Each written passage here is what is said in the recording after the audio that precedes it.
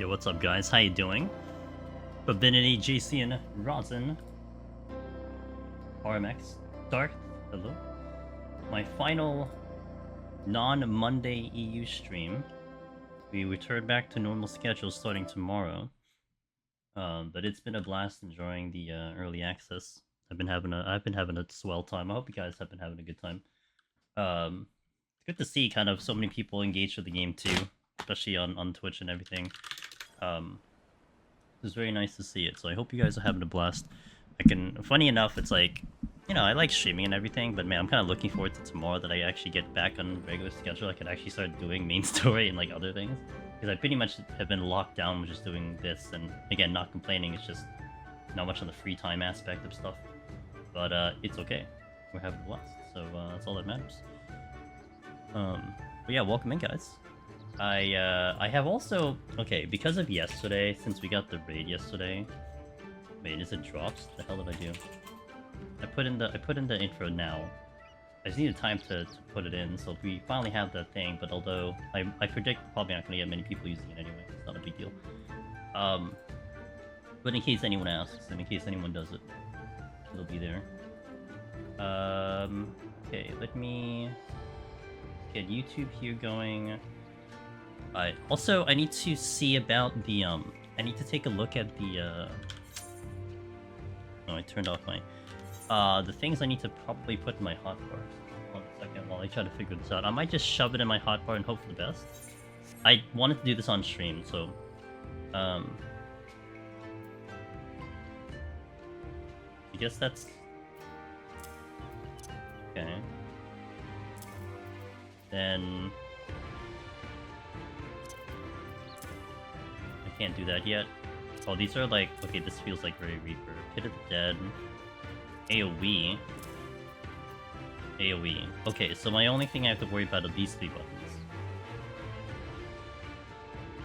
I guess I'll see what happens when I get to them. Do I like blue? It's debatable. I potentially do. Muzaki, welcome in. I think that's all I need to worry about. The rest of it, I'll just see what it lights up, right? What's gonna happen? 70... Oh, I don't care about this. Actually, there's nothing. So it's just the new buttons that I have at 70. Alright. Did I miss something? No, I put this in, right? Wait, 10? Oh, yeah. Okay. Gotcha. Thank you.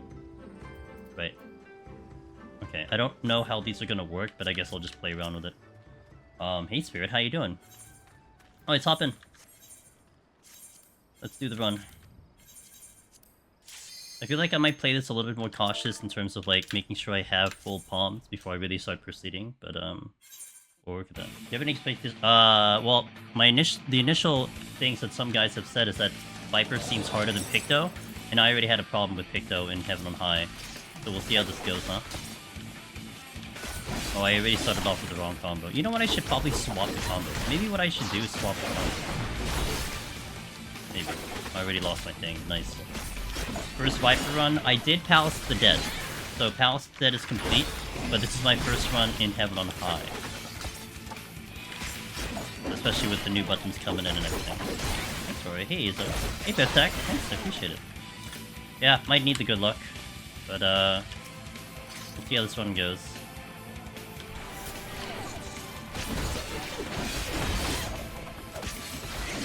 It's funny, I already feel like I'm weak. I already feel like I'm weak on this job. Like, things usually die so much faster with other jobs, and now it's like, no. But it's fine, it's okay, we'll figure it out. Maybe when I get my new buttons. I found switching 2 buttons takes more than half my misclicks in Viper. Well, like, usually I do my main powerful GC on number 1. Right now I have Noxious on 0, which is kind of my secondary button, if you will.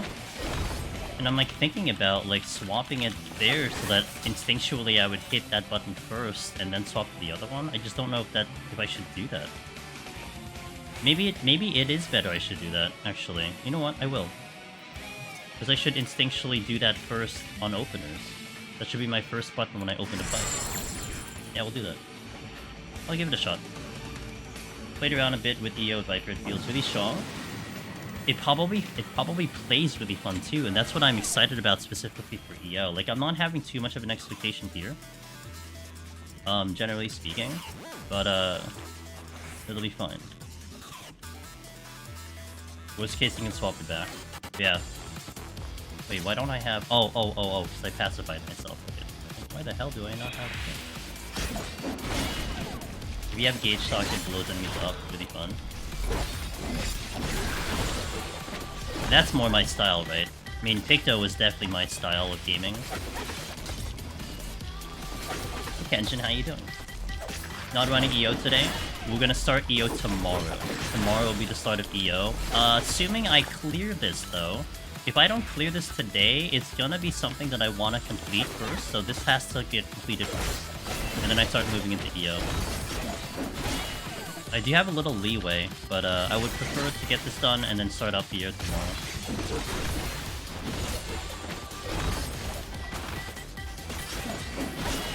I definitely want to get my EO clear on Viper after Savage. Okay.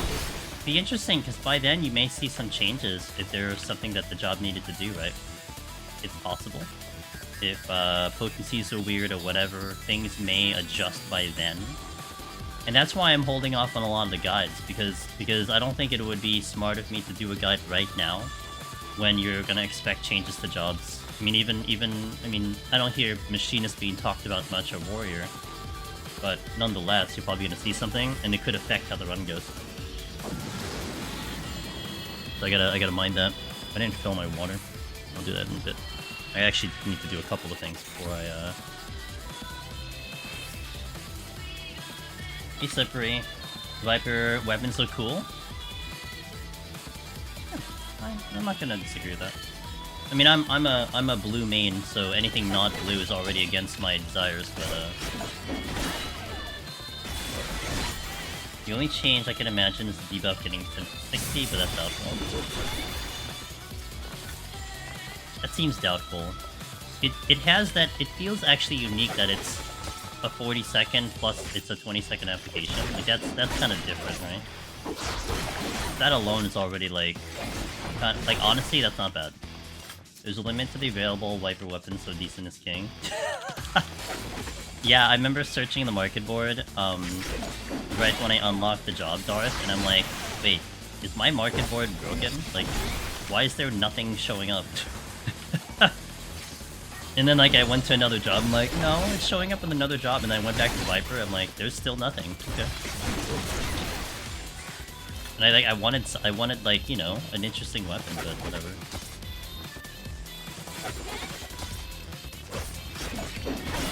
It's janky in a good way.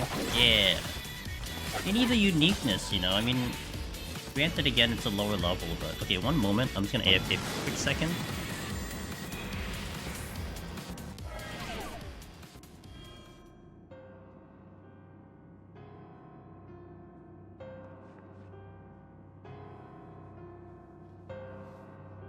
Just do something very quickly.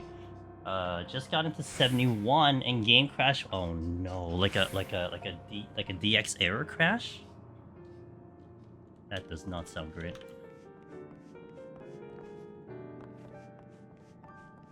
Had to troll the shadow. What are you doing, dude? You are way out of bounds. Until I got high enough level to use them, not bag left. Yeah, I think like the first weapon that you have access to is like the stuff in Eulmore, right? Because I remember when I was searching for things for Picto, it was like there was one from Eulmore, but that's like the Eden raids, and then you had the stuff in Radzavan. And that's about it. I mean, everything else is like 81 plus. Eden Warren, yeah, and I can't do that because I don't do the raids, so that was out of my wheelhouse, but at least I was able to get the 630 weapon.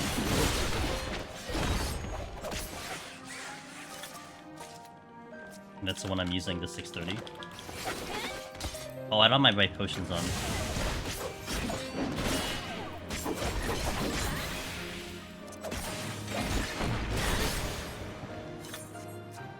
The correct potions are on my hunter now. I love the top Viper. Yeah, I was actually...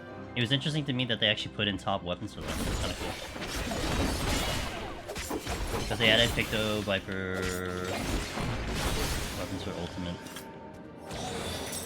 Yeah.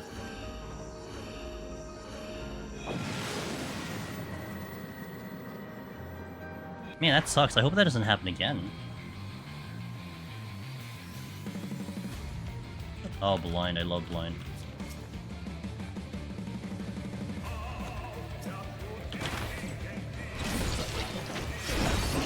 Notification gang. Yamazi, what's up, dude?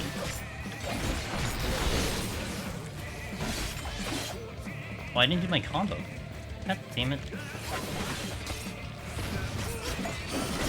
God, Picto and Viper are gonna be so different for me.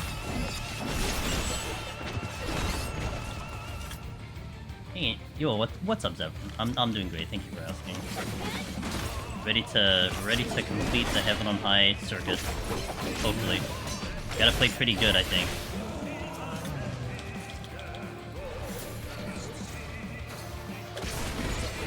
Oh, left the exit.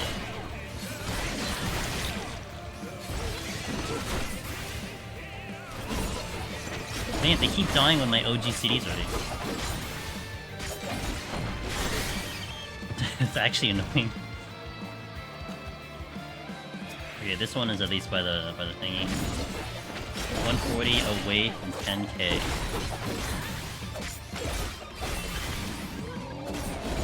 Wait, 10k what?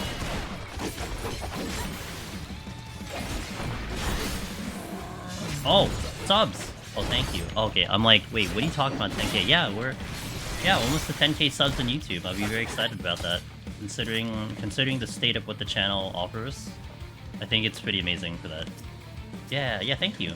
We're gonna get there. I mean, I have so many videos lined up at some point too, so it's gonna happen, but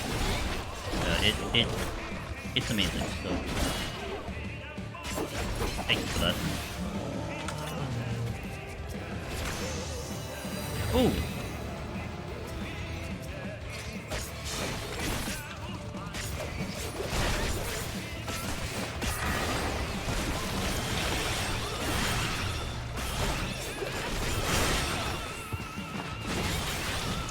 I really do feel like the AoE for Viper is strong, outside of the fact my defense is just like non-existent.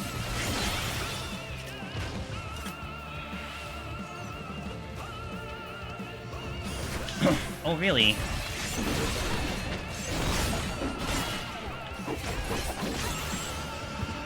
Okay. If the AoE gets much better too, it's awesome. Yeah, that's like the one thing that in Palace I was definitely noticing. Like I'm like, whoa, its AoE is kind of popping. I don't know, like maybe when you start doing scoring runs it would make sense, but I feel like I don't have to worry about scoring runs in the shop. Picto I probably have to worry about, but not so much here. Fatal Snack, thank you for the follow. Yo, what up, Willow? Hey, thank you again, Willow, by the way. You are very much appreciated.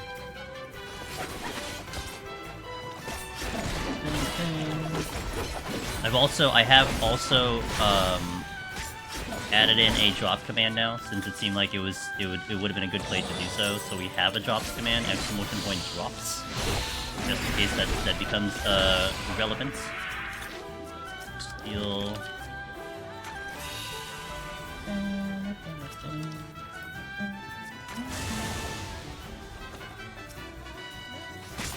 Look at that imp walking around. Oh, I'm hasted. Oh, I just realized it. Viper in haste, though, feels amazing. That much I will say. Why didn't you see me? Why do you still not see me? What? Hello? Are you blind?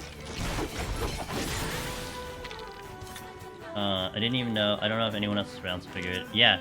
No, no, it's much appreciated. I mean, it was a rather unique situation, so. Cthulhu. Viper is literally built as a glass cannon. Only mitigation is roll. It has is roll mit, and no actual percentage. It makes me sad. It's you know. Oh wait, I just got a button. So what does this button do?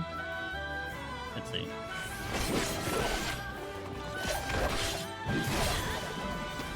I don't like it there. What? So what does this do? Oh, higher damage.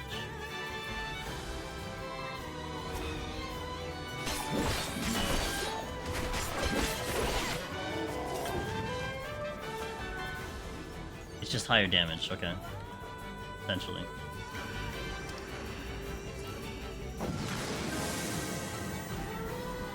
a Gnashing Fang combo. Eorzi and Dreams, thanks to follow. Instead of 2 rounds of combos. Okay. Is it up permanently? Do I have it up forever? It looks like I do. I don't get buffs from it, right? Do I get buffs from it? No, it's not up forever. Oh, and I do get my... No, I do get buffs from it. So basically, I would want to use this anytime it's available because it's the more powerful. Essentially.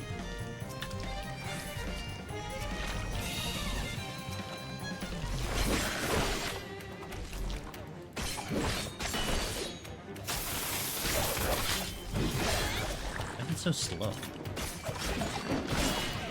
Oh, because it's like a dual blade. That's why it's slow.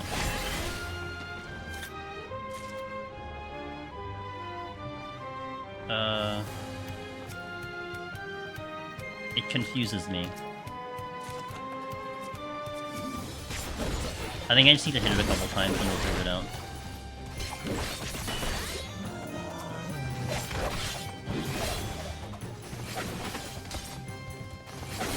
It's slow GCD though, it's supposed to have 2 weaves after... I see, okay. Because they're gonna have something in between. Okay, fair.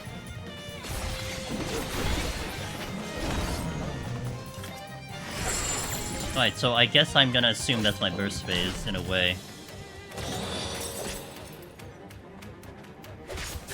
I still don't know if I'm missing something by ignoring the meter. Buttons light up anyway. It probably fleshes out later, I wanna think. Did I get Hoarder yet? I did get Hoarder yesterday. What floor did I get it on? I think I got it like 130 something. Yeah, we got Hoarder yesterday. Actually, I forgot about that. I need to make a clip of that. I'll make a clip of it tomorrow. Do I lose the combo if I... No. I guess that's a basic GCD cooldown thingy, so it's gonna last for 30 seconds, it looks like. So when do I...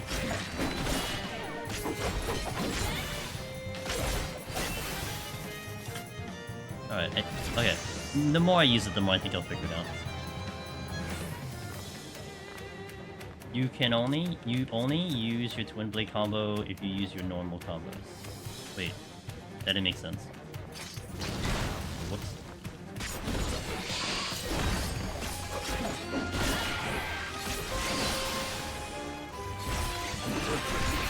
I thought myself that I break combo if I use the dual wield because it breaks my swords. Oh, I see. So you have to commit to it. That seems solid enough. I mean, that's like Gnashing Fang, because Gnashing Fang, you don't want to break it either. You have to commit to it. But at least it doesn't break when I do my,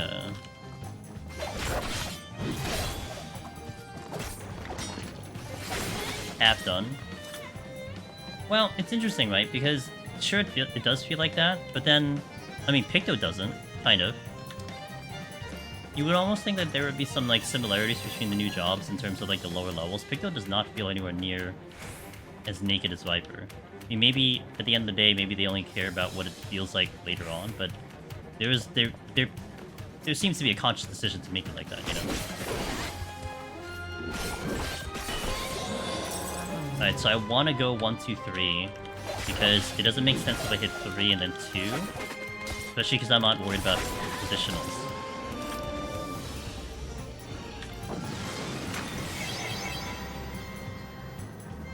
You think so, really? I mean, I guess there isn't that much going on, but it does have a lot of utility. I mean, it has gap closers, you know, it has your healing, and I mean, it has a lot going on. I mean, in comparison to what the other jobs are now. Fluffy Cat, thank you for the follow, welcome in.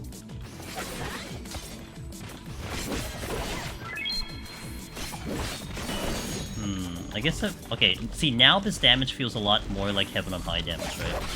To me, this feels like, okay, this is what I'm supposed to expect in Heaven on High, killing things. It's almost like now I'm Reaper, with that 2-hit combo. Like, it's really weird, because I understand Viper is supposed to be fast, right? You know it's a fast job, so in theory, because you have faster GCDs, the damage would show up from the speed. But it still doesn't feel like it's pumping enough damage that I would expect from some of the other jobs. Now, this does feel like I'm pumping the damage.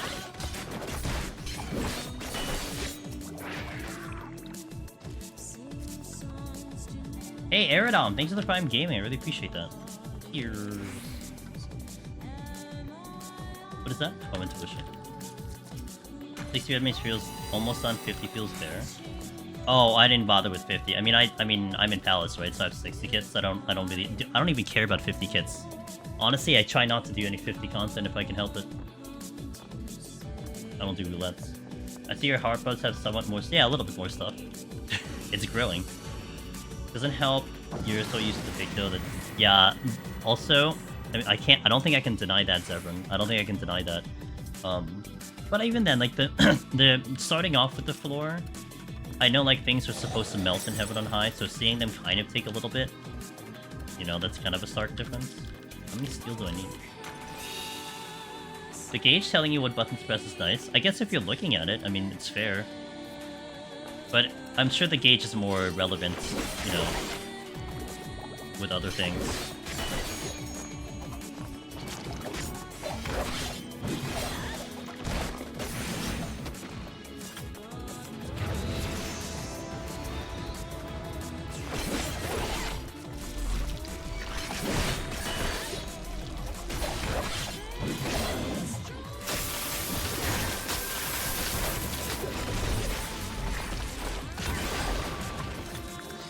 Again. Ooh, match that. Okay, the palms are coming in real nice. I just need the raising.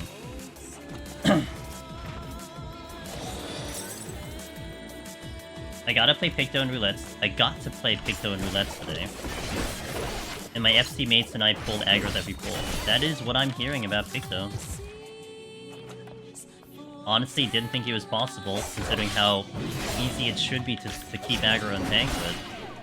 I guess there you go. Picto is just busted. Beccho officially busted. It'd be weird getting Sistasha and doing a 100 rotation on a bat. Why not? It should die. It deserves to die. Yo, did I end up getting 4200 Heaven on High Picto? Well, POTD, but yes, we did get 200. Iso. Actually, pretty comfortably too. It wasn't too big of a thing. I mean, the game did really help. If I had to be honest, it helped a lot. But okay, my question is, do I like the way my hotbar is? Yeah, maybe I keep it like this. I don't know. It's kind of weird the way I have it, but like it's awkward.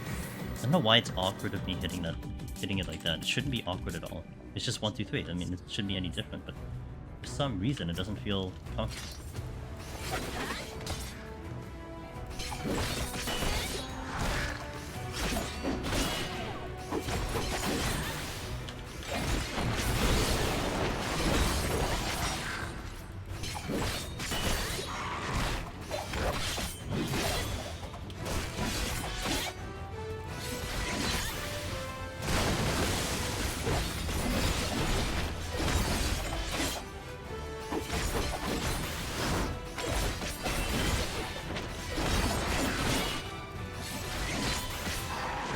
This is gonna definitely be different from enemy to enemy versus boss to boss. So I have to think in like 2 different rotations in a way.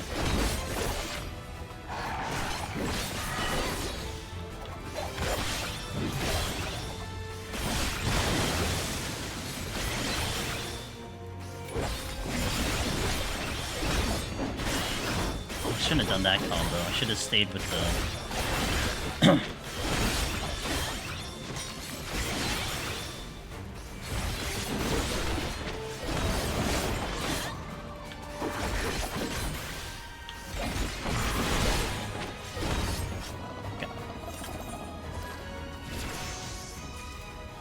Hey Sengir, last early stream until we return back to normal schedule. No more tanks hitting mobs twice and having them glued. The burst is too high for wall-to-wall runs. It's probably gonna feel awkward at 90, unassignable. I don't know, we'll see when we get there. We'll see when we get there. Alright, first set of ads. Wait, actually before that, Lizzie says, if POTD was mild sauce Reaper, maybe Heaven on High can be like Verde Reaper on... Maybe. I'll see how it goes. I've been hearing that this is a tricky job higher up, but I know. I did my melee training. I know what a melee is going to bring to the table. We'll see how it goes compared to that. Alright, first set of ads going out, guys. Thank you for watching. 3 minutes before we enter. I like to put the ads in between the floors so you guys miss the least amount of action. Also, a reminder that we do have drops on. So if you guys haven't gotten your mounts by now, we do have the drops, and we are no MSQ spoilers here, so you're free from spoilers. Alright, BRB. Yo. Oh, I forgot to do my damn water. Okay, hold on. I meant to redo my water. Who cares about the mount? We got Aether tickets. I mean, I need to save the guild personally, so. Wait, jobs? They are. I think they are on. Yeah. Don't spill. Okay, good. I kind of overfilled my water there. These can't possibly be mimics, right? Of course not. Why would they be mimics?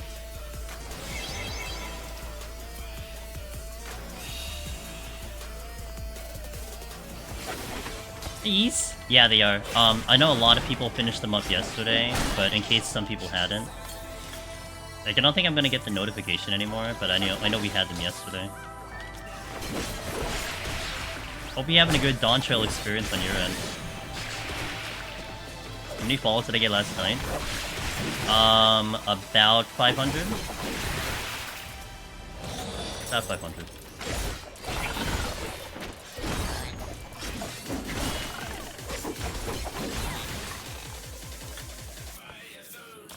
To put that in perspective, when we finished GDQ 2023, and we finished our run, and they did a shout out to my channel when I finished up, I basically got the same amount of follows during that time than I did last night. I do. I was actually thinking of finally touching my last POTD set tomorrow, but I'm scared. Watching it clear from like 2 years ago. Okay. I mean, like, they're still valid. Honestly, like, if it helps, so far from what we've seen from Deep Dungeon into Dawntrail, nothing's really changed. I mean, I guess it would have been nicer to hear that it was easier, but it also isn't harder. So, I think all of the things that are available now should still be very valid.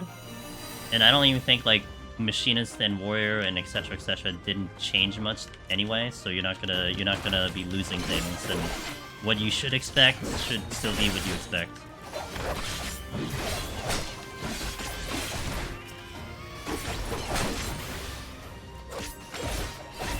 Do drops percentage appear somewhere? They do. So I think when you look up the item in either in that drop inventory or something, it's supposed to show up. I never got the opportunity to look at it myself, but you can see it. There is a place you can see it.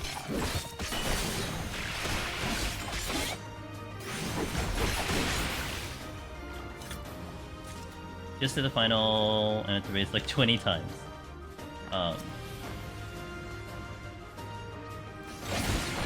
Hey Kaguya, how you doing?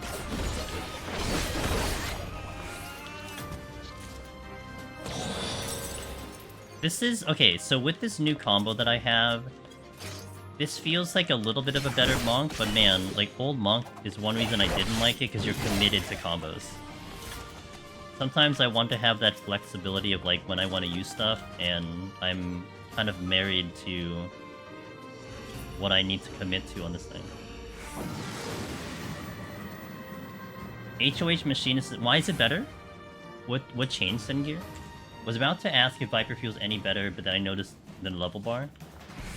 It's... okay, so I do have everything I have at 70 basically right now. When I get to 70, I get my AoE combo, so it doesn't really change much. Heat Blast got an upgrade. What's the upgrade for Heat Blast? Is it just higher damage?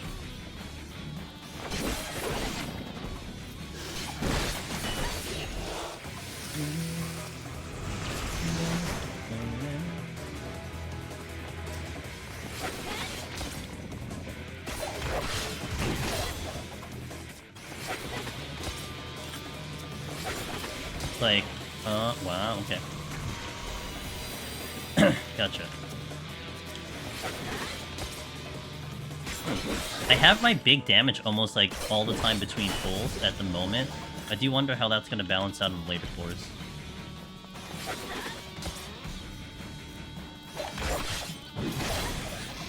Nice if it just crits. There's another chest somewhere. Oh boy, I'm totally gonna hit a trap right now. 20 P per Heat Blast, gotcha.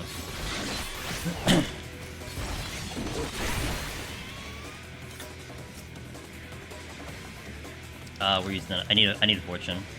If I don't get a fortune, then I don't Magicite on 15.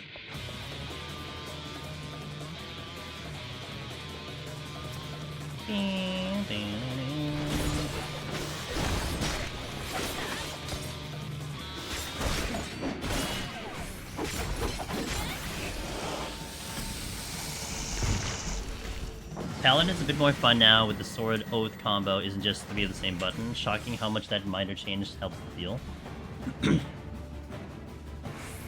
Oh, no.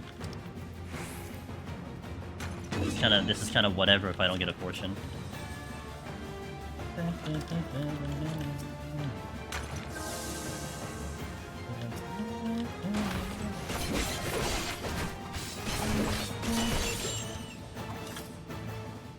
Funny I get a drop even though I don't have fortune. It's almost like it's tempting for me to then like to then use the Magicite anyway, but we'll see. I get a fortune, I'm doing it. If I don't get a fortune though after like the key opens, I think I just ignore it. Look how bright the hands are. The hands are just like glowing. How do you solo this? I tried exhausted. I got exhausted after getting to 30. To be fair, I've been doing it for like 8 years and like 5 years on stream, so I would say conditioning. But also, okay, one thing I'll put out there though, Rune, you're not the only one who, you know, who can't necessarily do it like a lot in one seating. I mean, we have many people who do just do it in small little bits and pieces, like 20 floors a day or something. There's nothing wrong with that. At the end of the day, I mean, as long as you're able to do 10 floors in one go, then you're making progress, right? Oh, I got the fortune. I'm gonna save it for the next word. So, you know, you don't have to worry about, like, you don't have to worry about having to push further. If you're tired and, like, you're done, then you're done. Come back tomorrow. Nothing wrong with that. That's why this content is so great. Because you can do it literally at your own pace. Now, for me, like, it kind of works out when I do a bunch of floors on stream. Because, you know, we get a chunk of time on stream. I've been doing, like, kind of this method of doing the runs like this for a while. So it's almost like my body just knows that this is what it's ready for. That I sit down here, I started having on a high run, I'm here for 7 hours. And yeah, it's just, that's my schedule. So I wanted to see how far I can get as Dark Knight solo, so I was probably doing it in silly way. Hey, it's all good. You know, sometimes it's actually a very common question, Rune, when people ask about Deep Dungeon. They literally are like, do you have to do it all in one seating? Can I save the thing? Like, can I leave? And sometimes I forget that it's not obvious. Like, stuff like that isn't an obvious thing to know. Sometimes I take that for granted, so I always like to just mention that. It's like, yeah, no, you can totally do whatever the hell you want. It's really the essence of the roguelike and the roguelike type of game, that they are meant to be more bite-sized, right? Like a lot of roguelike games, a session is maybe like 20 to an hour. I mean, Hades was like one, you know, going from beginning to end of one run could go upwards of like an hour depending on how chill you go. You could speedrun it a lot faster. But I mean, that's kind of like, you know, the gist of it, that you have these smaller sessions, but you are repeating and you're having that repeatability come into play. Red Mage and EO got an upbeat to Jolt, but not Fire and Stone, so now Jolt is stronger than... That's what I heard. I heard spamming Jolt is superior than doing your freaking other ones. I have a treasure room. Hog. I should have, dude. I don't really see a luring trap. I was gonna nuke it.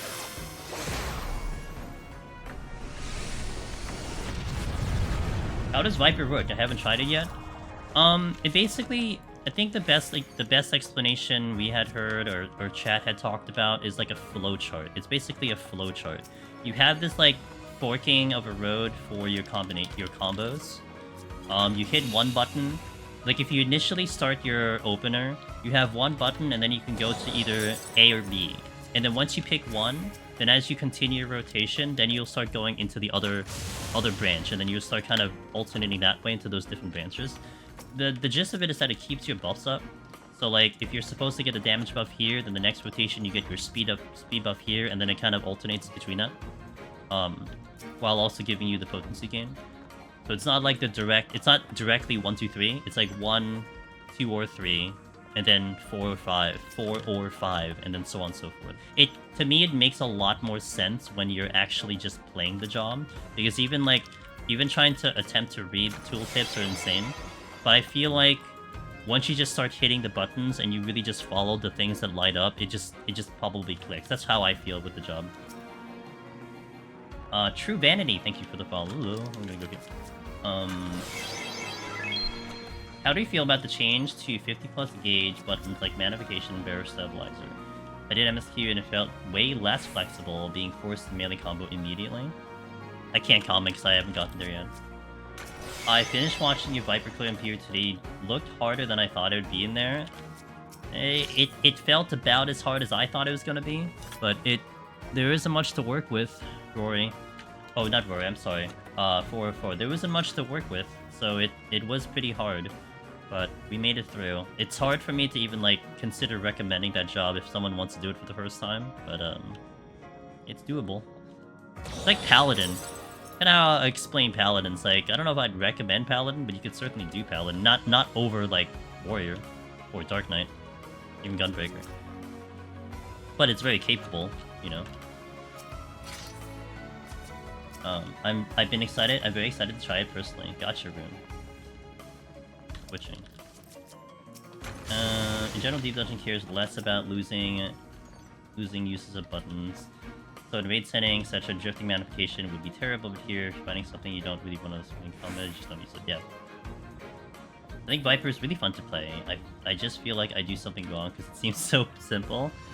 Maybe not, yes. I mean, also depends on the level that you're playing on, because the lower levels you really don't feel like you have much. The higher levels you should have more, and I'm excited for the EO experience once I get there. But this will also be interesting to see how this plays out in this content, because now I have at least something else to use, which is kind of nice, which is a higher damage button. But man, the cooldown... Okay, I gotta say, this is my problem with Pictomancer.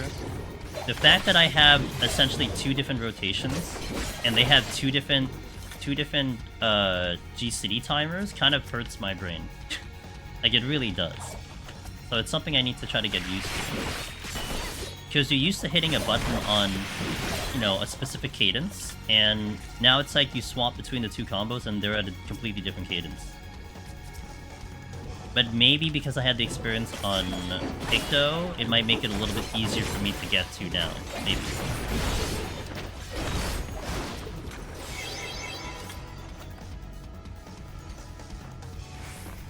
I wonder what the most amount of big rooms anyone has seen in one set. I feel like I've gotten 3. Potentially. Although that one is interesting, Biff Tech, because I think they were both hasted. Same exact debuffs or enchantments. Hey Arya, good so far. Thank you on the world. Thank you on the world first. I appreciate that.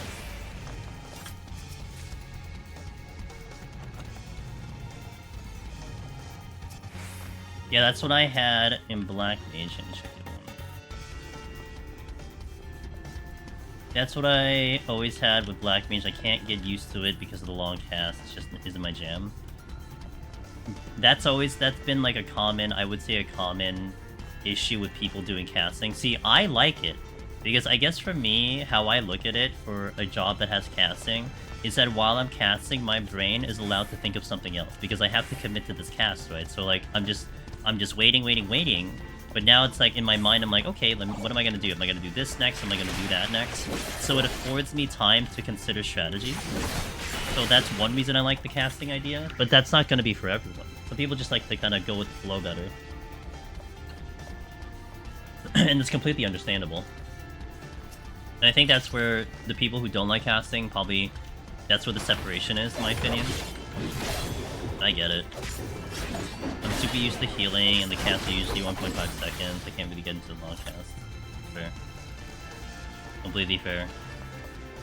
That means Pictomancer might be weird to you if you're trying to like recast motifs and stuff. That's a long cast. 3 seconds to get that off if you're in combat.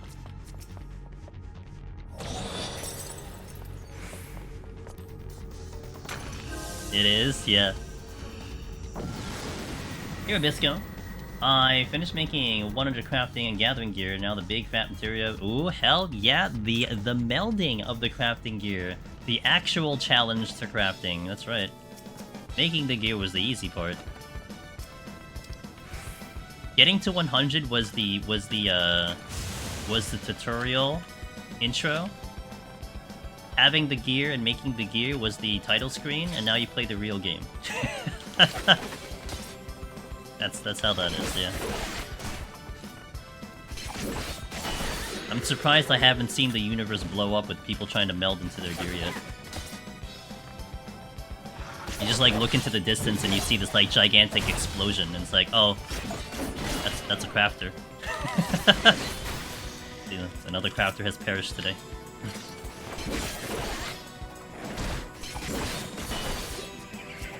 The sounds of it haunts you. I think it would be like, I know there's like a certain limitation. What's up, Falca? I know there's a certain limitation to like how big the sound goes, but man, it'd be so funny if like you blow up like 100 materia and like it blows out your ears. It creates this like gigantic explosion. I think that would be the greatest thing to witness, you know?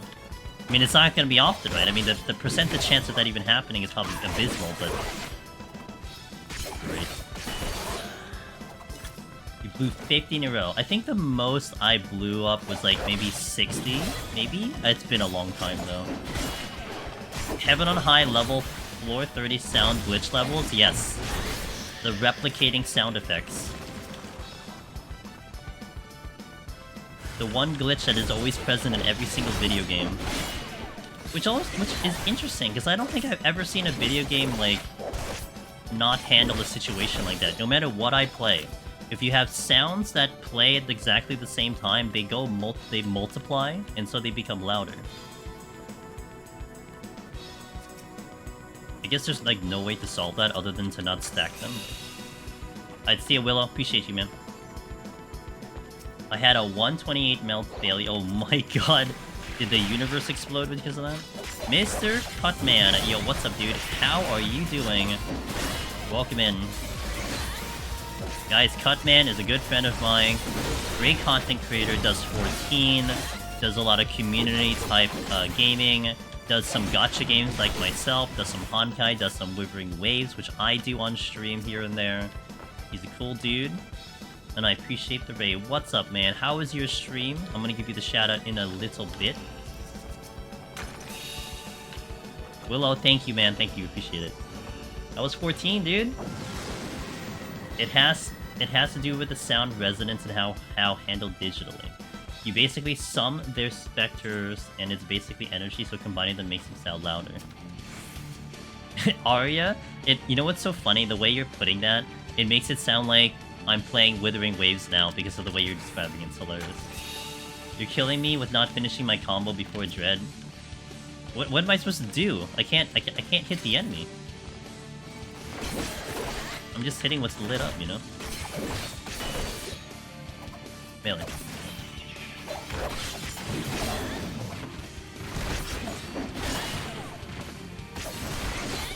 When they remove the mountains from the secure PvP map, it's certain the places where the mountains used to some sounds get muted completely.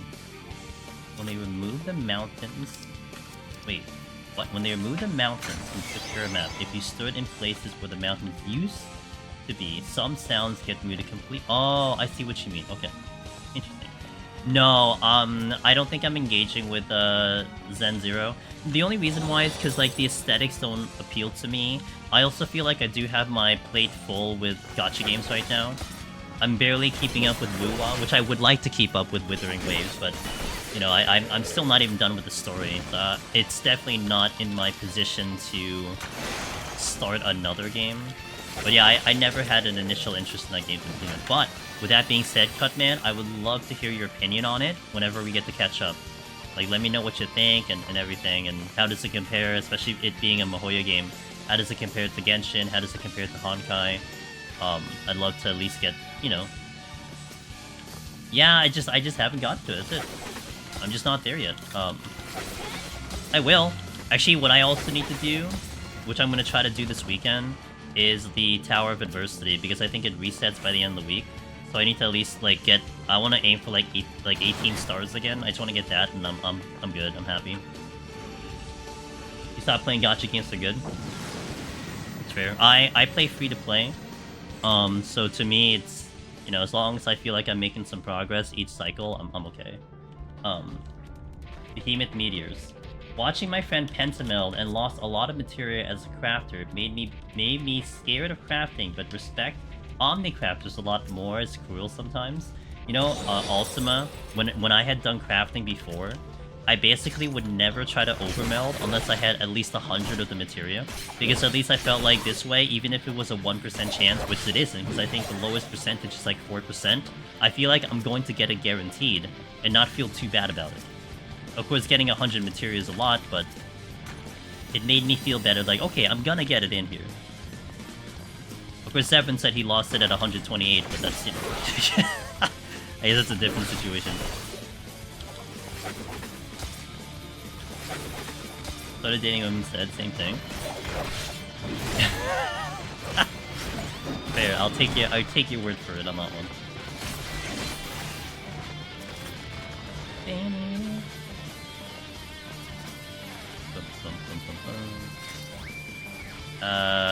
Complete.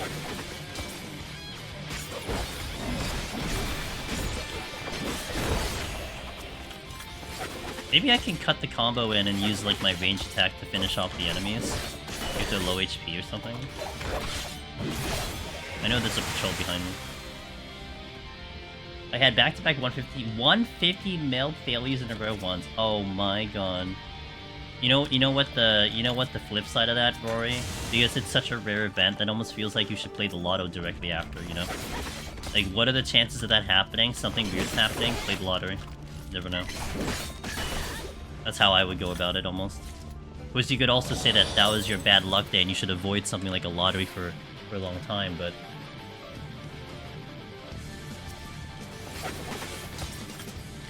Six...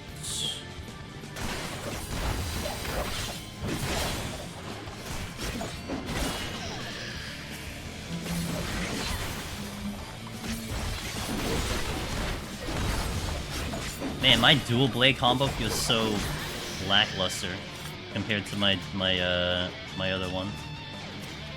Like, if I had the other one in Palace, I think I would feel so much better at Palace. But then it really would feel like Reaper, just without the defense. I guess it balances out. Boss time? Boss time. Great, we cleared! It was, I would actually argue to say it was pretty comfy. Compared to Viper, where it wasn't comfy, that's a different story altogether. But Pecto to me felt comfy, but I do consider myself a caster main, so I think it just checks out that I would actually feel a little bit better on Pecto than I would have on Viper.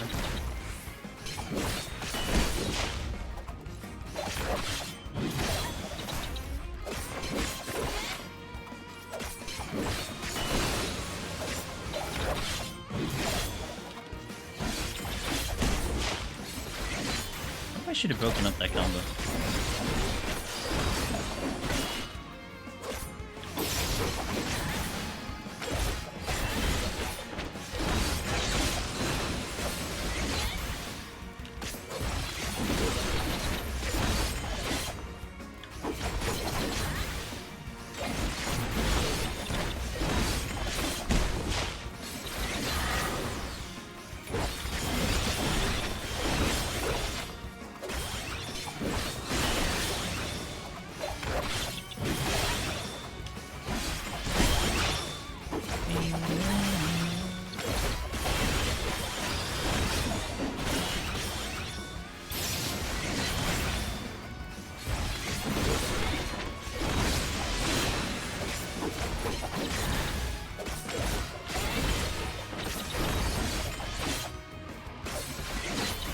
Damage on the boss still feels good. Especially now with the extra potency with the new combo.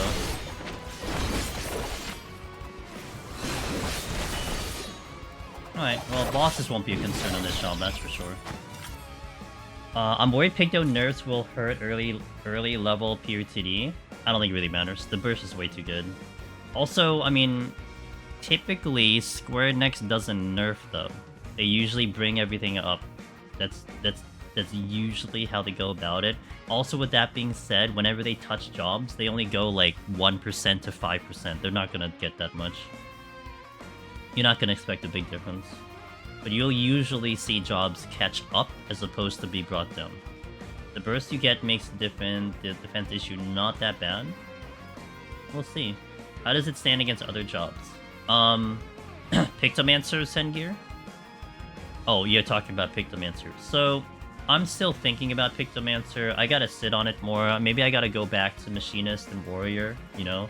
Do a direct comparison. And feel it out. Because at the moment, there's a large debate if the damage is going to make up its weaknesses. But I mean, it does have glaring weaknesses. It's just, is the damage enough to cover it up for a newer player, right? I think you do have two categories. Let me cut the music for a minute. Also, Sherpa, thank you for the follow. I think you have two categories of thinking of how jobs do. You have the category for people who are first timers, and then you have the category for people who are like veterans or who are like who are using the jobs to their full potential. And that doesn't necessarily mean that a first timer can't use it at its full potential, but I think that there is going to be a difference from someone who lacks a little bit of deep dungeon experience to someone who doesn't. And I think my gut tells me Picto is superior to those who have a little bit more experience under their belt.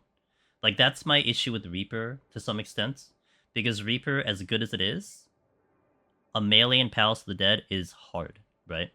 Like, no matter how you look at it, you have to employ some interesting strategies, and you have Godfather. So melee will always be hard in the framework of what Palace of the Dead, even Deep Dungeon is.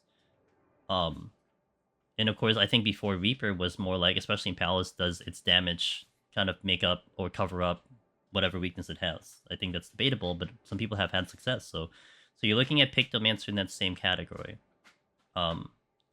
Is what its power brings to the table, which is, to me, like, really one of the strongest jobs, if not the strongest in all of the 21.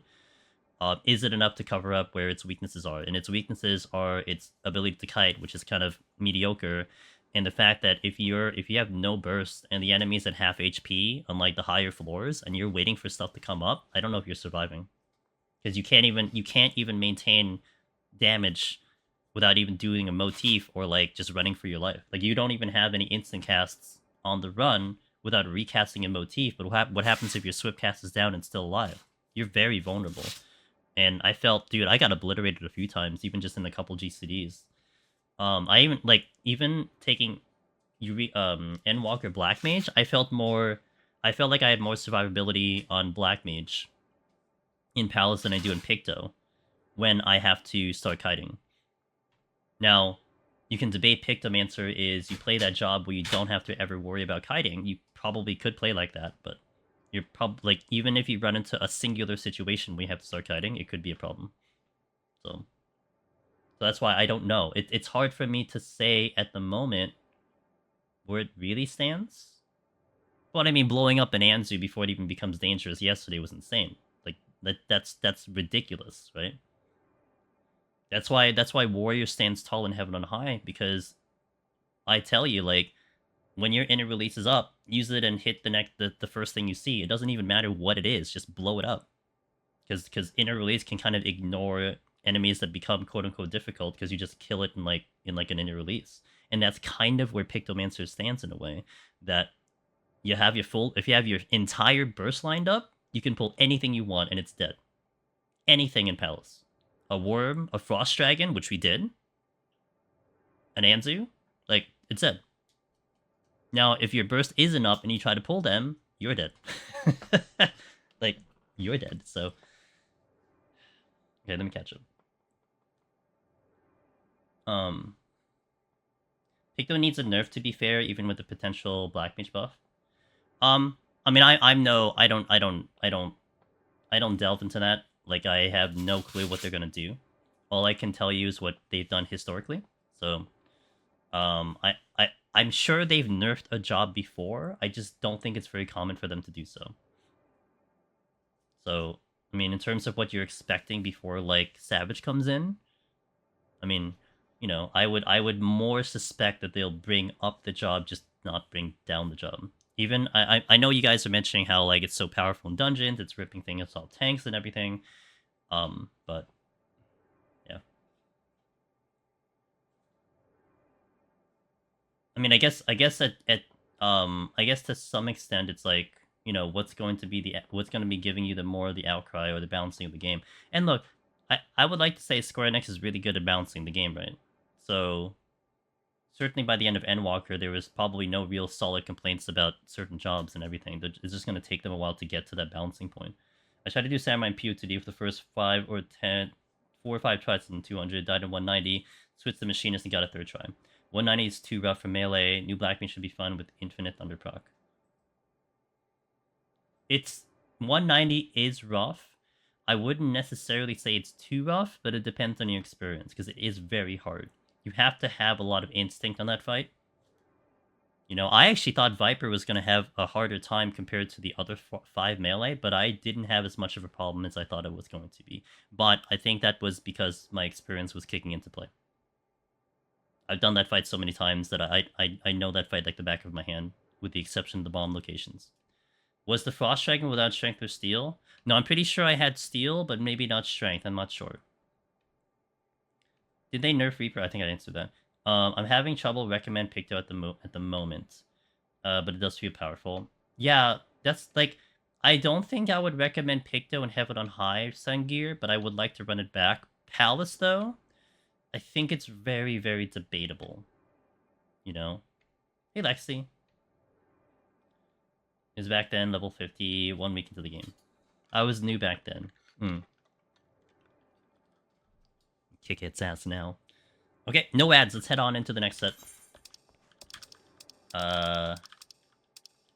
Don't mind me just hitting my menu 20 million times. It's early still, but how's Viper feeling compared to Reaper in terms of recent melee additions in Heaven on High? I would say it's early still in terms of this. I think I want to see what it is in the higher floors. I think it's hard to give it decipher it right now, just because things are just gonna melt as we are in the lower floors. But I think the lack of defense for Viper is gonna show up big time on the higher floors, right? Because melee gets crushed in here with the enemies, and that's where my biggest concern is gonna be. So we'll see what happens on that front. Finish the DP so then I can jump to... Nice! I hope to catch up with you guys in a relatively soon amount of time. Like, I'm hoping maybe I can finish the story before... Oh, wait. Doesn't the raid come in next week? I don't think I'm finishing by next week. I don't think that's happening. Is it next week or the week? No. 2 weeks from now, right? No, 2 weeks. Oh, I'm sorry. I saw 2 weeks. Okay. I saw 2 weeks till normal.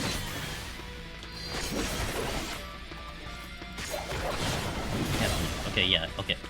I could probably make it by then. Because I would want to do the story for the raid at the very least. I don't care about Savage, but I would do the story for the raid.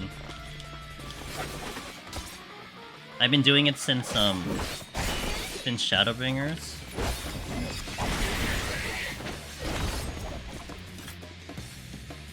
I forgot. It feels like it's been such a long time since early access now. I feel like I've been playing for an entire week, which I guess I have technically been playing for an entire week, but the official release was yesterday. So you know, it's just only a couple days the game's really been released.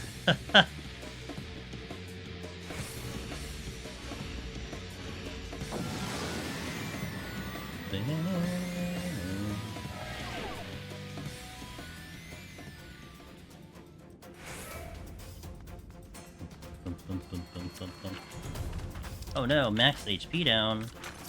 Oh no!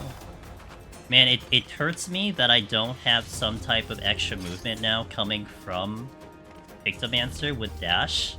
Oh, it's like I just want to hit the button to go somewhere, but I don't have one. Even on Dragoon, I would hit it all the time, you know? Dragoon, I would be hitting, I just would be elusive jumping everywhere.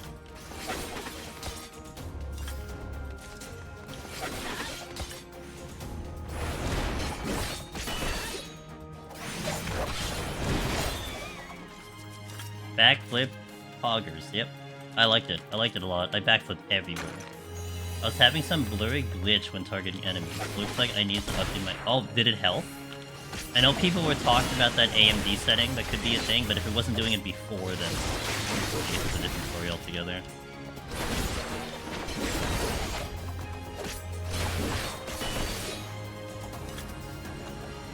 Seal. I feel like the 70 kit should be the 60 kit. That's what I feel like.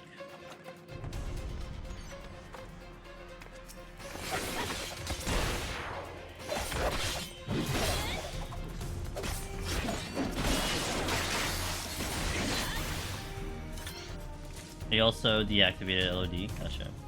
Ninja really spoiled me in here. Sakuchi, yeah. Oh boy, the movement speed goes a long way, especially when you run Machinist too, with Peloton, full time. Yeah.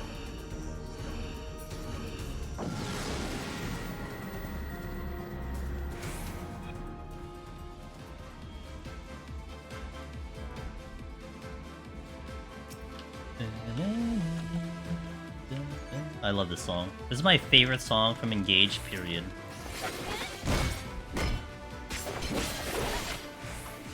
And like, you only hear it for a short while in the game. You only hear it, I think, in like 2 or 3 instances.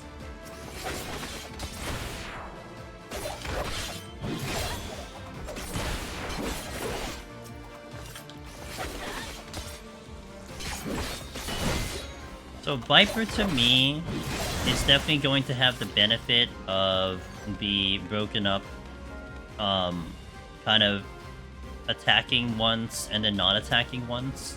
Which, to some extent, then, I can see how it'll be kind of decent, because it'll line up with Bloodbath to some extent, maybe. But it's gonna be weird, because if I line Bloodbath up with my bigger combo, then if I don't have Bloodbath, then I'm gonna be pretty weak. Although 30... was it 40 seconds for this cooldown? Weird timer. I mean, yeah, having the full burst for Bloodbath is a thing. I'm trying to see like how you'd want to do it. I mean, maybe I would try to climb like a tank where I use my cooldowns and then I explore. I use my cooldowns and then I explore. But I'd have to still kill faster than Bloodbath.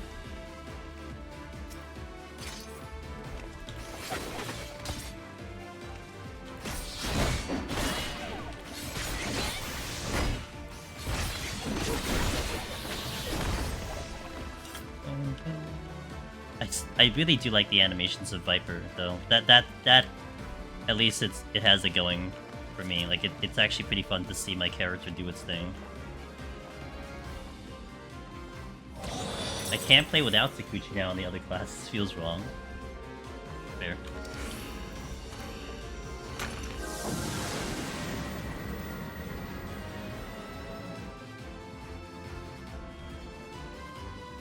Yeah, and the sound effects are good. I mean, I like both jobs, sound effects and animations. To me, they're all there. They're all great. But my priority is just how it plays, and that's where it's kind of pulling it back for me on Viper. But I want to hold off till I get to EO, and then we'll see then. And I'm kind of excited for that, to be honest.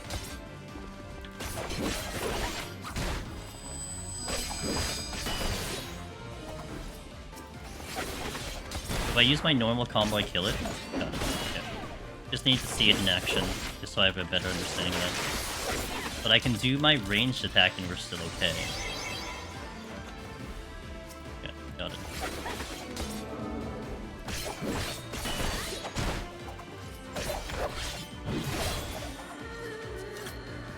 I like the one where you just spin like you're doing a drill into the mob. I guess that's the combo finisher. This one. I guess that's that one. What would be your best tip for your first-time caster? What would be your best tip for first-time caster in POTD?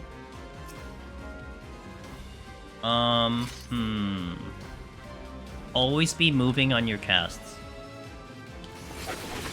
Picto, especially when you're doing your regular GCDs, you should be always doing a slide casting to maximize survivability. If you're doing your OGCDs and your bursts, honestly handle it like a machinist, and that's what I did on the later floors too, where you would open with sprints, you would pull the enemy and run away from them, and continue to do damage on the run. That's mitigation. And that will save you from taking an early death. So always be moving on casting. Even like, I've watched people do red mage before, and sometimes they don't do that on red mage, and it's like, not that it tilts me, it's just like, move, man! Like, that's like literally the how you survive on red mage. So every dual cast you're moving. They always move on the casting. I took Viper into Heaven on High and felt pretty good until I got to 61 and died in the first enemy. Was it an Onryu? Sounds like an Onryu. Don't worry, it kills everyone. Onryu's like, welcome to Heaven on High 61 plus. I'll see you back at floor 1. More specifically, floor 4. Maybe that's why they put it on floor 4, because they would know people would die to the Onryu, and they want you to see it early on to be like, yeah, this thing killed you. Hey, aw, thanks for the time, dude. I appreciate it. Thank you for that support.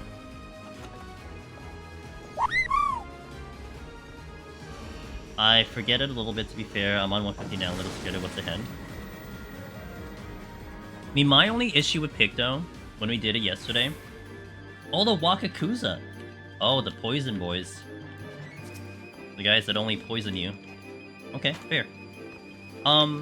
So my only issue with Pictomancer was that if I were to engage something and my bursts were not ready, I felt extremely vulnerable, and that was tough. That was really tough. So, I mean, you could wait for your burst to come up, but just also, and also to some extent, what you could do is just like understand that you don't have a burst ready and kind of adjust that way. One way to go about it.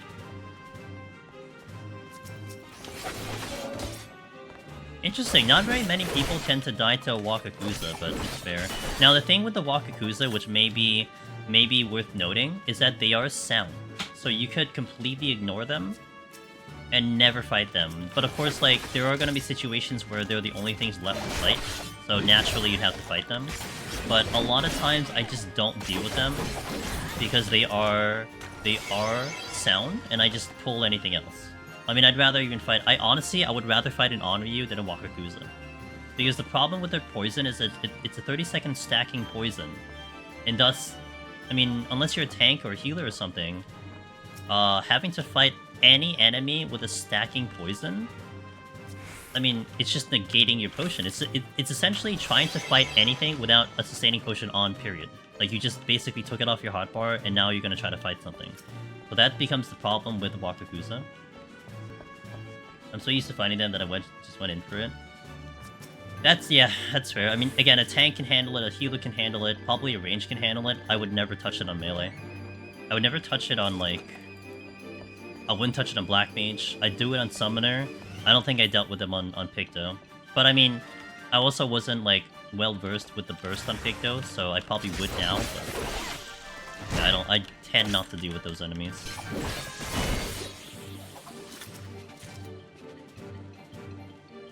Safety.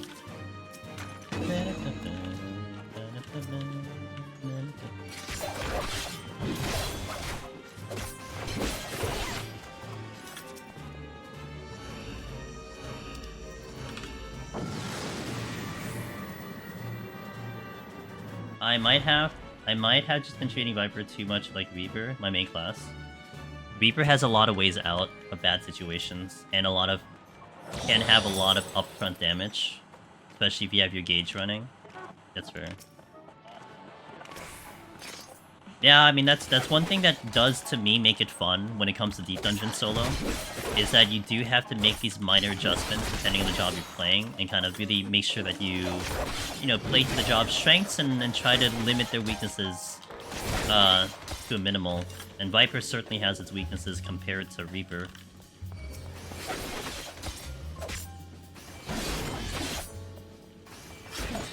Did I miss my... I did miss my combo.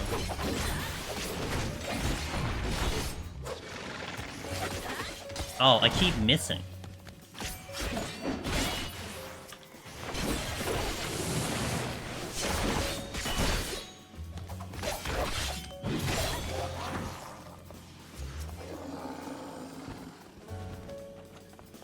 Nice. Okay, now I just need the raising and we're okay.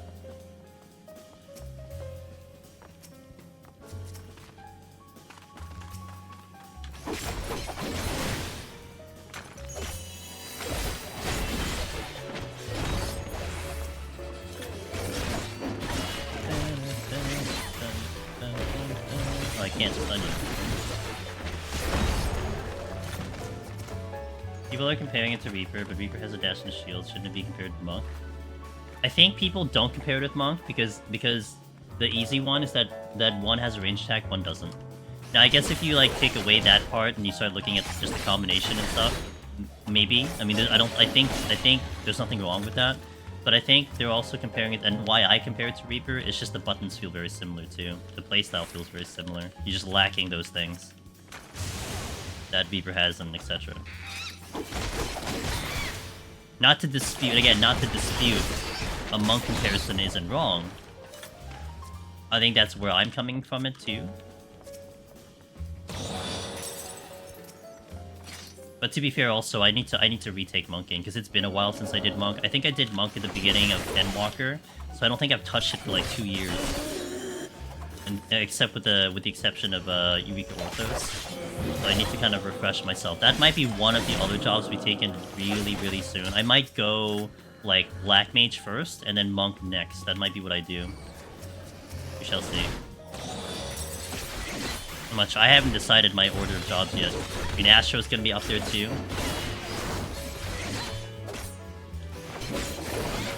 You know what? A slight change could be all I need to actually start liking the job. I mean, if you think about how Dragoon changed from Shadowbringers to Endwalker, I would argue that was a slight change. The fact that combo stayed for 30 seconds and the fact that your range attack doesn't break combo, essentially that's all that happened on Dragoon, and I went from completely hating Dragoon into completely loving Dragoon. And Dragoon I just love taking it all the time. Massive turnaround with how I felt about the job. Wish they brought over Monk Shiba from 11. You know what? Maybe next patch. Maybe next patch. You know, 10 years. I'm sure we'll get it on a year 11. It'll happen. Hey, what up, Vixus? How you doing? Ooh. Not much, man. Trying to see how Viper doesn't have run high. Give me some raising. Oh, I forgot to alter. Oh, ha ha ha ha ha! I was still invulnerable, ha ha! I wish I could enjoy Monk while I kind of like leveling it. I actually didn't mind Monk 81 when I took into Tower of Zot. I'm like, oh, this job isn't half bad. It's just everything before then was annoying. Has there been any buffs to Astro? I would say yes, to some extent. Astro, according to Aurora Moon, who, like, honestly, if you're gonna ask about healer, you just ask him because he's the master healer. He thought it was more fun. He said I would have fun with Astro, like even more fun with Astro. He loved the 2-minute shield. He thought the defenses were pretty cool too. He felt the damage was a little bit better. So, and I know he had an issue potentially with the NP, and I don't think that's an issue anymore. So it just seems like there was quite the upgrade with Astro. I mean, yeah, you're not talking like a miles wide upgrade, but I mean it still matters, you know. How's the 180? Comfy. I actually kind of botched 180. Like I didn't do as much damage as I thought I would do, and I was hoping I would do, but we got through. It's no problem. I wasn't really concerned about the pick burst.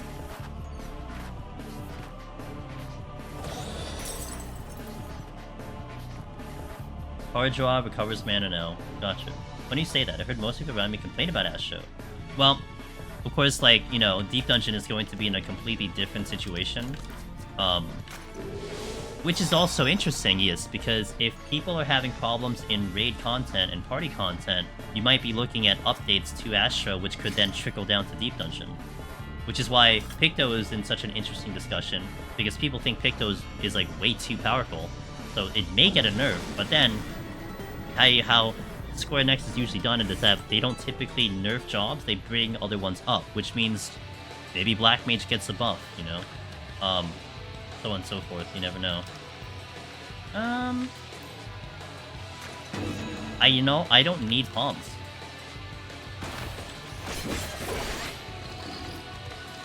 I don't really need palms. I'm not gonna go ham with the Magicite here. After hearing Willow not be able to get a Magicite for like, you know, since like 36, he said on his Picto run, he stopped getting Magicites at 36. Maybe I should play a little safe with them.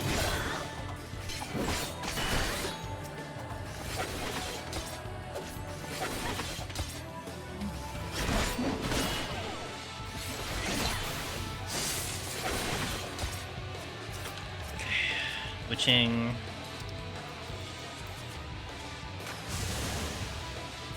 Serenity.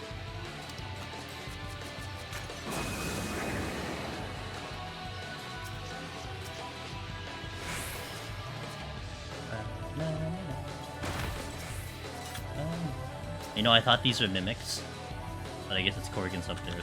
I'll use that on the way out. You have all his Magicite. You'll have all his Magicites in this run? I hope so, man. I'll be happy just to get done with this job, not gonna lie. I also feel like I don't have to worry too much about scoring on this job. I'm still gonna do, like, half scoring, but, maybe it won't be popular enough for me to worry about. Picto, I feel like I'm gonna worry about, but I'll worry about that when I get there. And I wouldn't necessarily mind going back on Picto.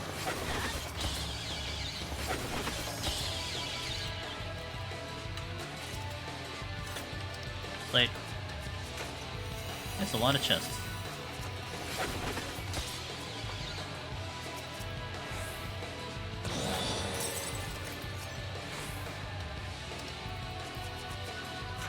Picto instant #1 for scoring. Instant #1 for scoring. I wouldn't be the right person to ask that.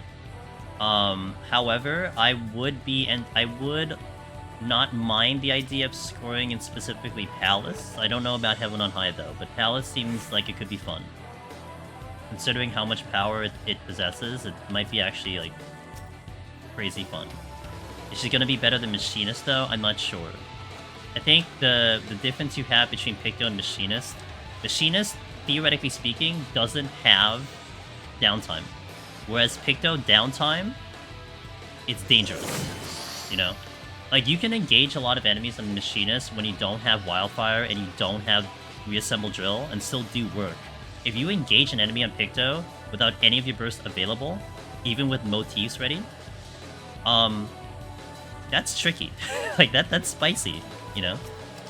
It, like, benefits you from actually waiting a little bit. So if you have to maintain a constant stream of killing, that could get, I don't know, in my eyes, it could get a little tricky, and you have to balance it out somehow. Maybe a lot of steel reliance or something like that. But Heaven on High though? Yeah, I don't know about Heaven on High. I don't think I want to do scoring Heaven on High. I'll do it if I have to, but right now I don't have to.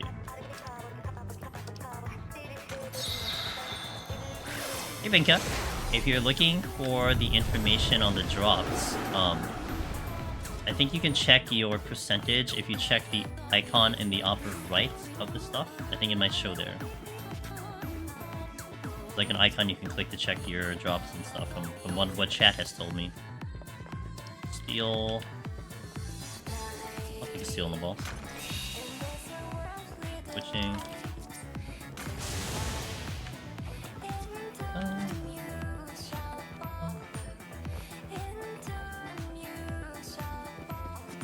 Anyway, but I did. Oh no! Was it the game or was it you? Oh, F, dude. God damn it. spooks me when I hear people this DC.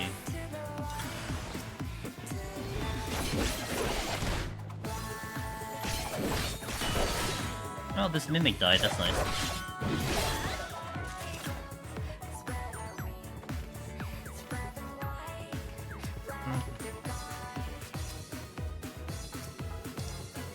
That food drop is weird.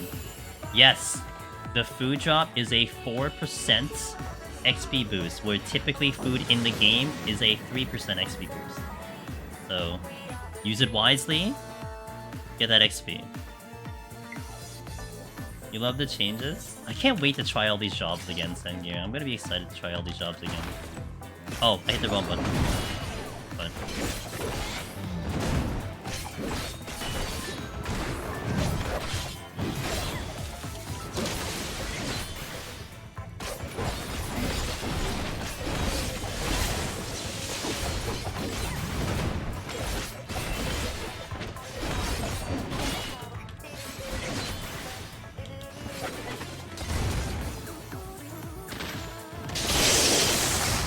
Really? I got hit with that?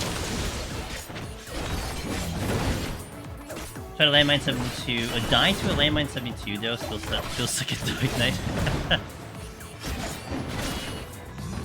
Okay, I think I'm gonna flip this back. I'm doing it weird. Hey, what up, Doa?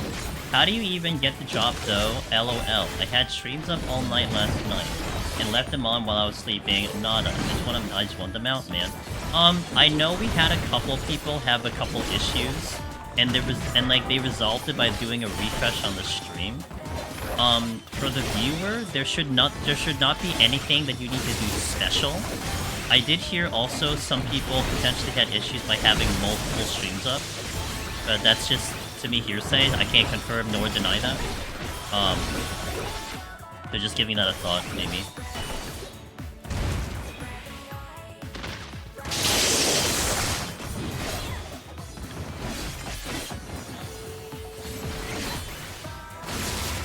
Dang, well, Doa, I got you covered, man.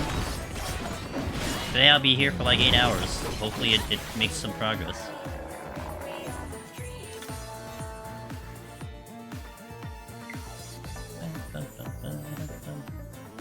Not bad, considering I wasn't trying. Oh, we're ready for Eureka Orthos, guys. Main mission complete. Fell asleep during Picto run, woke up to Behemoth fight and wow, that's a way to go for it. Let's go, XL. I failed my last attempt at my first solo in EO the day before maintenance at the level 100 boss. Oh no. Or the 99 boss, I guess, right? Oh no!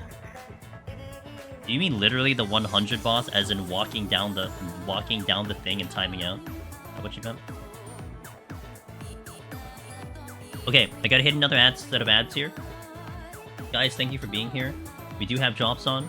Also, mind you, I'm gonna... Probably the last day I would remind you guys, make sure that you've done your full codes. If you haven't inputted those full codes yet, you may be unable to play on the 5th of July, so, you know, don't get jump scared by that. Holy! Been a fan of yours for a long time. Hey, thanks for watching. You inspired me to get the Necro myself. Current prog point 186. You're so close. 186 is so good. I mean, you did start getting into like the really hard sets, so like Frost Dragons, Scorpions are gonna start to show up. But that's a very good prog point. You're past Behemoth. It was only a matter of time. Had multiple streams up. 114. One of them messed it for me. Once I closed the other, I started getting progress. There you go. Maybe that's a possibility. It would have been close. I would have maybe had 90 to 100 seconds to walk to 100, but somehow I failed the 190 boss. The 99 boss. It happens. I've watched veterans fail 99. Just the brain just gets confused, you know? Gotcha. I lost twice to the infamous boss in 100. I feel the pain.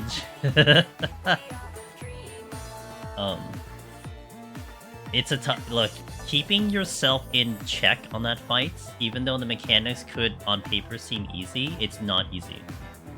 Because you one slip up, you're dead. You have to make sure you nail it. It's okay, the more you do it, the less anxious I think you'll get. the more confidence you have going into it. Especially if you had gone through an entire rotation fight and maybe you died on the second rotation and you had seen everything almost, right? So you just repeated a couple times. Okay, ads going out. 3 minutes for Twitch, a little less than YouTube, and we'll step into 31. Thank you guys for watching. I'll see you in a little bit, alright? BRB. We'll keep playing.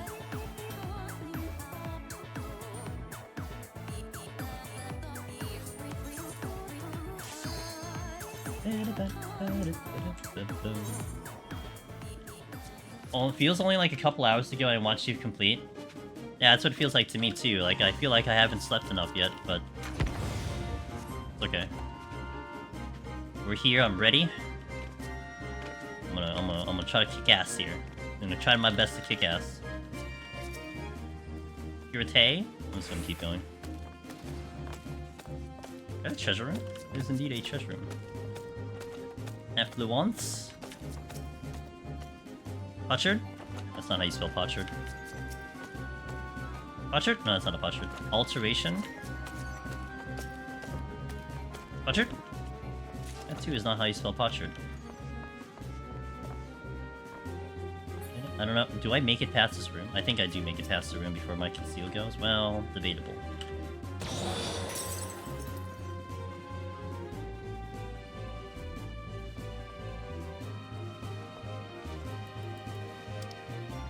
I get anxious. Hey, Delison. I get anxious on my practicing my rotation against striking diamonds in prep for the 180 boss. Good. You know what? Feel that anxiety now so that when you get there, it's less anxiety. Get it out of the way. I know that's not how that works, but it sounds good.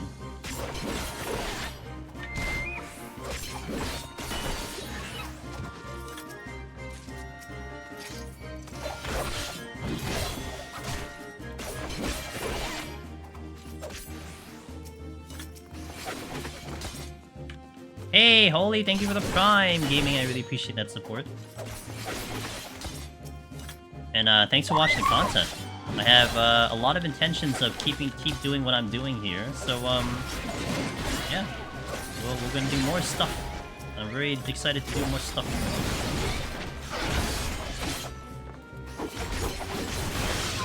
I'm not out yet. I kind of wanted to do Picto, but I feel like maybe I should pick the Machinist because it's what I know best so far in PvP. Well, you know, you did just run it, right? Should go to bed. So now you have that experience, and maybe that is what your gut's telling you. I think your feeling on that is different if you hadn't taken it in yet. Now that you took it in, maybe that's a better feeling, right? Oh, I need to get my... Oh, I need to take a break next I need to take a break next set of floors because I had a package come in. I should have checked this before I went in, but it's fine. Watching you makes me a better player. Seeing how you do things, I'm glad to hear that.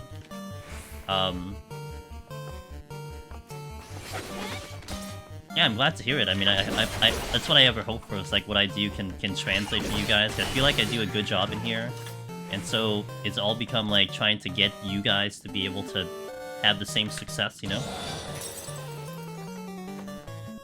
No, actually it's not a collector's edition. It's a Steam Deck. That's what came in. I got a Steam Deck. And go pick it up. I have confidence I'll get it soon, just gotta get the main story first. Yeah, I gotta get the main story soon.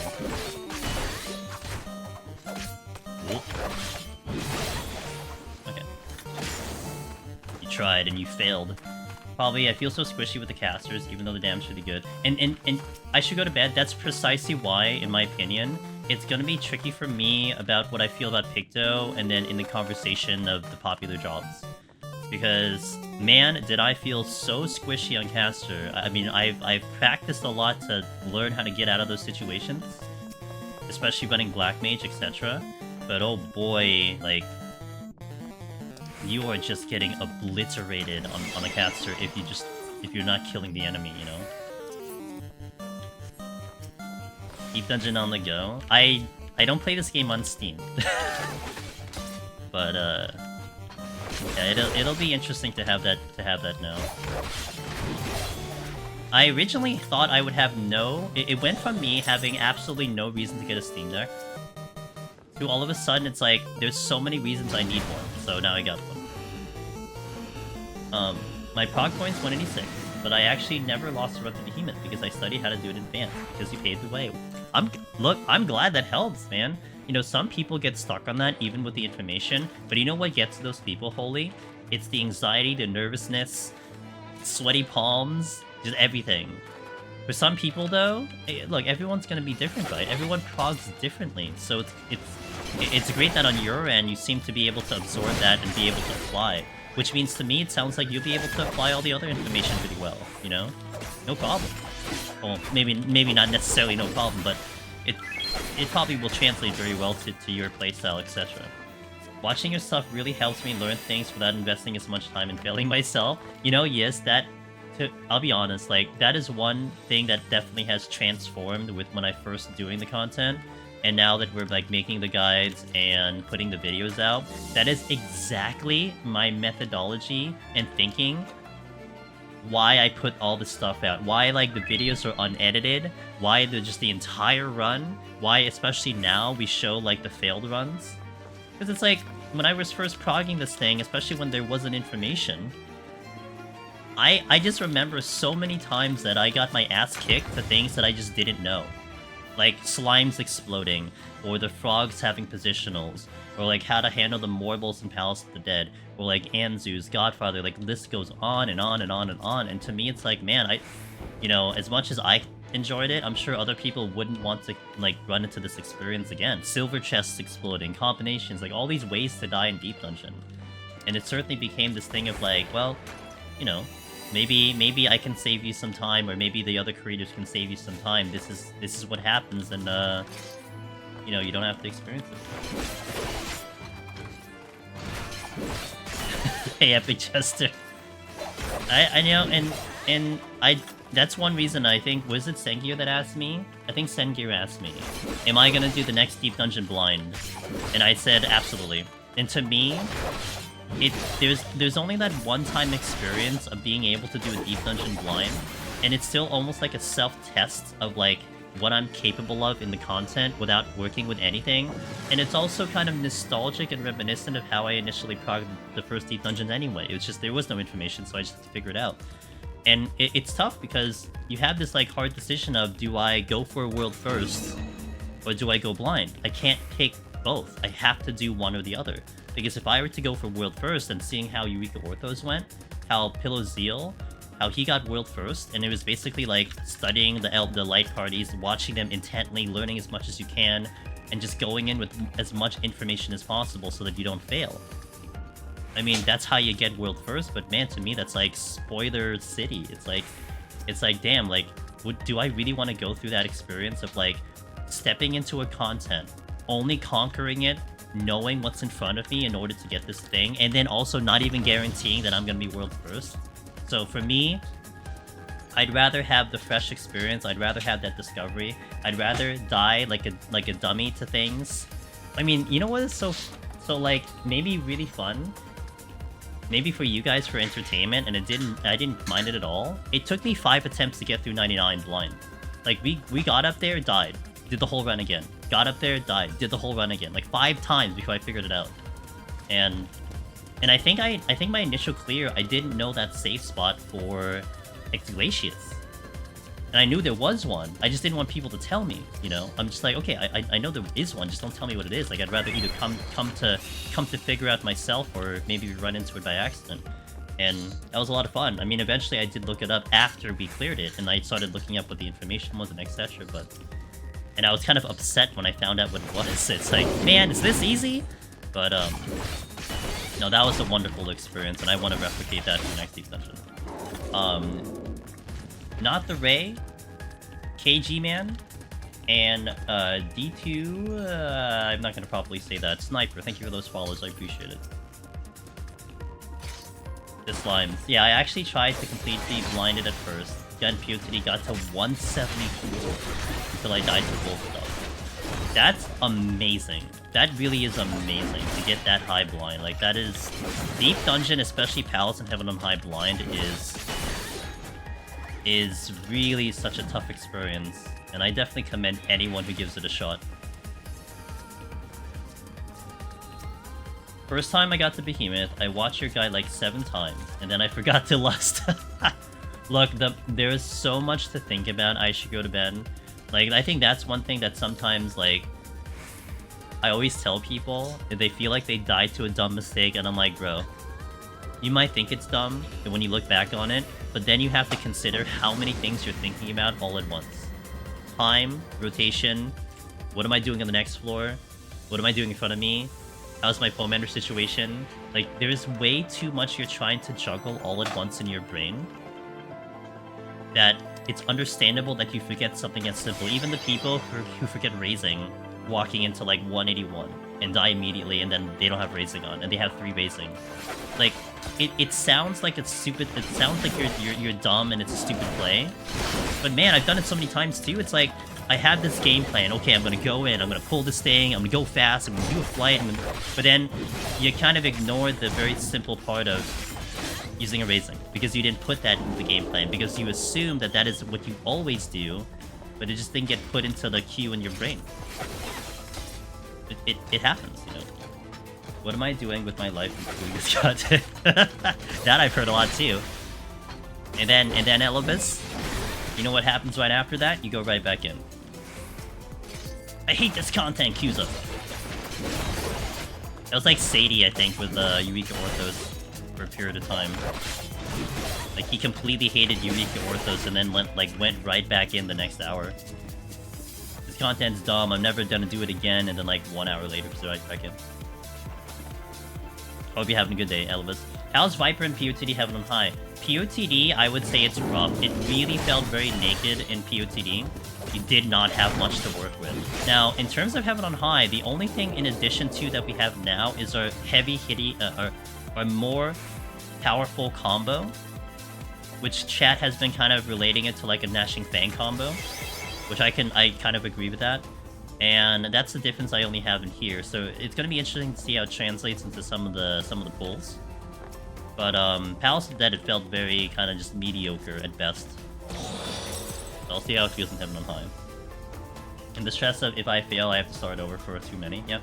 That's probably everyone when they wipe in 1 to 30 because those are so fun in EO. They're the best content in the game. If only it had any form of defensive. Yeah, even 1 would be. I don't know if it would be a game changer, but it could really help a lot.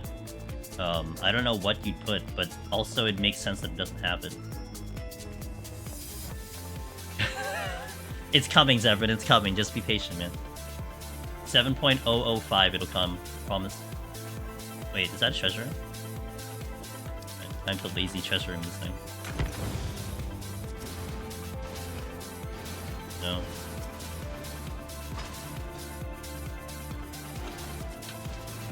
Ooh. And I could get the chest kind of safely, too.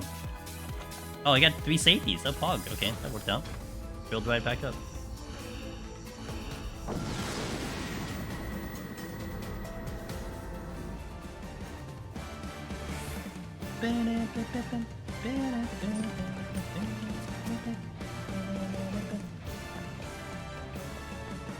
Convenient.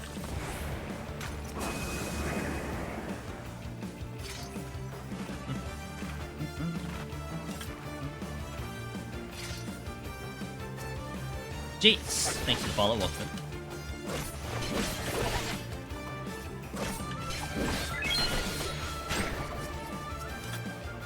And I got my conceal back, so never punished.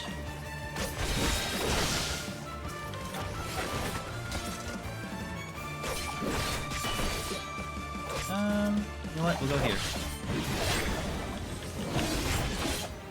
Oh, you're not dead in that one DC, huh?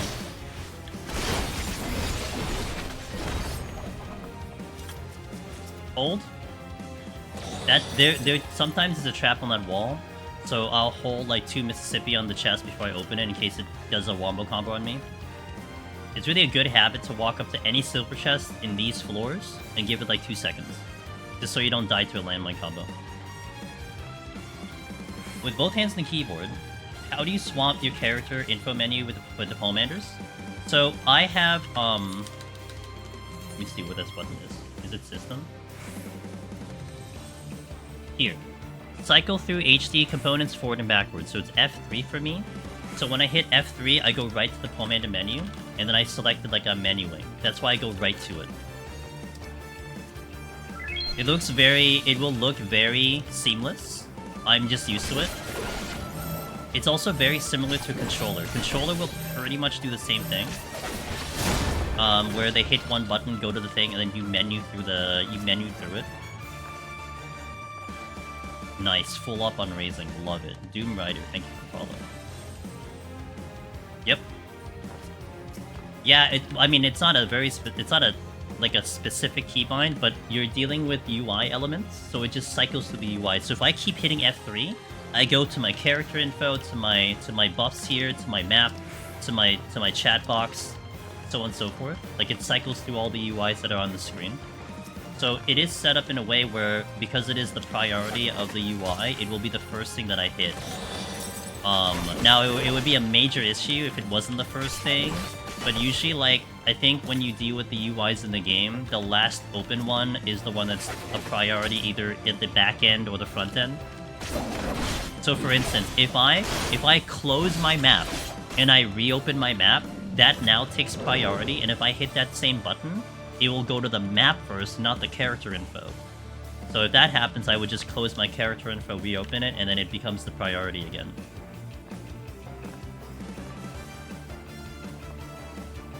And then of course, in combination to that, a lot of times I will park my cursor in anticipation for what palms I may use. So like for Behemoth is a massive example. Behemoth, I will park my cursor on Lust, because that will definitely be what I use at some point. So I don't have to like move the cursor all the way over to the Lust, and, you know, in a rush situation. It's just already parked there, and then I'll worry about it later. I currently have the issue of grinding up to 171 on 2 failed save slots, and took a break from 14 for like 6 months and a year previous to that. So making sure I have a 180 practice down and seems important before I go back in. It's a good idea. I mean, one thing I've actually been tossing out there, Delison, to some people, is if you have a second monitor or your phone, pop open anyone's VOD. You can do mine, but anyone's VOD on Behemoth. Line it up. As they're about to actually engage Behemoth, then you on the striking dummy follow the rotation that way.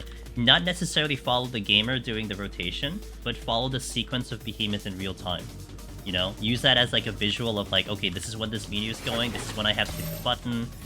You don't see the damage on your screen, but it gives you at least some type of visual aid to work with, and maybe even replicate the feeling of Behemoth meteors and stuff. That might also help too. You know, as close to the real thing as possible. You got it. I gotta check all these other rooms though. I haven't heard feedback yet with people who've done that. I would love to hear if that helps, if that makes a difference, but it, you know, it's just kind of a random idea I had, but it might be useful. Been doing that with the timer, so when the timer goes off. Oh, interesting. Okay. That also works too. Yeah, because it is a 10-second in between, so it kind of replicates that too. Also, just because it's in the middle of the conversation, one thing to remember, or if you don't know, one thing to know is that Echo Drops, Antidotes, and those status effect potions share a cooldown with your sustaining potion. So obviously you can't use the sustaining potion outside of Deep Dungeon, but instead you can slot in an Antidote or an Echo Drop to mimic the idea of using that item, so you can get used to also the animation lock or the timing of when to weave into GCDs. So if that also is going to be part of your rotation practice, you can put that in. That's what I did for Dark Knight. Dark Knight was actually the only job prior to the Living Dead change that I worked on a striking dummy. I don't use striking dummies in the game. I'd rather do the content as opposed to hit a striking dummy. But man, was I scared of that rotation before before the change to Living Dead existed, and I worked on that, and that's what I did. So I replicated everything. Of course, you can't replicate the Lust. You can't replicate Pomanders. But I replicated the potion usage, the rotation, all that stuff. Also, what I did on Dark Knight was in terms of the burst, like if you, especially on the lower floors, because usually like 20 and up, like you don't really have to worry about your palms until you're about like 120-ish, 130-ish. What I had actually done was on the actual bosses, I would do the whole prep of the burst. So I would open a Lust, I'd pop the Lust open, jump out of the Lust, and then try practicing the burst. It didn't matter which boss it was, right? I mean, you could technically do it on the 80 boss for Behemoth if you really wanted to, but that also helped me kind of get muscle memory on the rotation on an actual boss. I felt like that helped a lot too, you know? It's almost like you try to mimic the whole like sequence of events for Behemoth on just a boss, on an enemy that will last long enough for you actually to do anything. So something that may help too. So it gives you like 10 reps as you climb. Oh, but then of course you said that your files are ready, so you can't do that. But I guess that's more of a general statement. More of a general statement. But maybe in the future too, if that's needed. My friend two-shot Heaven on High by watching your VODs 10 floors at a time and replicating what I did. That's awesome. I'm glad the content is good enough to be able to just like, you know, copy paste and pull it off. And that's where like I really want to take that into consideration when we redo the guides and stuff to really make it even more approachable than it already is, you know? And that's one I want to give a heads up now, but I mean we're not getting to it for a while. But like I made this announcement in Discord concerning the concerning those guides coming up. And how I want to handle the guides now is based on my AGDQ experience. I want to do it in a way where I will limit the chat interaction and kind of just do like a free flow of like conversation about the run specifically. However, if people had questions about Deep Dungeon or the run itself, I will answer those, but really kind of keep it strictly on the content and just keep talking about information. So that's one thing I may do, as opposed to how we're doing it now, like, you know, we just have nice conversations and all that stuff. But I might try to do that when we start setting up those guides. And I considered just doing it off stream, but I think the dynamic of potentially having people ask Deep Dungeon related questions, even if you know the answer to the question. But it's more like, well, maybe someone watching doesn't know the answer to the question. I think that might be interesting with those videos. But we're not going to touch those until like at least 7.1. When I start seeing some job adjustments. But that's something I'm really thinking about implementing when we start making those guides again. Yeah, I've been using magic prisms. I don't know. I actually never heard that, but if it works, it works. I mean, if it's just an item replication that you're trying to practice with, I mean, that sounds like it's fine. Which Deep Dungeon is this? I don't recognize this. This is Heaven on High, the second one. This is the one in Stormblood. This one is 61 to 70, located in Onokoro, Ruby Sea.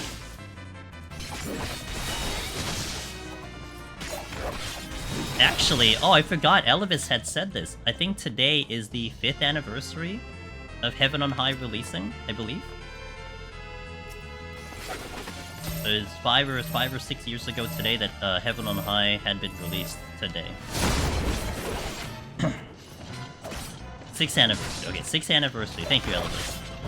6th anniversary of the release of Heaven on High. This content's been here for 6 years. There are 3 Deep Dungeons. You have the 1 to 60 Palace of the Dead, and then you have the 61 to 70 Heaven on High, which was Stormblood, and then you have the 81 to 90 Eureka Orthos in Endwalker, which got released last expansion. Stormblood being that long ago is making me... it's making you pass away. I mean, bro, like, you know, it's gonna come up to 10 years of, like, doing Deep Dungeon. Imagine that. 10-year anniversary. Maybe we should actually do something on the 10-year anniversary. I don't know. This day, 10 years ago, Palace of the Dead released. And I wasn't necessarily planning Heaven on High today, to some extent. But it worked out that we are in Heaven on High.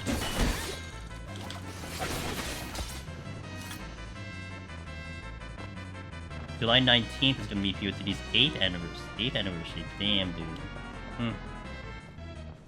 Stormblood being... Oh, I already read that. 10 year? Is that an old? Oh my god.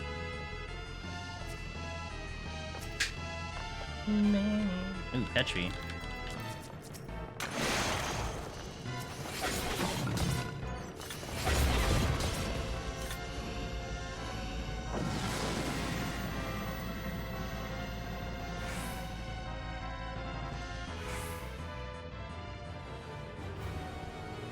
Big room. But I've got actually a lot of big rooms today. One of my safeties were kind of out of whack.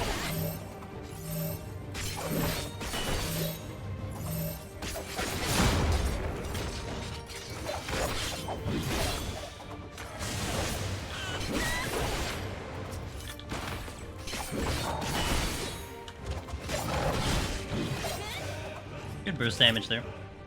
But, oh wait, I didn't pick up the witching. Okay.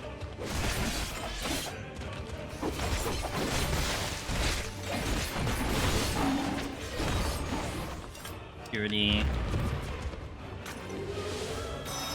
I saw you like 5k views. Was that the most? On this channel it was. I mean, we did get raided in by a huge raid yesterday, so that helped out. But then my people didn't have to stick around, and a lot of people did stick around, which is really nice. That's definitely been the most on my channel. But to be fair, like the drops I think on Twitch was helping, because it seemed like everyone had way more viewers than normal, which is really nice to see it. I think before we got the raid, we were getting up to like almost like 800-ish. It was awesome. Oh, that's a thingy. Again. Wait, again. Wasn't this also here on 29? Interesting. Same auspice on 29 is here on 39. Or was it 28? Maybe it was 28. Actually, it's 20. It was a great day. I mean, it was a great day for me to decide to do the 1 to 200 yesterday and to have that long stream. Honestly, I didn't think official release day was gonna be so hype. The directory was probably the most people I've ever seen in the directory, like ever, in Final Fantasy XIV. I don't think I've ever seen the directory that many people. Elvis, so you and Ellie can have a hatred party for the auspices. Don't. Not in the mood.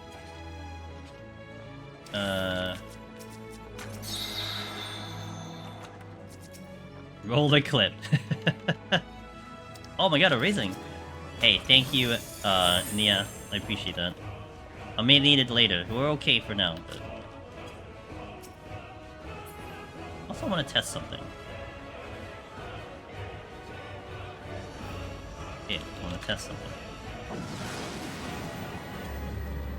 Oh, you can! You know, this is something I noticed, by the way. A small minor change. It might have been in the patch notes, but before this expansion, you could not adjust the music in between like loading screens, and you can now. Very minor, but it was something I definitely noticed because whenever I tried to do the music to swap to the boss team in game, I always had to try to do it before I loaded in. Otherwise, I couldn't do it until I load back into the game. But I can do it in between load screens though. Rivery, thank you for that follow. Welcome in.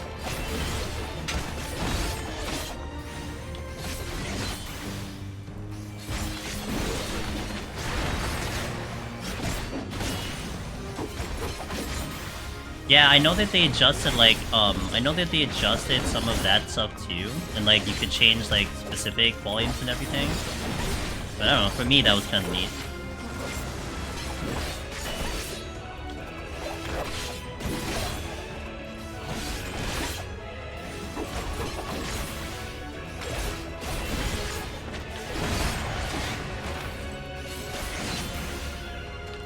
My mind wasn't in it at the moment.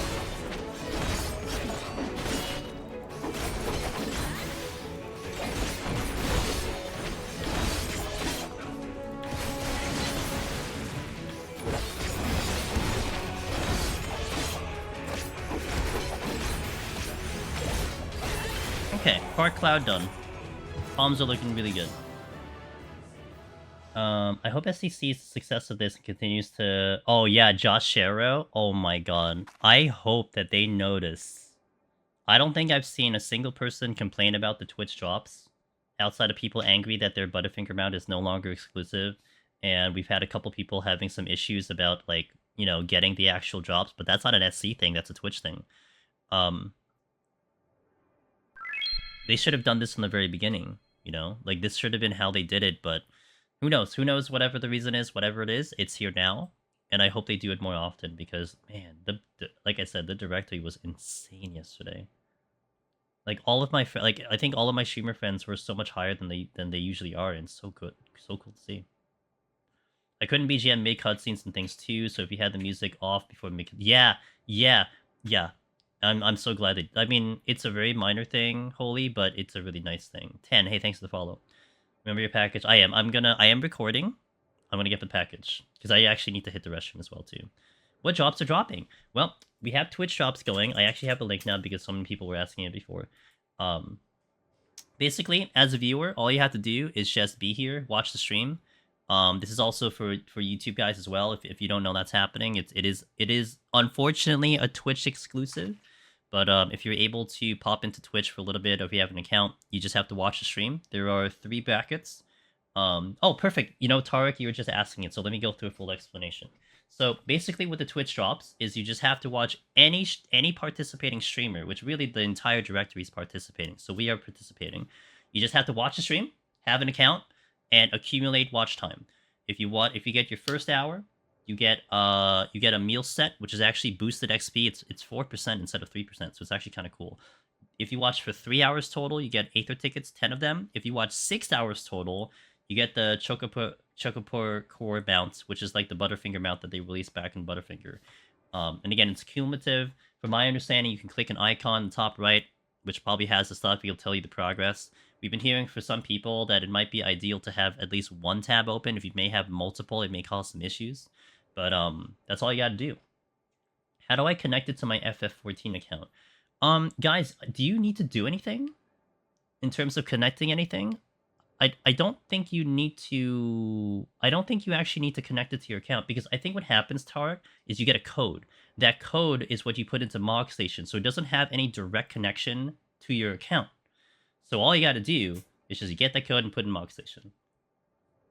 Yeah. Okay, Twitch chat's gonna show up in the thing, so you can see everyone saying it. Yeah, you just get a code. You don't have to link it to your account. So it's that simple, Tarek. So that's for the YouTube guys, by the way, if you're curious. I typically don't enjoy necessarily, like, I don't, to me, the idea of ripping people from one platform to the other is weird. Like, I love having both. Just in this instance, it's just like, you just can't get it on YouTube. So it can, it's just a fact. You can't do it on YouTube. So, but thank you, by the way, guys, appreciate that. You don't, but it's really stupid. I found I only get progress if I watch streamers suggested by the banner, not by going to a stream. Suggested by the banner? Well, wouldn't it be anyone that does have drops on? I mean, you see the banner, right? If you haven't gotten the drops, you'll see the banner if you refresh the page, indicating that the person does have drops on. And I think you also look for the tag. There's a tag that gets automatically added to our streams that says viewer rewards. So as long as they have that, you're good. But also, if on phone, don't lock the phone. At least for me, even if you hear the stream, the phone being locked stops progress. Interesting. Okay. It's a little finicky, but I mean, if you go to twitch.tv and there's a sliding strip of streams. Oh, there? Really? I only get rewards from streamers on that. Really? As far as I know, you can just go to anyone's stream and they'll be fine, as long as they have the drops on, and that's all you need to do. I mean, that's what it is when I do Honkai and Withering Waves, is that I just go there and then boom, I'm there. Or if I'm streaming and I get it myself, but... Okay. I gotta pick up a package. I gotta hit the restroom as well. So you guys chill, relax. We're gonna start into 41 going in a little bit. So I'll get the ads out of the way so we don't have ads for quite a bit. I'm gonna play some background music because Heaven on High and the Alligans apparently dislike putting music in between floors. They were nice. They like the guys in the Necromancer. He installed speakers and everything. There was music playing. Alligans for Heaven on High and EO are like, we don't care, so there's no music in here. So I'll put in some music so you guys can listen to something. What we got? Fire Emblem? I'll take it. Alright, so BRB, maybe a little bit longer than 3. Just give me a minute to get the to get my stuff, so I'll be back. Okay, good to go. Is that the lore of Heaven on High, Alligans? Okay. So this place in particular essentially is created by Alligans, and it is a training simulation for like Alligan heroes. That's the gist of the why Heaven on High exists, which actually makes sense for this coming floor, because it kind of looks very kind of simulation-like, and it kind of checks out. So it's just a training sim for Elegant.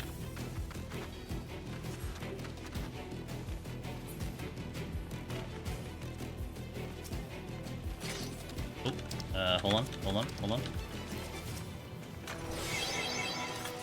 Alright, let's go. That's a treasure room. On the exit. Classic.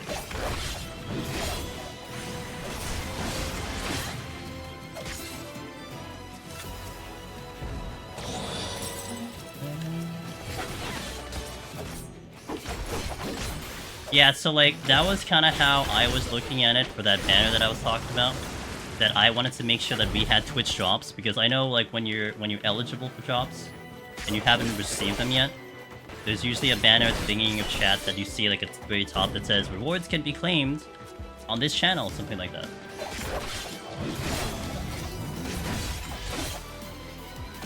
And sometimes when you refresh, you can see it if you miss it the first time. Usually when you go into a channel for the first time, which also means like refreshing it, sometimes you'll see it there too.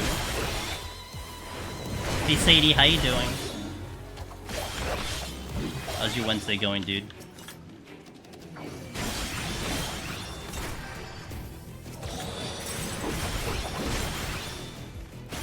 These guys are melting.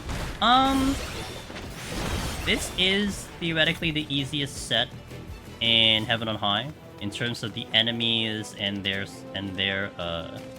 kind of HP squishiness.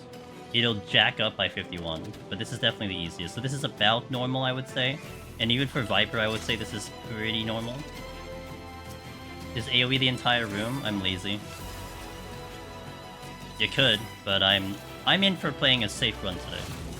What the hell? Aren't you a patrol? Why did you go forward after already facing in the room? All good, just been doing front lines, now chilling before bed. Is Viper fun to play?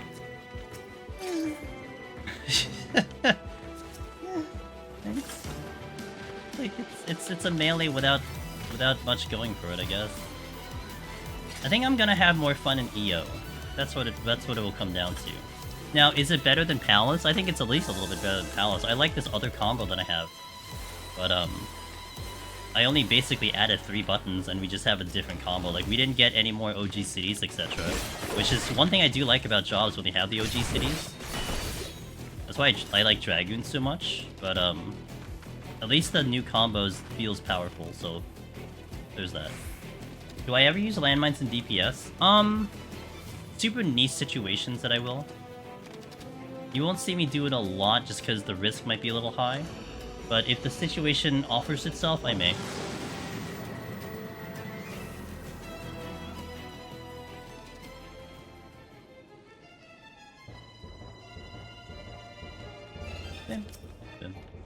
Affluence. This is flighted, I believe.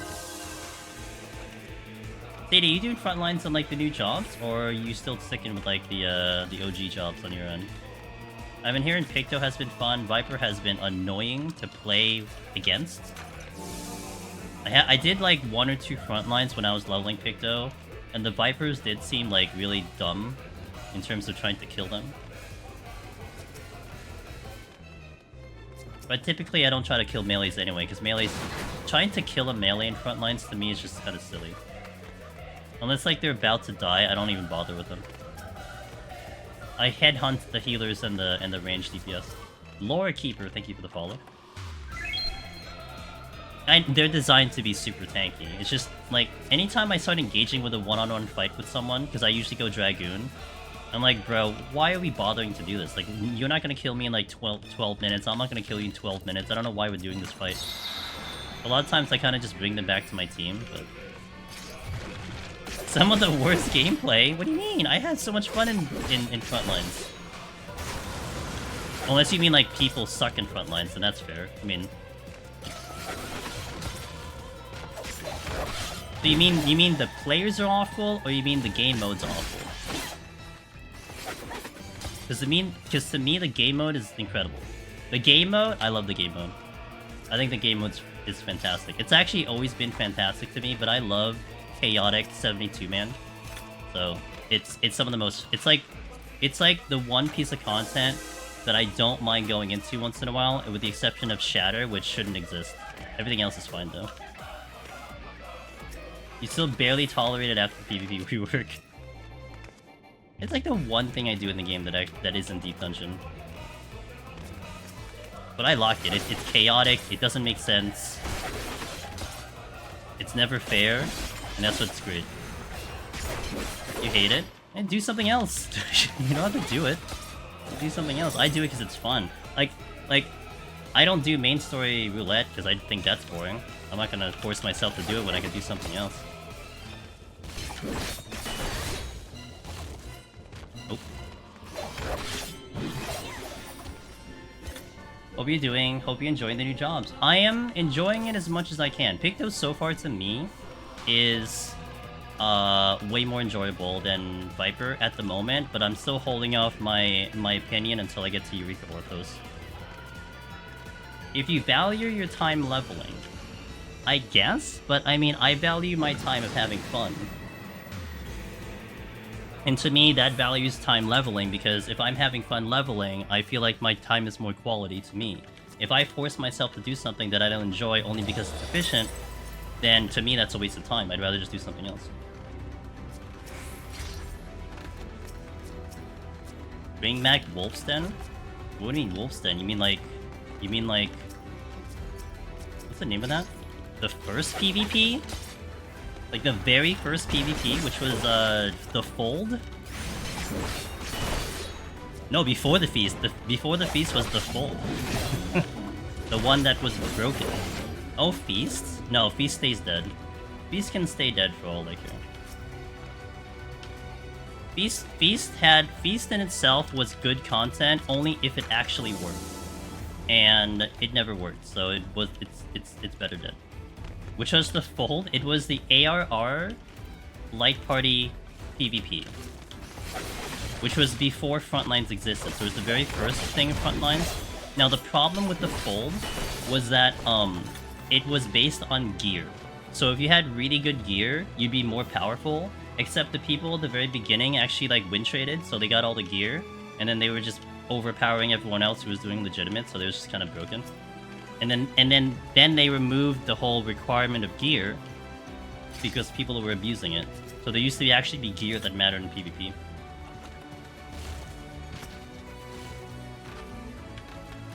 Free Feast was some of the most unhinged bonker bro. Yeah, I tried it. I thought it was gonna be cool, and then I just got my ass kicked every single time. Because I wasn't part of the cool crew that, you know, win traded all the time. Hey, Jess Richard, thank you for the follow. And the gear you could equip was based on your GC PvP rank. Yeah, you were just kind of locked out if you weren't in with the crew. It didn't work? Feasts? There's no way. So you can never do Feast again, and it should stay dead because the queues could never work. Like, it was so unbalanced with that. That's why it sucked. If you could find a way to make it so that people would be able to equally queue, which is basically Crystal Conflict, but I don't like Crystal Conflict. But like, if you're able to get the queues in such a way where you can get in like Crystal Conflict, then it would be okay. But the whole role distribution was why Feast didn't work properly.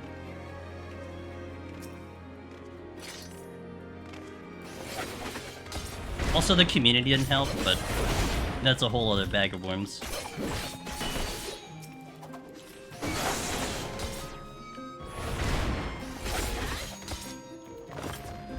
Are there some chest parts that are obtained from the old school PvP?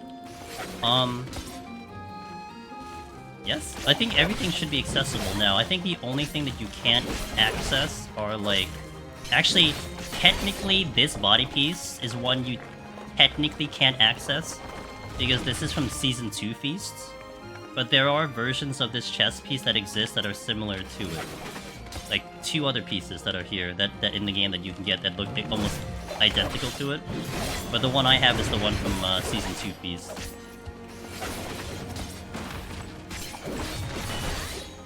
That was the dev problem that they neglected. There's no actually competitive PvP that's not focused on a gimmick. Okay, but that's why it should stay dead, because they're never gonna fix it, right? I mean, that's why it should be dead. Even if I mean, I thought the game mode was fine. It's just they're never gonna fix the problem of having people play the game. So, and theoretically speaking, Crystal Conflict is a lot better, but I think the game mode isn't as fun. But at least people are playing the game mode. That's all you kind of want. You need to like foster a community that will be into the game mode before you really kind of limit it to that sense. If you can't get people to get into the game mode, then it doesn't work, you know? It turned me off of PvP till Garo came out for the time around. You just became a victim of the Wind Train gang squads? Yeah. That's also why the light party feasts that they tried to do for their regional feast championship was so jank, because essentially it breeded wind trading as well, and there's no way to stop it unless you just ban the team, which is what they did. But yeah, I mean, they could have designed it better, but it didn't seem like they were ever going to really change anything. Garo's what made me play my alt character seriously, now forever doing everything twice. See, that's all you need, rewards, man. You gotta dangle a carrot in front of people for them to do it. But yeah, Feast deserves to stay dead. Hey, what's up, Wallen? How you doing? What if CC is more popular, also the jobs being reworked and more effort in PvP actions and balance? I think it may be a combination too eventually, that they are trying to push it into esports. It seemed like, by the way, their adventure and FanFest to do competitive Crystal Conflict had gone really well, which is definitely better than what they had for Feast. So, how are you feeling about Viper? What's up, Miss Alchemy? Okay. I mean, I do like its new combo at 70, so it feels powerful there. I'm so curious about the higher floors at the moment, but we'll see when we get there. So far, like, we're definitely still in that kind of, you know, early stage of, like, things not being that hard yet. But I think 51 is when it starts kicking into high gear. No, it will start kicking into high gear. But I might start feeling what Viper can bring to the table then. For me personally, when I get the PvP itch is when I play WoW in the doubles, and play doubles. FF14 PvP exists for frontlines, and XP is about it. Crystal Conflict is fun, but PvP, it feels like it's there because they had to add PvP. Yeah. To me, it does kind of feel like that, Jess Richard. I was kind of having a lot more hopes for Crystal Conflict, but it kind of fell short. It's like I was like, oh man, maybe they really are gonna put some effort into this thing, and they put some effort. It's just it felt like you could still get more out of it, and they didn't quite get there. So Beast created in the CC. Look, I'm not disputing about the actual game mode. I think Beast game mode, when you actually got a match, was awesome. I think the game mode in itself was very well created. It's just the problem with Feast is that you couldn't get a match, ever. Like, you would have 1 week of Feast, and then everyone quit the game.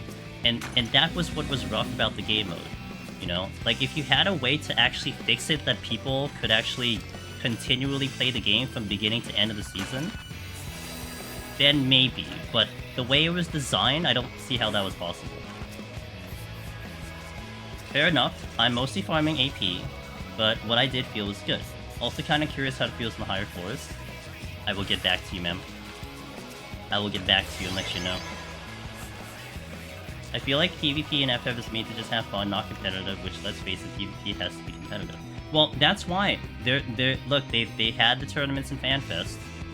I was actually surprised that they doubled down on, like, attempting the esports avenue for PvP. But like I said, it seemed to have gone well. You know, and that could be a way to incentivize people taking it more seriously. Of course, I had a small thing with that one, because in my brain, I'm like, well, hold on. Okay, you're having these tournaments, but, like, how did you foster the ability of people to formulate teams to be able to enter these tournaments, you know? Like, it seemed like there was, like, a missing step, unless you were part of Discords, communities, you had friends that were playing it. To me, there was, like, a little bit of a disconnect there.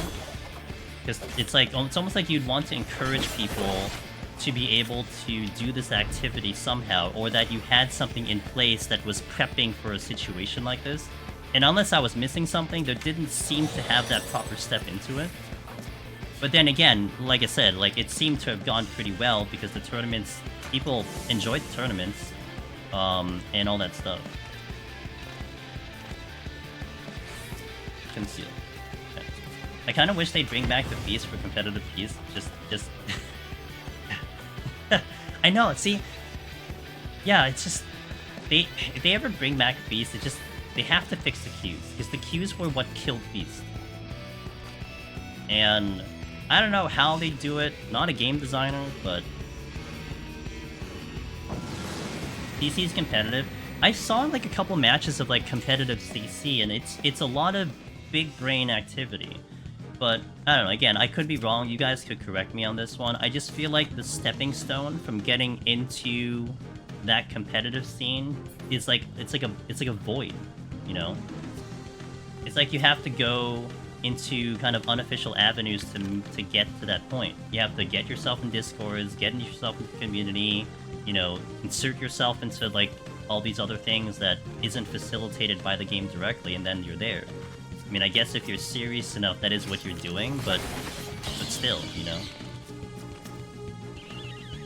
Petri. I'm not in a good spot for Petri, but whatever.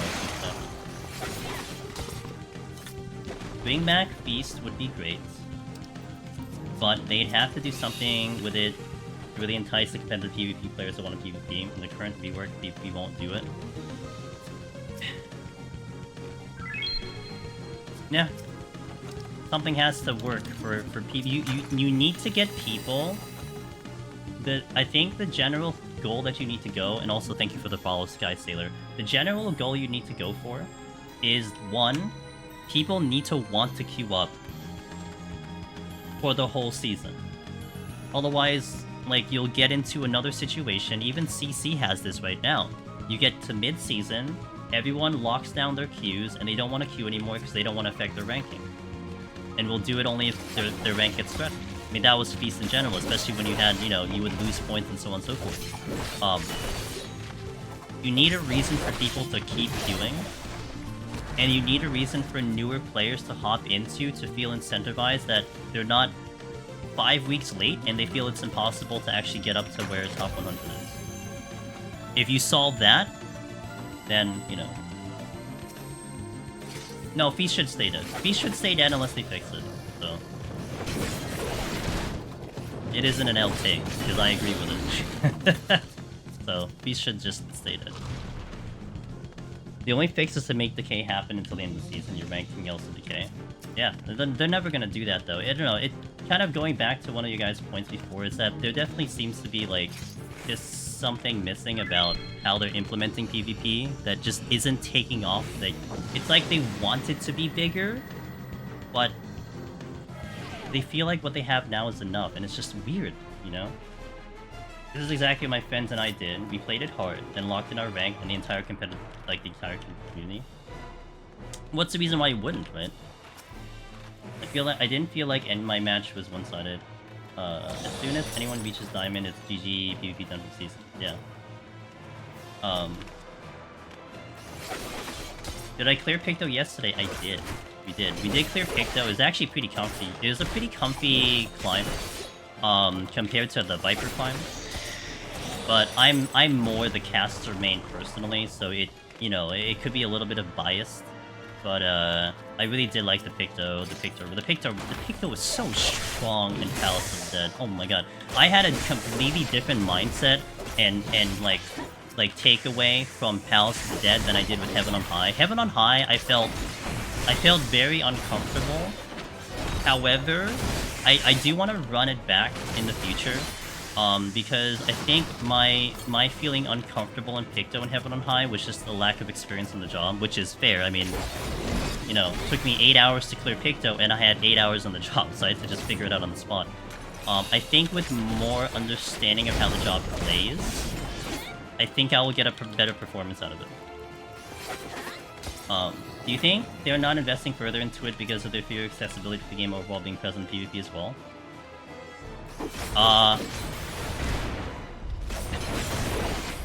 Avacon, I don't know, because it's something I mentioned earlier. It surprised me that they essentially doubled down on going esports with PvP.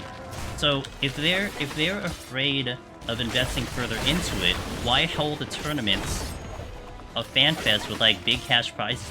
You know, they, like I said, to me, there just seems to still be this disconnect somewhere that is holding it back from getting to, you know. And saying it's dead is ignoring them. And as it said, that there are multiple people mentioning basically that. Yeah, but then here's the thing, Calder. They've been talking about that for years and nothing's happened. So is it better for them to take a different avenue, which they are, to see if they get a better success? Probably, which is what they're trying to do. So, I mean, you know. And to be fair, by the way, any take is also an opinion, so it doesn't matter if it's, you know, good or bad, it's still an opinion.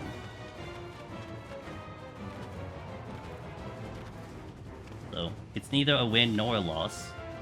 You know, it's an opinion. You're being saucy? Well, you know, dial it back a little bit, though.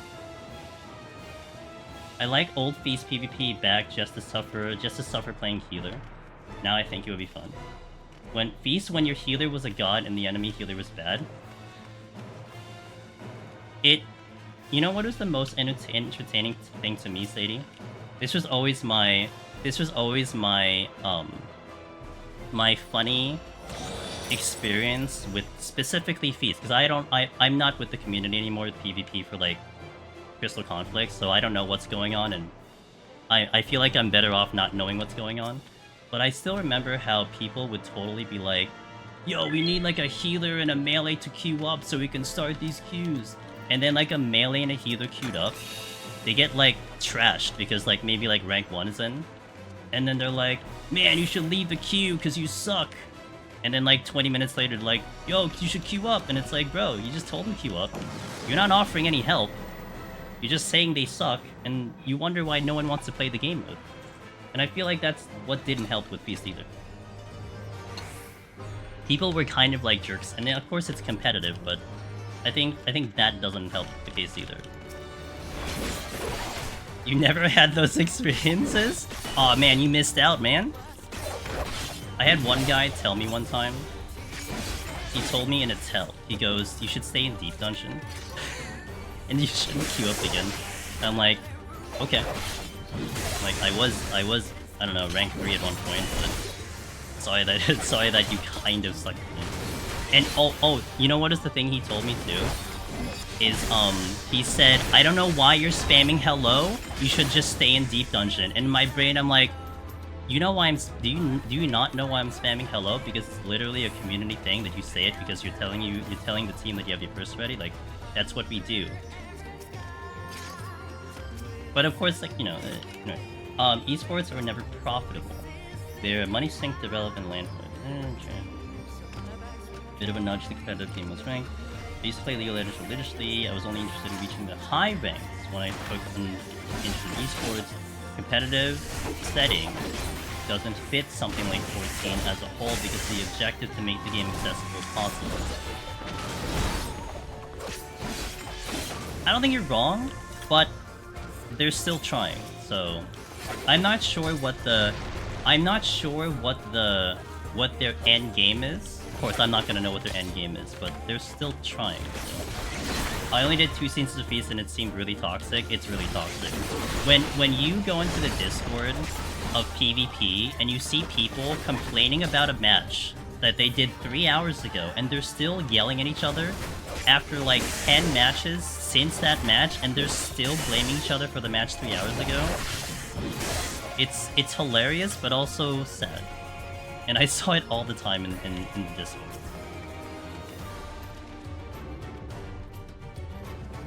Okay. Oh, I'm almost out of here. Okay.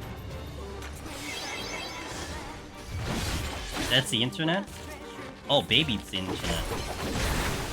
But it's still great to see it. Especially when that particular community.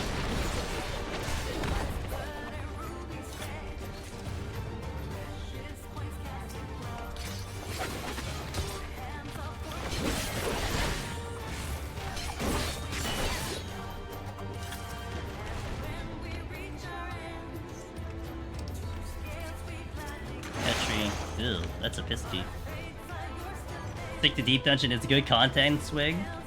Actually, you know, we do have some fun when we do some front lines. But I think what it's come down to for me personally, though, and especially, you know, trying to be on Twitch for as long as we have, for me it all comes down to me doing something that I thoroughly enjoy.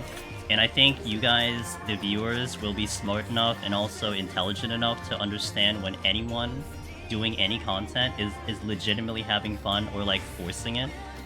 And I have a hard time like forcing things too. Like to me it's got to be more natural, organic. Like I gotta really believe in it. I gotta really enjoy it for that.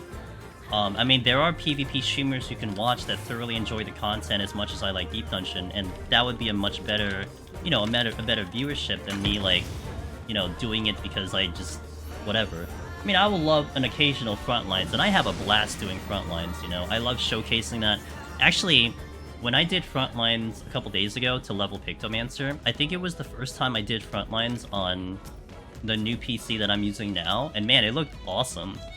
See, I play with like full effects on, which is not what most people do, but I play with full effects, and it was just actually really cool to see it. So I had actually a lot of fun with it. But I'll only do it very occasionally. Like it's almost like I need a fix once in a while, and then I'm good for like a month or two when it comes to frontlines.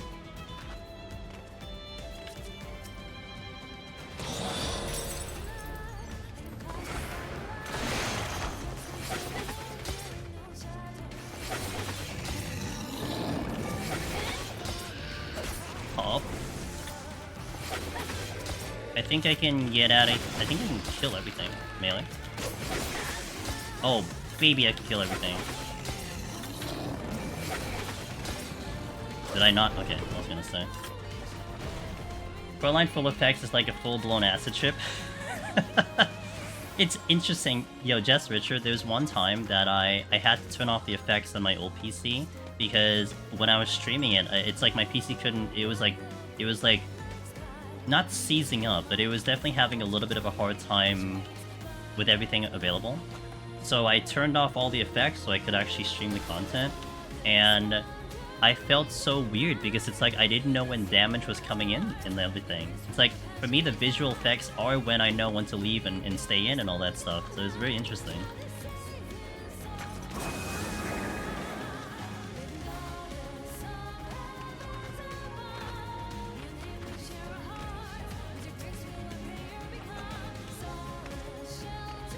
Do I like Eureka Orthos? I like it once in a while. Like, I remember this like big situation tornado where I had been grinding Eureka Orthos from its release last year, and we had been working towards Omni, and I had done it every single stream that I went live. Not every time I went live, but essentially anytime I was in 14, we were doing Eureka Orthos, like setting up, going in for the clear, setting up, going in for the clear. And I think I started to feel fatigued from doing it for so long, because it's an exhausting run. Like mentally, it's exhausting to do Eureka Orthos. And then we took a break. I took a break to do Final Fantasy 16. I went all out on Final Fantasy 16 because I wanted to enjoy the game, you know, all and so on and so forth. I came back and I needed Heaven on High, and I felt like I had such a relief going back into Heaven on High. Like, it felt just like relaxing again, and I wasn't relaxed in Eureka Orthos doing it for so long.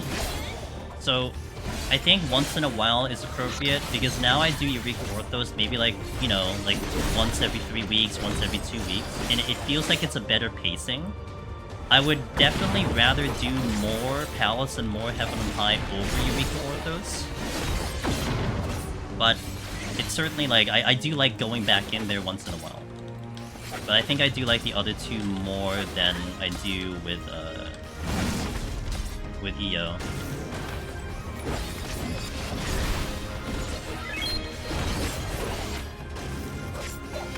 Thanks for that follow, by the way. Appreciate it.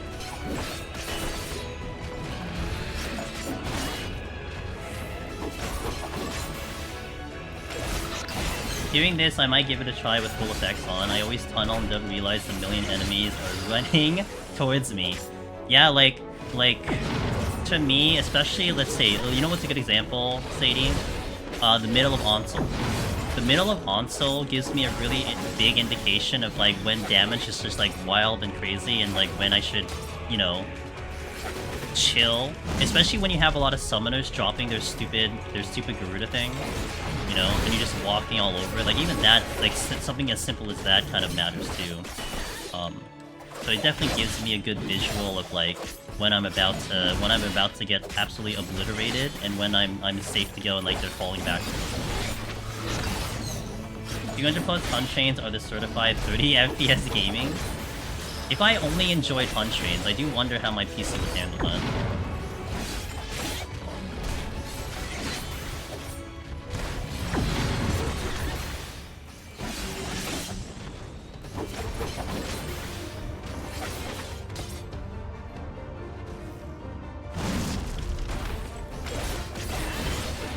Wait, didn't I hit the button? Oh, I hit the other button. Okay. Alright. Now we start to get into the little bit of the harder things. Do you remember from Feast? Maybe? Not really. No, doesn't seem too familiar. Hey, Duke, how you doing? I think they had 8-man Feast in Heaven's Ward. Yes, they did.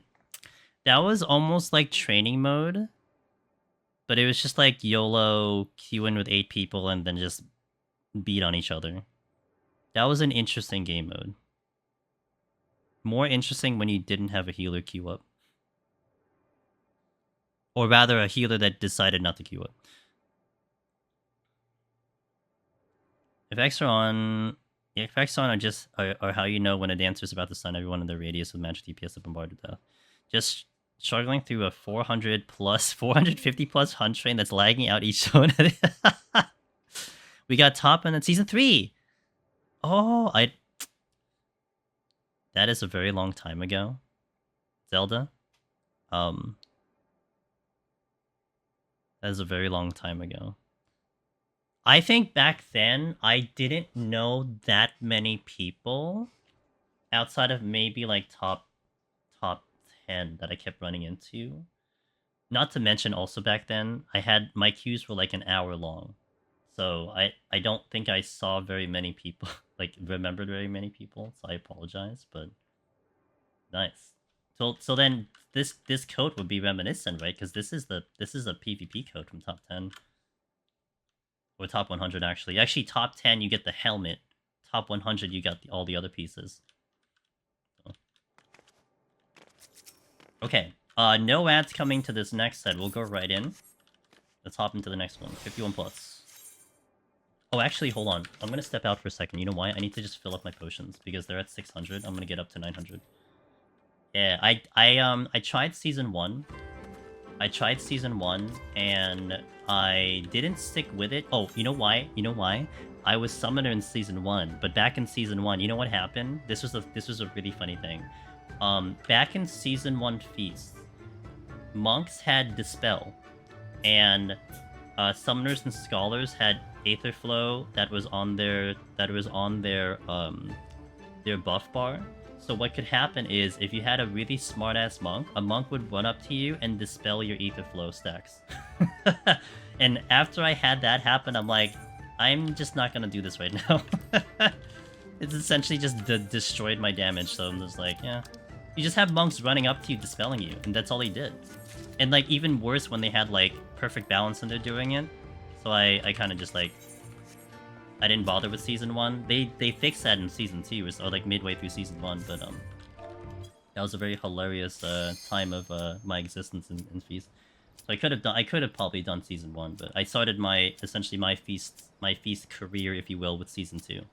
Feast queues making queuing a solo DPS a dead server for let's look short. Yeah, Feast queues for like at least an hour. But then I don't know about you guys if you were in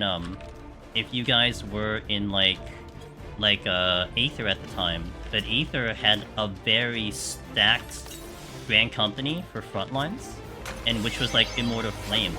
I think Primal it was like Maelstrom, but like it was Immortal Flames for Aether. And so a lot of people would go onto Immortal Flames to get like free wins for frontlines. And that's how I actually farmed my mounts in frontlines, was because you just went into the Grand Company that always won. But your queues were horrible. Like your queues were at least like 90 minutes every time, but at least you guaranteed a win, you know? It was wild. Wild times back then, that's for sure. But I do have kind of, like, I do have fond memories of PvP in general, like the old school PvP and everything. I personally am definitely disengaged from PvP now. I mean, I tried the new one, and it's just kind of like, I'm good. It didn't really give me that excitement I had before. I don't care for the rewards. I think maybe that's the bigger one. The rewards kind of aren't doing it for me either. But, you know, hey, people are having fun with it. That's what's important. It's just not my thing anymore.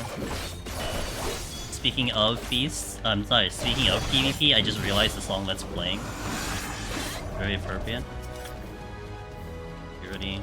You know what? I'll do this. Feast queues. Oh, I read that. I used to enjoy queuing in and realizing you had to be put into effectively a pre-made party. Yeah, but that's why it was kind of wild, because you typically only had so few melee and so few healers go in. The matchmaking sometimes was pretty jank, and you had to kind of follow the wave back then. So like if you missed the cut in terms of like keeping up with the better players, like you were kind of screwed over in the lower floors.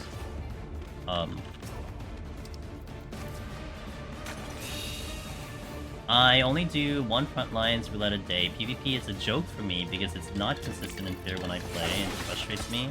Maybe, you know, maybe what it is for me, I don't care about winning in frontlines, which is understandable, especially if you're trying to hunt for the mount. And honestly, like, I know there were a couple content creators that were going for achievement hunting, and whenever they got to PvP, I'm like, bless your soul, good luck, and I hope you get out of here in less than 3 months, because it's just silly to even attempt to, like, hope that you win. And maybe that's where I balanced it with PvP, because anytime I did frontlines, all I cared about was the scorecard. I only cared about having a really good kill count or really good damage count. And that's what entertained me. So whether or not we won was kind of whatever. I just wanted to get a really good score.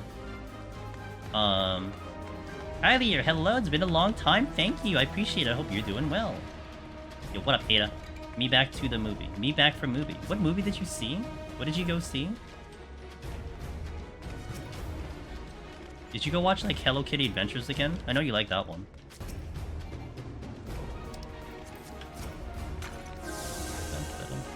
I need another kill.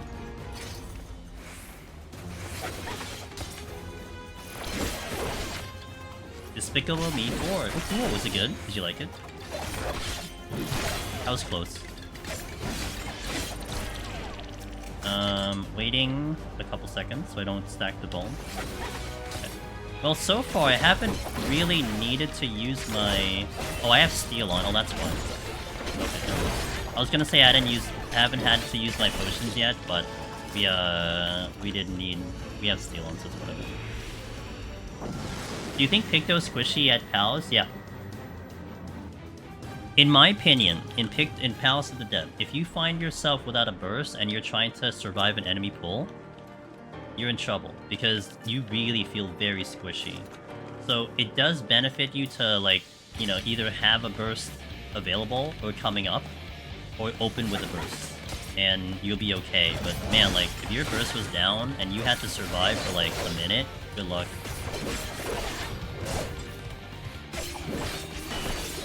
It could be also, like, maybe I could get better at it and maybe distribute my burst better so that doesn't happen, but I also tried to make sure I wasn't put in that situation. When did I need to steal?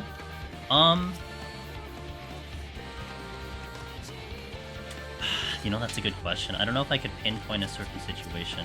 Because a lot of times you could play a lot safer and just, like, wait for your burst to be available all the time, and you technically wouldn't need Seal on.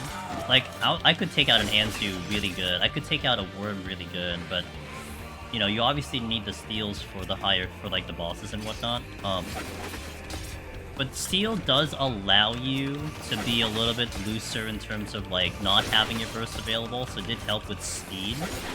But, like, in my opinion, like, a thing to think about is if you went ahead on time so much, especially on the later floor, and I found myself well ahead on time in many occasions, because we were just obliterating everything so fast, then you could, like, actually spend time waiting for your cooldown to come up and go into, like, slower pulls, right? Okay, I burned this thing now, I'm gonna wait the minute or two for my thing to come back, and then burst something else. And that's one way you can get around Steel. I think the only problem I had was I was given a lot of Steel, so I didn't really get myself into a situation where I needed to, like, you know, optimize Steel usage. The game was really kind to me yesterday. But still, with that being said, I mean, that's how I think I would plan for it, was like, you know, if you pop the Steel, go ham, get through the floors as fast as you can, which is what I did. If you don't have Steel, take it a little bit slower, and make sure your bursts were available each pull. Especially, like, you know, and then you do, like, the melee thing. The melee thing is you optimize your bloodbath. You would take things that are easier, fight them without bloodbath, and then take things that are harder, fight them with bloodbath. And so you kind of think of the same thing, like, okay, you burst something like, let's take an example of, like, apes and the birds of paradise. You would fight the apes with your full burst. If it's on cooldown, then you try to survive a bird of paradise, because they're not, well, unless they get really, like, crit happy, they're not really going to be as dangerous as the apes, you know? And so you alternate between your pulls, and therefore you're allowing the cooldowns to come up. The big thing that would need to change community-wide, for actually committed people, is accepting that not all content's for everyone, kind of like Earn Savages on Wheels. I think it's a fair point.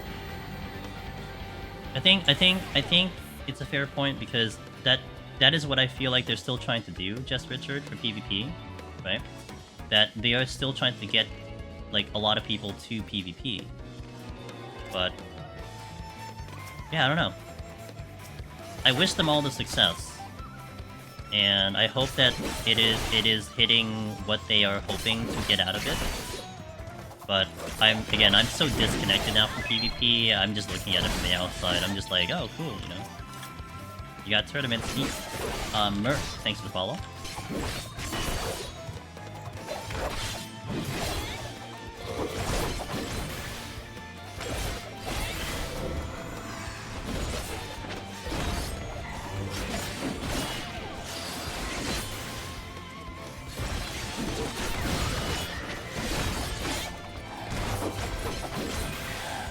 Not bad with the damage, although I'm losing the strength. What is this? I don't remember. Conceal? Yeah, playing safe and waiting for your burst, I don't think I need Steel against mobs. Nope. I mean, I dropped an Anzu, I think, with strength on, directly after his belly flop, his first belly flop. Like, we obliterated the Anzu. It was awesome.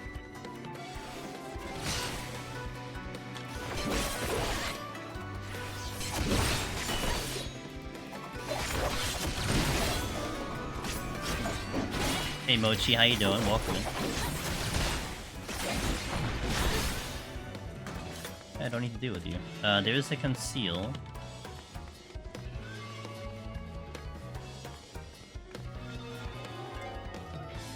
For me, PvP will be frontline XP daily though. Yeah. Well, for me it was enough XP to get to 91, and then I'm not touching it again.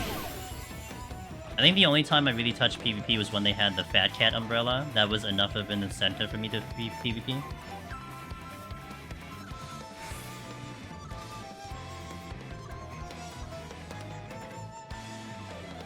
I just keep front lines and bother peeps with Dragoon. Yeah, Dragoon is actually really fun in there. I really do like the Dragoon. LB doesn't feel as effective as it used to, though. That was the only thing that... Like, I used to feel very powerful with my LB. As of recent... I mean, I only did, like, 3 runs, to be fair, but it just didn't feel as, intimidating nowadays.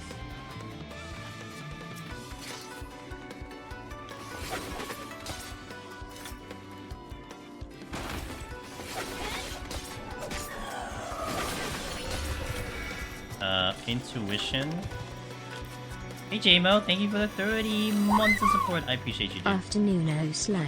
Afternoon O/. EW PvP. LB was a menace. Yeah, and then what they changed? They changed like the telegraph and all that stuff. So it's like really obvious when someone's gonna come and LB you.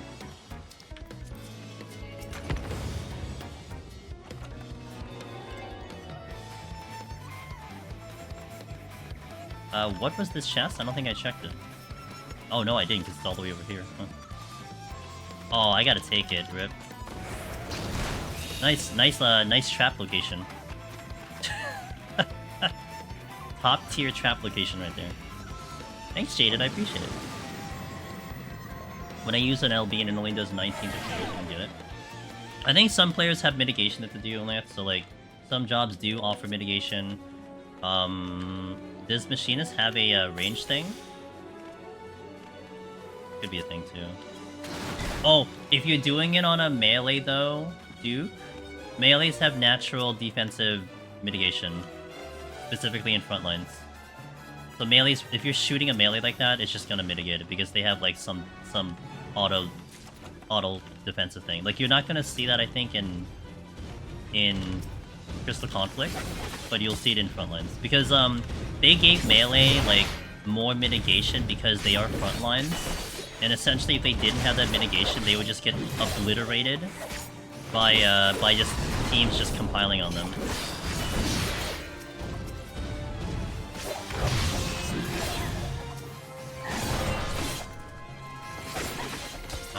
I'm a little confused of where I want to go here. I'll go here.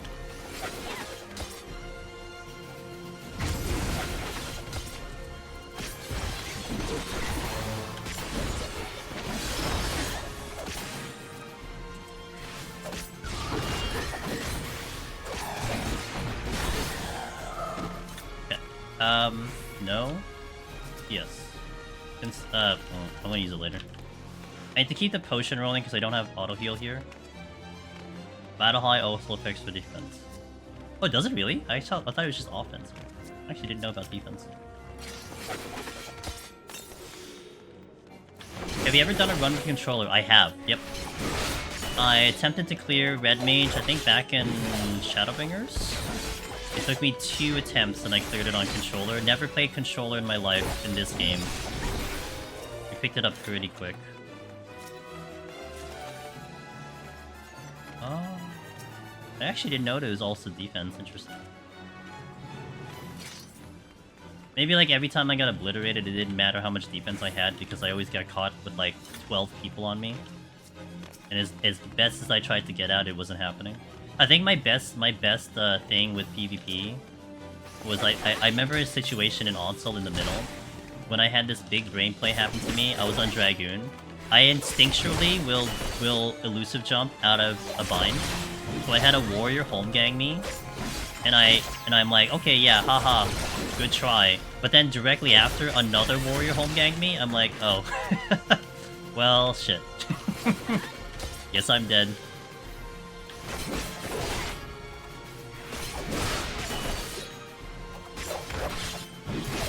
And I'm like, in my brain, I'm like, there's no way I would have just like waited for 2 seconds to see if that second home game was coming out. Like, there's just too many people trying to kill me. Here. I need to check that other room. The classic CC chain, yeah. At least like my takeaway is like, well, it took you this many people to kill me, so it's okay. I'm okay with this.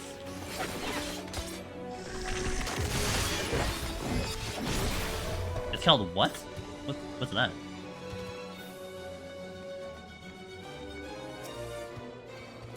Really?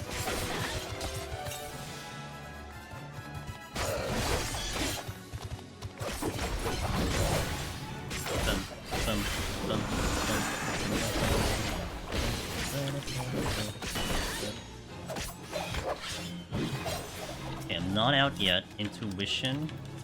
Hey Dante. Home gang in PvP is called Blota. Really? Is that... Did they change that anywhere else? Is that what it's called anywhere else? Hey Catman, good to see you.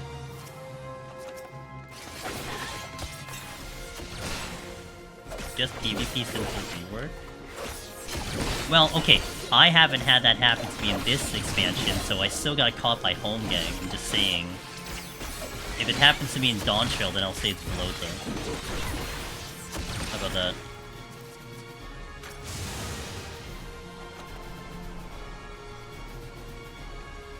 that? That was the conceal back there, so maybe I go get it.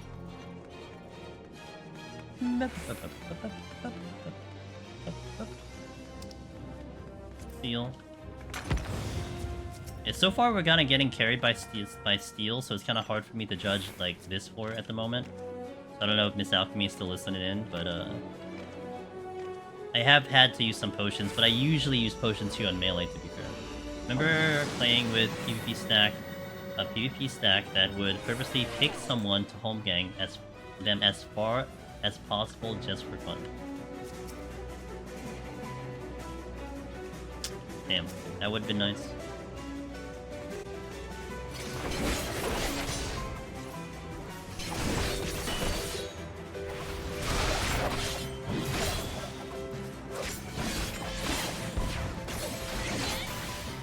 Gatsu Gaming, thank you for following, friend. I need to be careful of my next pull because I am bleeding out. And I wouldn't want to pull something with a fresh dot because it is actually a little bit big. This was a steal that I'm tempted to get to, but we'll see. I'm gonna leave that one alone. I'm gonna pull the bit here because that's a little more dangerous. I can fight the turret because they're not gonna auto attack.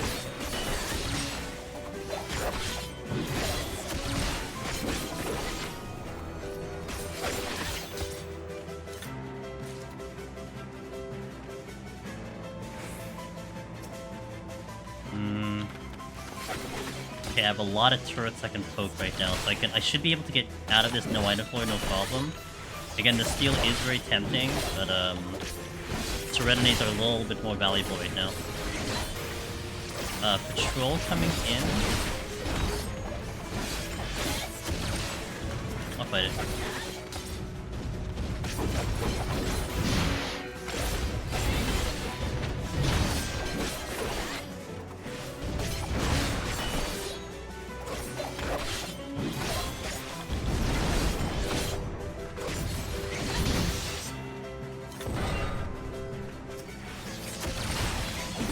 Silver chest, I actually don't deal with, because if that ends up becoming a mimic, that does cause me to Serenity. Since you're dealing with mimics on silver chests right now.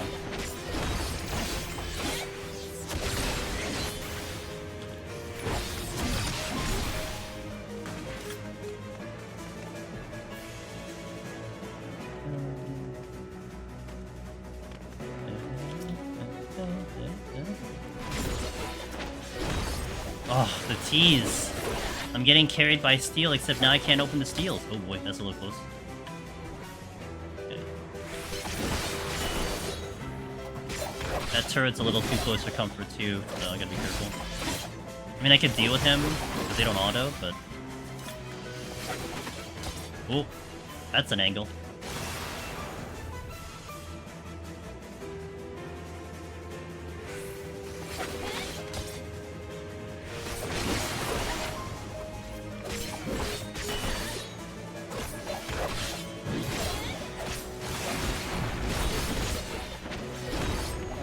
Oh, you're not dead. I check that chest, the steel. We're gonna check this room to see what's here. If it's a Serenity, that would be fantastic. But I will only open the steel if it's a Serenity.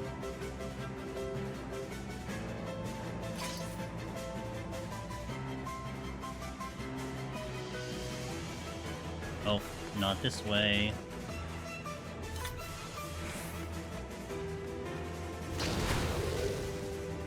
You know what? It's okay. They're not gonna aggro now.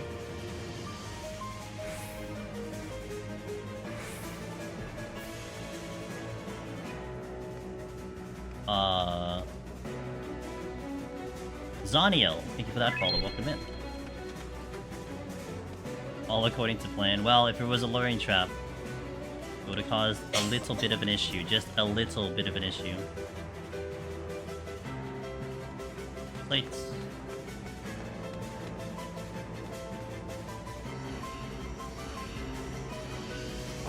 Oh, that thing was getting close.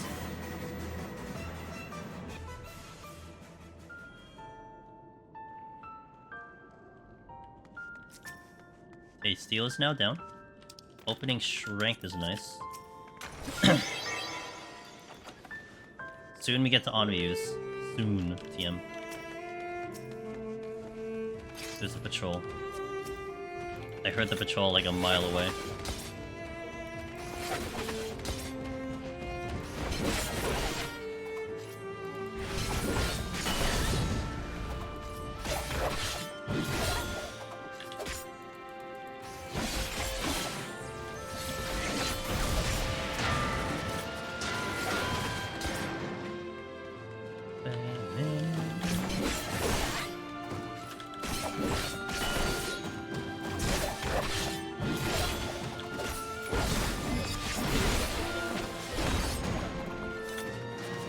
That's gonna aggro if I go for the chest.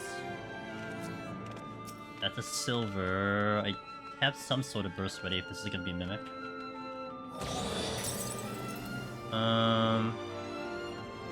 Let me deal with the turret. Where's this one? Okay, it should be able to get here and it'll come in, but it does try to shoot through a wall, so...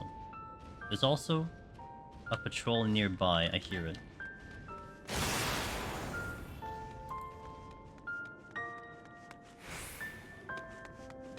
There's 2 patrols nearby. That kind of complicates things. Although, I could fight the patrol while doing this, that's possible.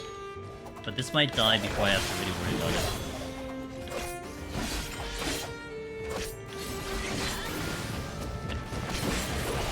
And also drop the chest.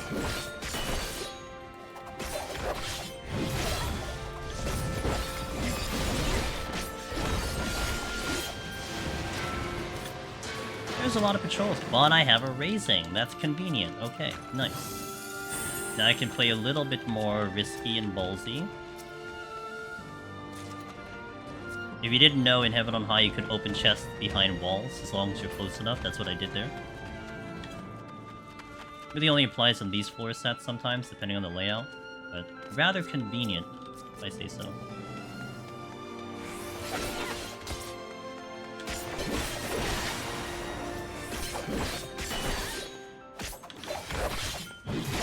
This is strong. That combo is pretty strong. So I'm feeling a little bit better about Viper with that initial combo if it's available.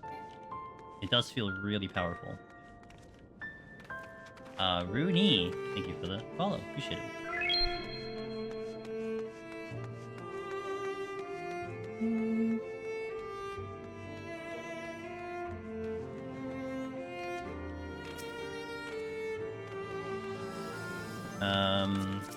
I'll probably deal with the turret unless the side goes, okay. And eat a witching.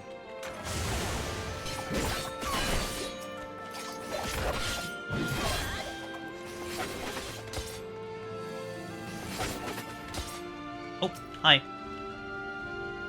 A little bit of a jump scare. Didn't see he was there. I mean, I just forgot that he was here.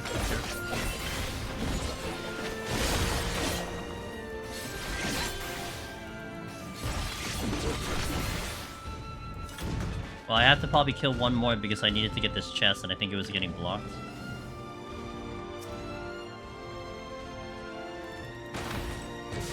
Aw, he's too big! I tried to see if I can dash through him, but he was too big.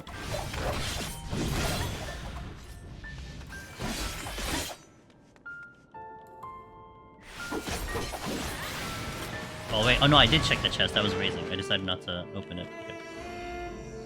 There's enemy collision. No, the dash that I have, it teleports you, it dashes into an enemy. So it's not like a real dash like Onavant or Smudge or whatever the heck the White Mage one is called. So in this case, it looks like it's a collision, but it's me just because I'm going into the enemy. Yeah. See, that's how that should have worked. Because now that it doesn't matter, you know. Anyway, yeah, that's how that's supposed to work.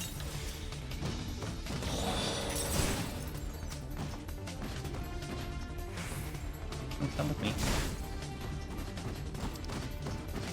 know what? I'm gonna Fortune.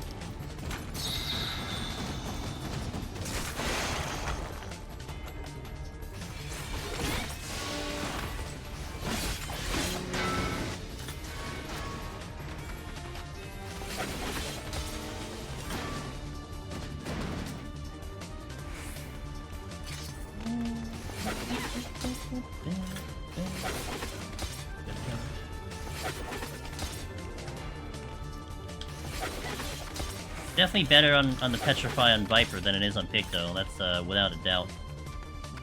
Well, Picto you can kind of line it up, but you have to put a little bit more effort into doing a Petrification on Pictomancer than Viper. Viper is very run-of-the-mill, just hit things on your way through. The dash is actually really important if you can have a safe dash. The patrols should be ones you take advantage of, because you can dash into the patrols, giving you a little bit of distance, so at least it feels kind of nice, but you need that situation to present itself. And I got the Fortune back. I didn't get anything from the Fortune, but at least I got the Fortune back. Now, I did not open the exit, so the exit does have crap in it, but it's okay, I can kill them. Not a big deal. We are full on everything with palms. Very good. Very satisfying. Nice to see it.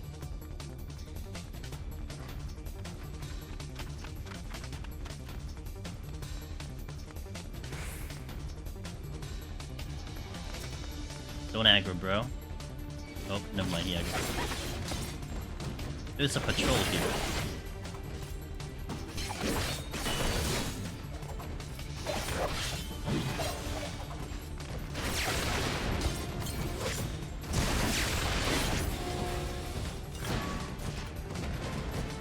Wait, who's the other one that shot me? What? Weren't there only one here? So there's two that shot me. Where's the... Did he follow me all the way from the other room to shoot me? Really? I mean, that's pretty dedicated if you ask me, but I don't see him.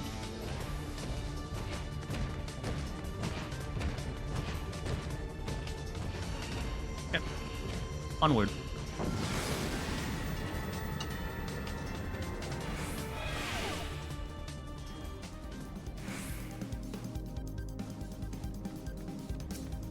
Alright. So, blue floor could be a little treacherous.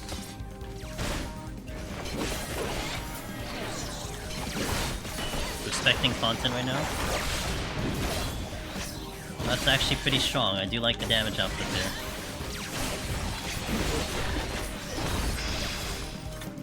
Do you always get an Odin Magicite? Odin's very rare. I don't always get it for sure.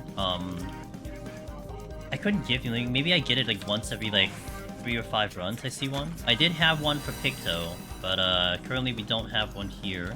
Oh, he's gonna hunt me down. Oh god. There's another.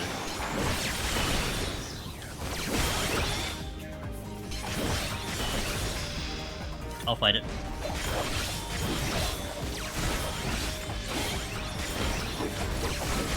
I have a second wind if I need to. So yeah, I'm running Bloodbath with haste on, so it's kinda nice. Yeah, the damage from like the dual blades versus the twin blades is kind of a big deal. Interesting to see the difference there.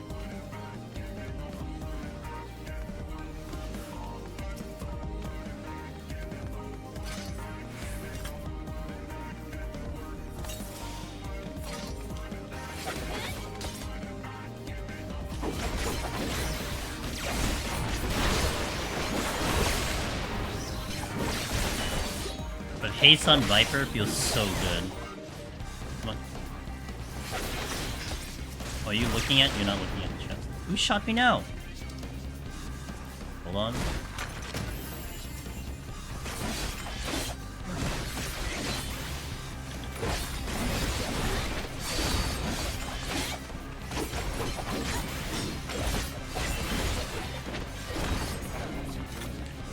Okay, let's check this last room and off we go.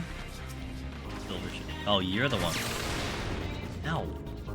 Nope. Check HP. 62. I need to be 70 and above.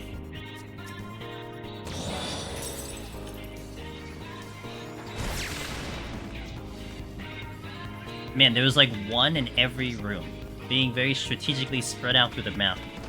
I guess that's better than being all in one room, I suppose.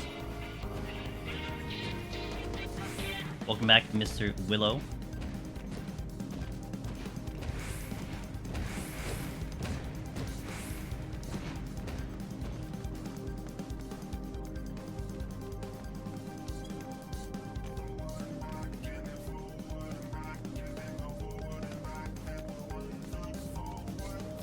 Just apply streamer luck. If we get Odin on the very next chest, I swear. Started ready to start. Well, I'm gonna pull with strength and steel though, right? So may not be the best indicator there. Oh, this is the recipe of getting of seeing an Odin right now. Where I have to make a moral decision. Wow.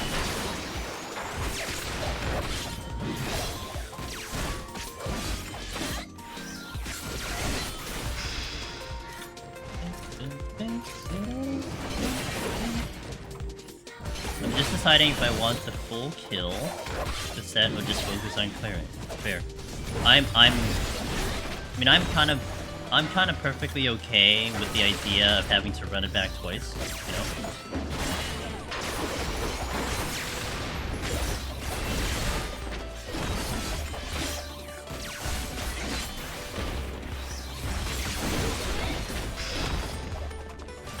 Does Viper get anything interesting in Heaven on High? I have the combo at the top of my bar. 2 stacks of it. 2 charges, rather. And it's like the Twin Blade combo. It does feel a lot more powerful. Actually, the potency is almost like triple. So like, off the front, it's a 480. Oh, I'm sorry, 180 on the regular GCD. On the front of this one, it's a 450 potency on the first hit. So it's quite the increase of the damage when you do it. But you have 2 charges, and I think it's every 40 seconds that it comes back, right? Yeah, 40-second cooldown. So there is a bit, I guess you can say it has a bit of a burst, in a way. You know, if you kind of wait a little bit, and then you can open on an enemy with the burst. It does feel strong, though. Like comparison, like compared to its regular GCDs, which do feel kind of meh, there is some ump to the attack, which is kind of what I was hoping for back in Palace, that it would have something in Palace that felt like it was doing more damage. And granted, like, the speed of the GCD on your regular dual blade is kind of what it's supposed to be the damage over time. But yeah, that's kind of how I'm feeling at the moment. Viper's sprint with the weapons out looked goofy. Oh, my sprint's not available, so I can't even do it.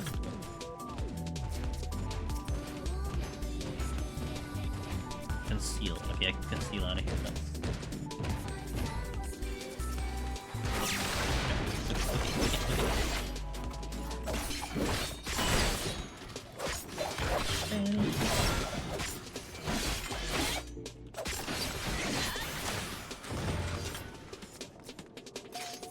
Oh, like this?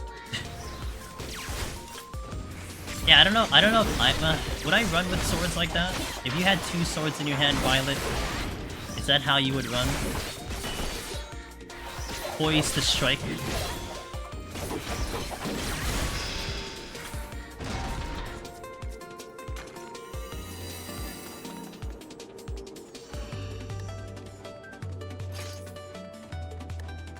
It's goofy? I'm trying to, like, visualize, like, if I had 2 swords in my hand, how I would run, and... I don't know. Is that not how you would run with 2 swords? Like... I mean, I guess, technically speaking, you wouldn't be running with the swords out. I guess that's where it all begins, right? You would have it sheathed, and then you would unsheath it when you're about to strike something, but... I guess something had to make sense. You think it would apply with swords? Maybe that's where it is, though. At least the inner Naruto. Well, they don't use swords, though. They use kunais.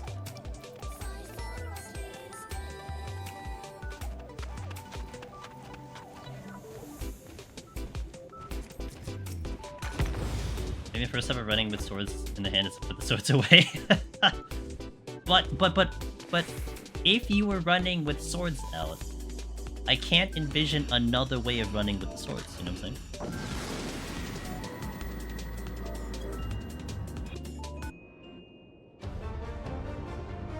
You know, now that they have the BGM thing, that you can do it between cutscenes and during load screens, now I could make the music sound even more like it's in Deep Dungeon. It's great. To actually change my actual timing and how I'm gonna do that.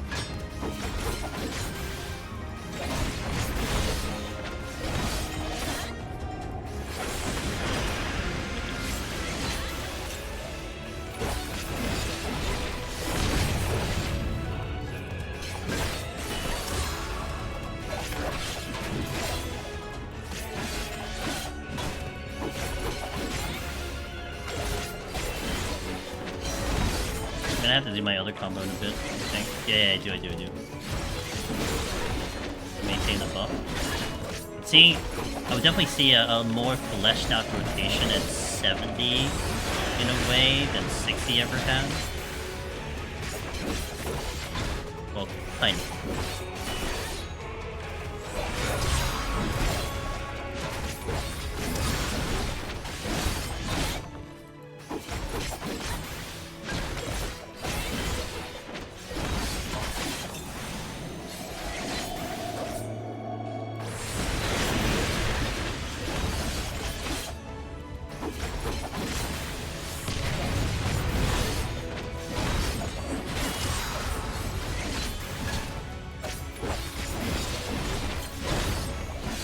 What's interesting about this rotation, though, if I'm trying to really make sure I keep everything going, I really have to pay attention with my main GCDs. Like, I guess I can get to a point where I know which one is supposed to light up.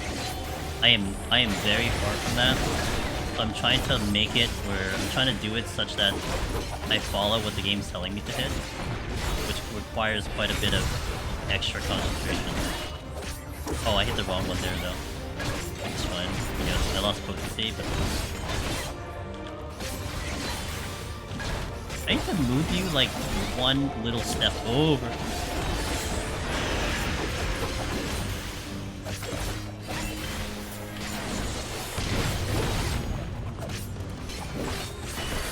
Okay, that's good.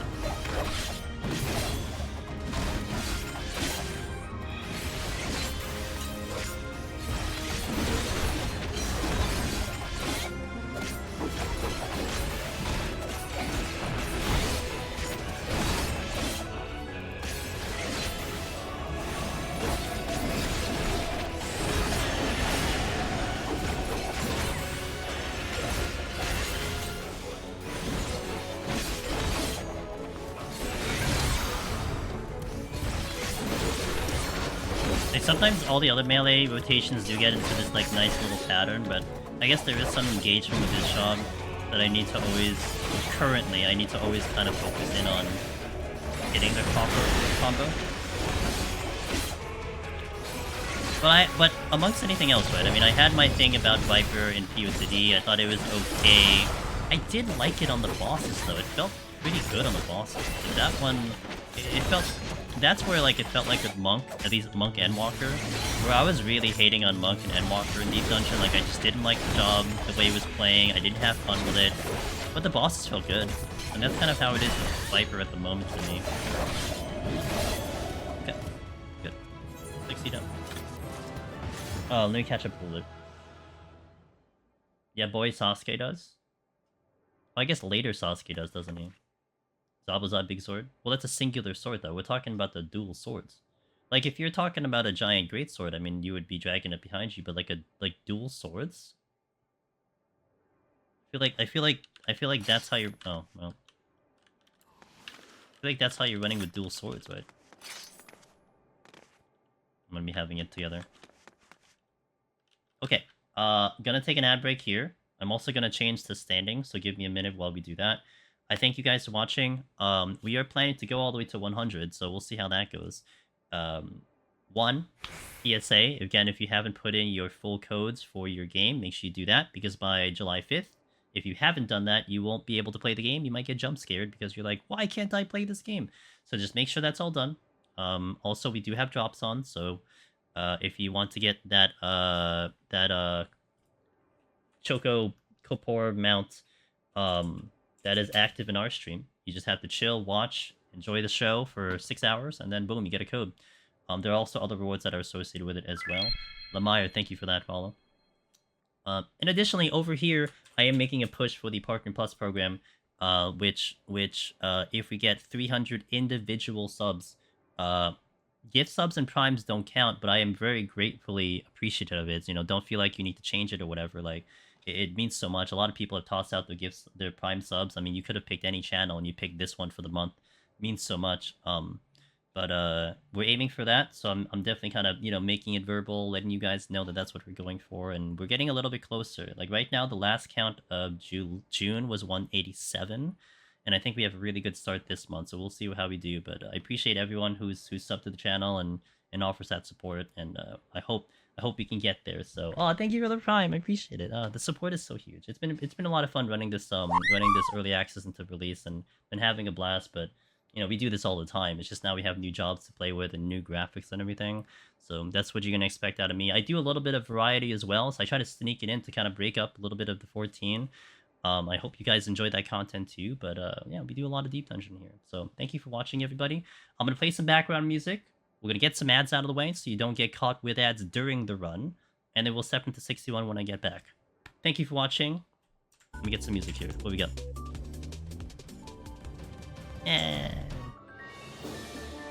Okay, pretty good song. Alright, see you in a bit. Hey, Wolfin, thanks for that raid. Welcome in. Perfect timing. I just got back from hitting some ads. Hopefully you guys didn't see any ads on your end. Wolfin, that was 14 for you. Welcome in, everybody. My name is Angela Demas. I do a lot of Deep Dungeon solo content. We do some variety as well. We are currently trying to do Viper. I'm going to pause the music for a second. We're currently doing Viper, Heaven on High. We are actually on, I'm going to put the floor in now. We are on 61 plus, which is going to be on reuse, and kind of when it really starts getting a little bit harder in here. That's what you've walked into. Picto is stronger than Machinist and POTD? Ask Nero. It's a bit of a loaded question, because it's like both yes and no. I think I'm still trying to think about what Picto brings to the table. My gut feeling with Picto at the moment is that it's still debatable whether or not I want to be like, hey, you should try Picto for your first clear. Like, I'm not sure. I'm not sure if I can toss out that suggestion yet. I may want a couple more reps. I may want to understand the job a little bit better. But in terms of like upfront damage, if you're talking, okay, here's one category I put it in. I mean, we could put it in so many other categories, but here's one category I can put it in. If you were to take Picto's biggest burst versus Machinist's biggest burst, Picto wins hands down. I think Picto wins against 20 other jobs with its big burst, but it's more complicated than that. What about when it doesn't have a burst? In my eyes, Machinist clearly outplays Picto on that front. If you reassemble and your Wildfire down, Machinist can still do a lot of work. There's no real downtime, and you can still live and kill things. Picto, on the other hand, if you try to pull something without your bursts, you're in danger of dying because you don't have much to work with until those things come back up, you know? And so that's why it's still kind of a little bit of a toss-up of what I want to think about Picto. I think I want to go back to some of those jobs first, kind of do like maybe a real direct comparison, see the VODs and everything, see how it is in Endwalker, and then maybe check. But there is some promise with Pictomancer. I think people who are a little bit more used to Deep Dungeon have a little bit of experience, you know, maybe got a couple runs under your belt, I think Picto would feel really good. But hopping in as like your very first time, like this is my first Deep Dungeon experience, it's, you know, I'm not sure. Hey Wolfan, thanks for asking. It went fantastic. We cleared yesterday the full 1 to 200 on stream, which I'm pretty proud about. I've only done that one other time before. Now I can say I've done it twice, and it went really well. How was your stream? Let me know what you're up to. Anyone remember what the Magic Clash quests for Dawntrail after the initial one? I don't remember. I don't think I know that one yet, because I don't think I'm that far. But anyway, on review time. I don't raising here, so we'll just be very careful. Kill the music. Take a sip of water. Cheers. Make sure you guys hydrate. Oh, you know what? Let me refill this water. Sorry, delay in game. 1 minute. Oh, well, that's unfortunate. I guess I'll take another break. I don't have any more water. All of my bottles are empty. Alright, let's go. It's fine. My first runs for Astro.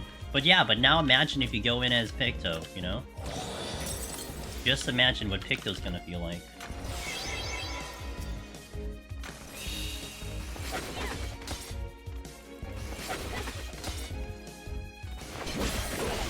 Nice dodge.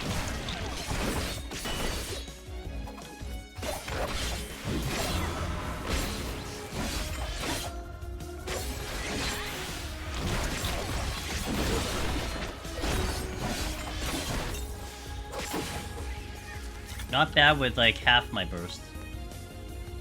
Oh, bless the game. Okay, I can relax now, alright? Bless the game.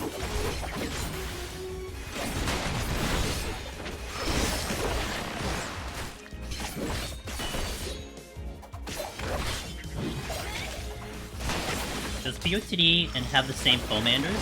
Nope. The differences in POTD and Heaven on High. In POTD, you have a Lust transformation, Rage transformation, Resolution transformation. Meanwhile, in Heaven on High, instead of those transformations, you have a Conceal, a Frailty, and a Petrification. On top of that, you have Magicites, which don't exist in Palace of the Dead, which you get from Silver Chests. That's the major differences. 110 boss down, let's go, big sis. Congratulations.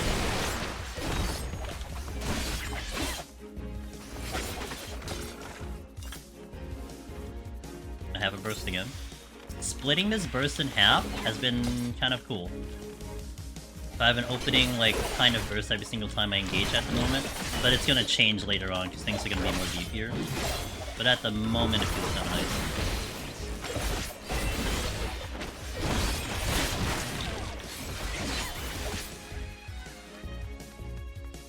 I have never done a Deep Dungeon solo, but watching this, it does look fun. Have done 200 POTD with the group though. The thing that draws entertainment value from me, Jess Richard, it's the entire challenge of it, having to manage your resources, having to really kind of exhibit pretty decent gameplay with each individual job, no matter what job you go through. I mean, like really, I feel like Deep Dungeon is one of the few things in the game that actually makes you use your entire kit. All the CC, you know, all the buttons, like feint, arms, like everything comes into play. Bloodbath is so useful on melee. I don't know, and I feel like it does even teach you some really cool things in the game in general. Like many people have said that it just made them a better player in 14, you know? But I think the biggest appeal too is the fact that this is a legit challenge.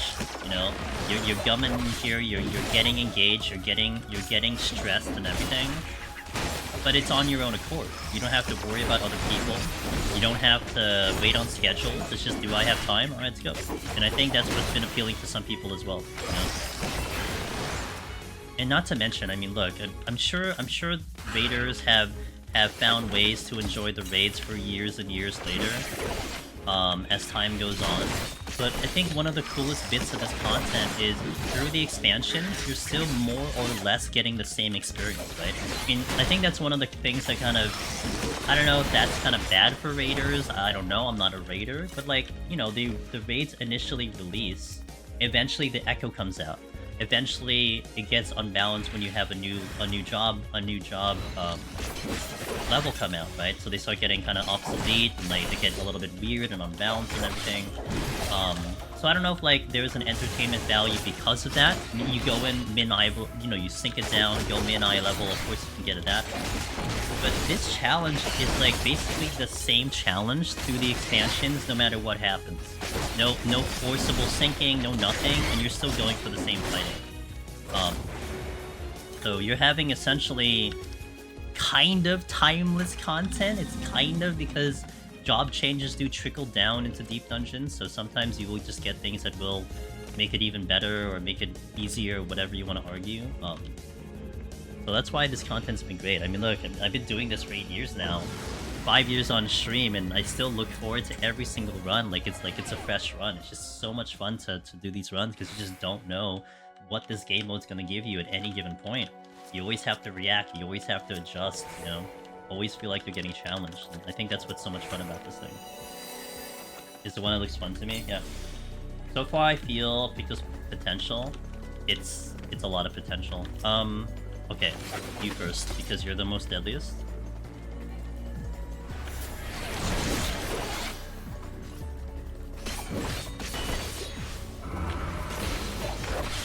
These dungeons are kind of content I wish WoW would copy whenever I return to FF and end up gunning into them. I mean, I think WoW had an opportunity, right, from what I understand, but it just didn't go the way people hoped it would.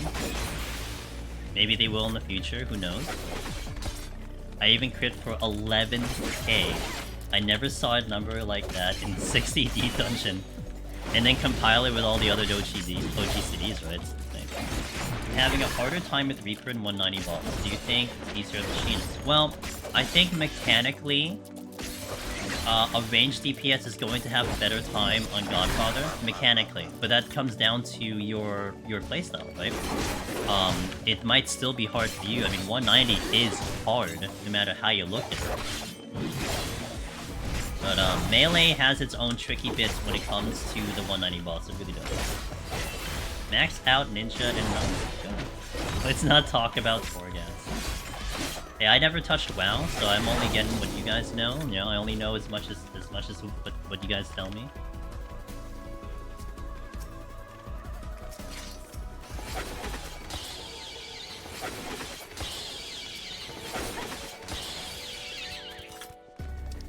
Frailty. Hold. Like, oh wait, no, use the site before I actually check anything else. Seth, hey, thanks for the follow. Boom, boom. Conceal. F1s. I gotta check the other things though. I'm gonna conceal to check them. Would I say conceal? Okay. I personally liked Torghast even, everyone hated it, but it was in beta. You know, Adir, I had talked to one of my buddies who had done it in beta as well, and I actually had like some pretty positive vibes from the beta version of it.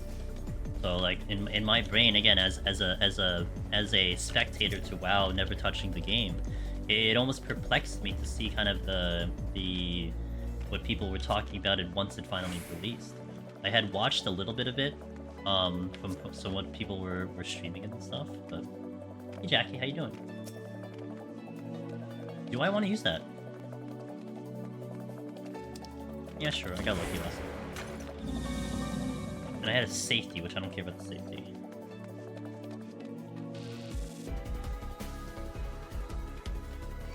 Oh, that's not good. Okay.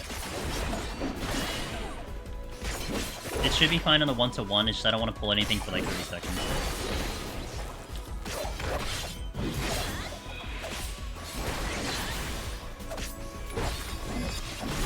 That dual blade burst is pretty satisfying. I definitely will say that. Like, no denying that bit. That's a nice burst. Of course, am I gonna start fighting things without steel? I don't know about that. I do have witching. I'm sorry, I do have raising. So, good. Although I think I may have a lot of options in the big room. I mean, I already have one here, and we did get lucky with Forgans, so we should be okay.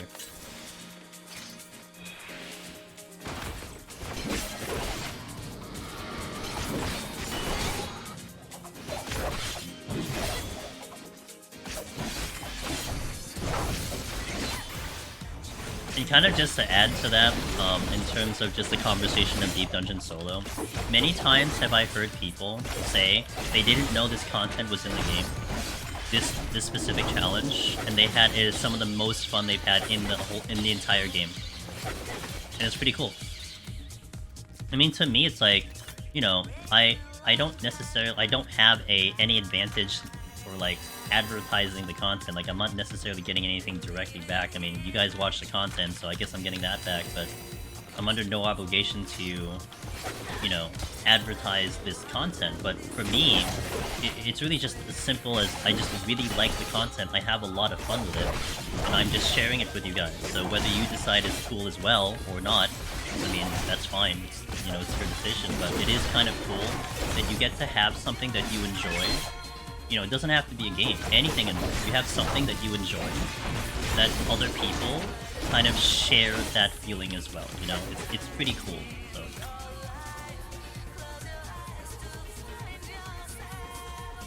Lights.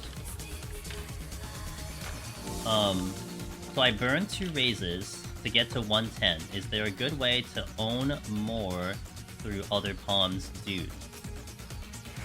Well, I mean, strength is a big one, of course, right? So if you're using the strength, that'll help you a lot. Witching can help if you're getting into bad situations to get out of them. That's kind of what I'm thinking of. Of course, it kind of depends on what you're running into that's causing you to use raises. But, I really fell in love with Deep Dungeon when Neff started to do them on stream. Before it was like, yeah, no, I mean, look, when I hear people say Deep Dungeon is boring as hell, I'm like, yeah, I agree with you. But have you tried it solo? You know? Yeah, you're right, but did you try it solo yet? Switching helped a lot. Yeah, I mean, like, if you like on Picto and how I looked at it, Vixis, if you were always engaging enemies one at a time, one pull, one pull, one pull, one pull, you should be okay. It only gets tricky when you start dealing with multi. That's when you start looking into some of the issues that could happen, because I definitely felt it on Picto. Once I had to engage with multiple enemies, your defense really shows up in the sense that it doesn't exist, you know? And you have to do things to stay alive. Like, you have to make really quick decisions. I mean, also, Vixis, keep in mind, something that is useful in Palace, you have sleep. You know, so if your switch is up or you have enough time to cast sleep, that can work on a lot of enemies and that can get you out of some sticky situations. So keep that one in mind too. Sharing things that you like with others just feels good in general. Yeah, it can, exactly. And of course it helps when the feedback is also like they like it too, you know? But it's been really cool over the years to see just kind of more and more people get engaged with this content, genuinely like the content. I mean, there definitely are people who probably did this content more than I have, and it's just like, it's so cool looking at it. It's like, wow, you guys really like this content. Like, I like it too, you know? Viper might be the first melee that I played since ARR that I truly liked since Dragoon. So it's refreshing that it doesn't have to have a strict rotation because it gets so monotonous. You know what? I agree with you on that one, Violet. And that's kind of what I was mentioning on when I was doing the 60 boss. Like, I had to kind of focus in the entire fight because I needed to make sure I was hitting the right buttons, and that bit actually did feel nice. Even the fact that it was, I don't know if I had said it with you or something, but the fact that you're dealing with a 40-second debuff and a 40-second cooldown, like off the 30-60 minute thingy, like, it's actually cool, you know? I still don't have the Necro title. I really want to get on Astro. Hey, keep at it. Look, people have done it. Honestly, that's all you need to know. I mean, not a lot of people have done it, but people have done it. I've said it before, it took me 6 months to get it, but if that's where you want to go for it, look at all the content that you're getting. But should I burn Fortune maybe to get more raises? I mean, raises are a crapshoot, right? Because there's, like, the only time raising is actually a boosted drop rate is in 171 from what we can see. When you may get lucky to get it, or you may not get lucky to get it. We kind of hope that you don't have to use it on the lower floors, but especially if you're progging, then you do want to use it. Fortune does help. A lot of times the Fortune is good if you intend to rage, or doing it at a sort of a floor that you get kind of the most kill count. So that's when you want to look at it doing that. I want to ask once. Should have asked once before. PAL, the F1 on High dual looks nice, not gonna lie. It looks pretty good. The dual blades, sorry, the twin, when you have it together, the damage feels pretty good. Which was something I was complaining about in Palace, but in Heaven on High it actually feels kind of cool. Hey Scala, how you doing? Is Hoarder the same achievement for both Heaven on High? No, it's a cumulative achievement throughout the 3 deep dungeons, so it is for all 3 of them. Not a separate achievement per deep dungeon.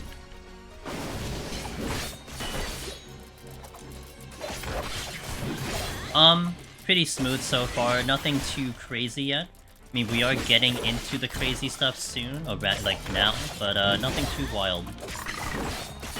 This thing actually lasted enough for me to double burst. Wait, did I not pick up the flight? No, there's another chest in here. Oh no, you dropped the chest. Okay. God, I got so confused. Oh, you suck. I can purity this one.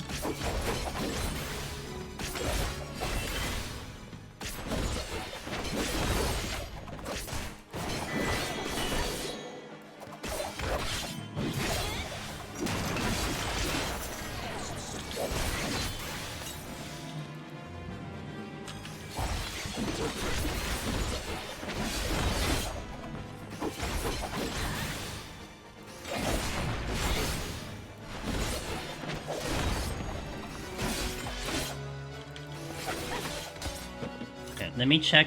So I have a little bit of a superstition. If I get a Mimic on one chest, I want to check like 1 or 2 more chests to see if it isn't another Mimic, and then I'll probably purity. Little bit of superstition. Oh, hold.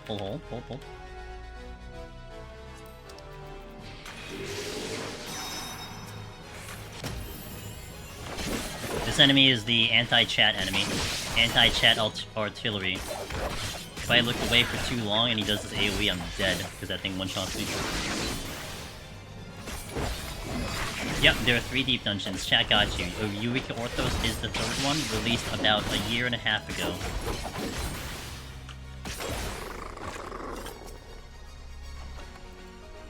How have you not heard of this? To be fair, Deep Dungeon is side content, and unless you're directly looking for it, there is a really high chance that you just pass on it. Warrior Street Killer, it was the Warrior Street Killer. Okay, I gotta deal with this without anything. I'm probably Bloodbath here.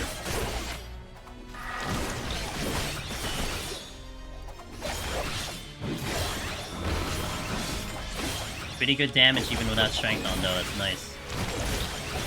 Helps when I dodge. That was pretty good.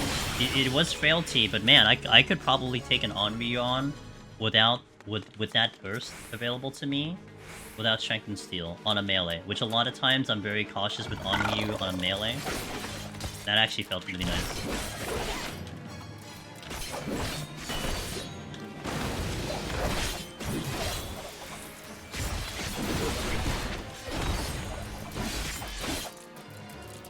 I remember you saying Eureka feels super duper long. It definitely feels like it takes longer for me to get through than Heaven on High. Example myth. Example. I'm totally comfortable doing Heaven on High on one stream, like now, right now, on my normal schedule. We start usually, guys, Tuesday, Thursday, Friday, Sunday, 9 PM Eastern, and I do Monday, 3 PM Eastern, and I'm perfectly fine doing a Heaven on High run 1 to 100 on any of those streams. When it comes to Eureka Orthos, I have to split it into 2 streams because it's just too long. I do 1 to 40, and I do 41 to 100 on another stream. Because of the length of how long it just goes for me. It just... even the early floors, they just take a while. Now, I'm not saying that's a bad thing. You know? I'm not saying that's... well, I'm not necessarily saying it's good either, but I'm saying that's just the situation with EO. It just takes a little bit longer for me to get through. Yeah, it is beefier. It's harder to speedrun. But again, I'm kind of saying that in like a neutral tone. Like, some people might like that, some people may not like that. It's completely fair, it's your opinion. But yeah, it just takes me longer. So for instance, tomorrow, assuming that everything goes well and I'm able to get this clear, we're going to be setting up Viper and Pictomancer Eureka Orthos in tomorrow's stream at 9 PM. And then I will plan to do Eureka Orthos on Friday for Viper, and then Eureka Orthos on Sunday for Picto. But we get the first initial bit out of the way. That's usually how I like to do it. How's Viper in Heaven on High? You know what? Straight up, I think it feels better at least than Palace of the Dead. I'm not sure yet on the higher floors, but I do like it better in Heaven on High. I was having a little bit of a tricky time in Palace because it just felt so naked with what it had, and especially stacking it up with the other melee, it just felt like it didn't really kind of give anything to the table that was special to the job. It just existed and just did damage. But in here, I kind of feel a little bit of the power of Viper, and so far I'm kind of liking it. Am I liking it more than some of the other melee?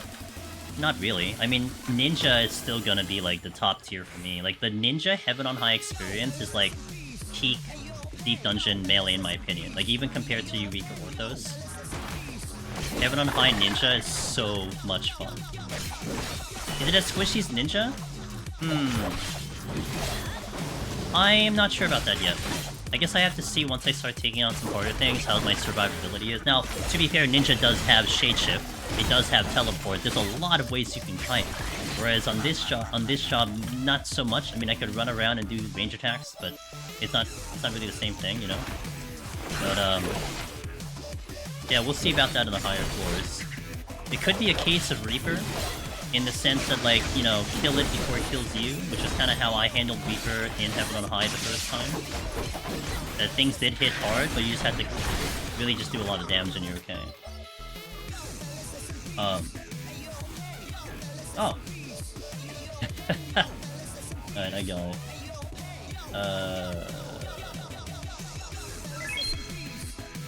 Thanks, D2, appreciate it. Yo, Herb, what's up, dude? I think that went out because it looked like some of the characters were also kind of like weird, so it's gonna like bypass some filters.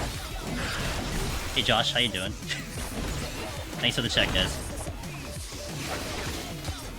Thankfully, it doesn't happen as often. What data center is most active for Eureka? Orthos?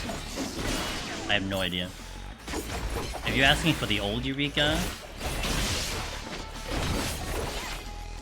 I guess all of them are. I mean, I think, like, all of the data centers are really good for the old Eureka. I just failed. Heaven on High Viper 95 ran out of pawns. 81 is a very difficult for Viper. Let's see how it goes on my end. Hopefully it'll be around when I get there. See how we do. But do I use it now? What's up, Johnny?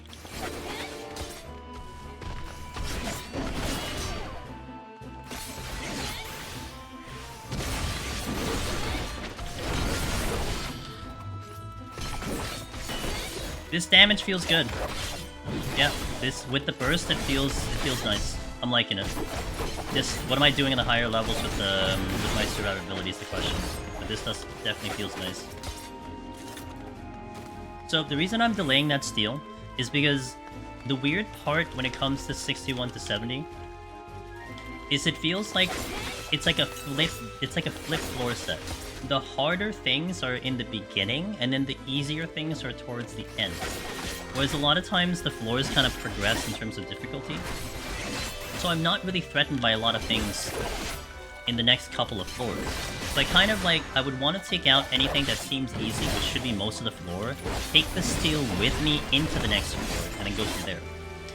We will start getting into like some of the things that are a little bit harder in the next floor, like the Repulsia, which do like kind of tank busting damage-ish.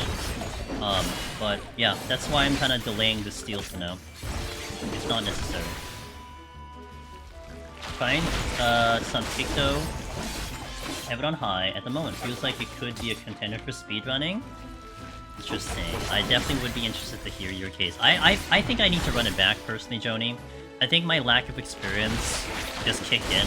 I think a lot of the gamers probably figured out Picto faster than I did, because I just did not feel comfortable. But then in Palace of the Dead, oh, it felt amazing. Like I was just in the zone in Palace of the Dead. I think I was comparing it to Reaper, in terms of just my capability of getting through the floors. Because I remember when I took Reaper in, I remember like I think I got to like Behemoth or like the 1670 boss, and I'm like, wait, I have like 25 minutes? Like I'm just at the boss, and I'm like, I got here so fast, like what the hell? And that was Picto to me, you know? Now Viper on the other hand, didn't come close to that. Viper was always kind of, you know, I just had enough time to clear, and it felt like I was in a groove, but obviously it wasn't kind of showcasing in the ability of the job. So, but Heaven on High was just a different animal for me. I just need to run it back again. Cheers, Flagless. I like 171 progression. Two giraffes and bears at the beginning, then F Anzus and monkeys from hell. Yeah, it's oddly consistent.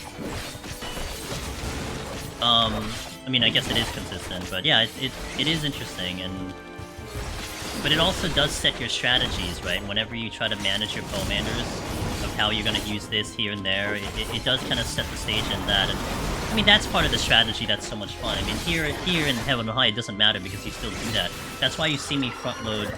That's why I front load my steel in the beginning, but then I'm not using steel really for the last bit. Just that's how the deep dungeon is set up, you know. But yeah, that's part of the fun part of this game mode, is that you're just adjusting to what the game is giving you, so on and so forth. The gorillas are your bane. Gorillas are fun. I think I've come to an understanding with the gorillas. Well, to some extent. Viper seems, unfortunately, be a victim of having too much of the good stuff locked on levels. It sure is go hard in EO, and the new dungeon they plan. Yeah, it will. I don't think it's necessarily bad, in a way. I think it's annoying. I think it is what it is, but I don't think it's necessarily bad. I mean, you're never designing jobs for deep dungeons. If that ever happens, by the way, guys, I will be the happiest person on the planet. That, like, they put so much care into Deep Dungeon. Like, that much care into Deep Dungeon. But they're never gonna think about Deep Dungeon when they're like, you know, when we have the 60 kit, how is it going to perform when someone does it in Palace of the Dead solo? Like, that's never going to be ever in the thought process of their minds, right? All you need to worry about is that it functions, and it can do things at 60, if you ever do 60 content. When most of the time you should be on the higher levels. Because, of course, Picto feels a lot better on those lower floors, too. So, hey, in my opinion, as long as it's playable, and as long as Viper is good somewhere else, and especially when it's supposed to be at 100, it is what it is. I'll see how I feel when I get to 81. Might change my mind. Yeah, I'm interested. You know, the thing that sticks out in my mind was when Finn said that he thought Picto was easier than Red Mage and Black Mage, and it almost, like, threw me through a tizzy. I'm like, wait, really? But I mean, I had so much experience on Red Mage, so it's like, I'm a little biased there. And I love the Black Mage run, and I got so kind of comfortable with Black Mage.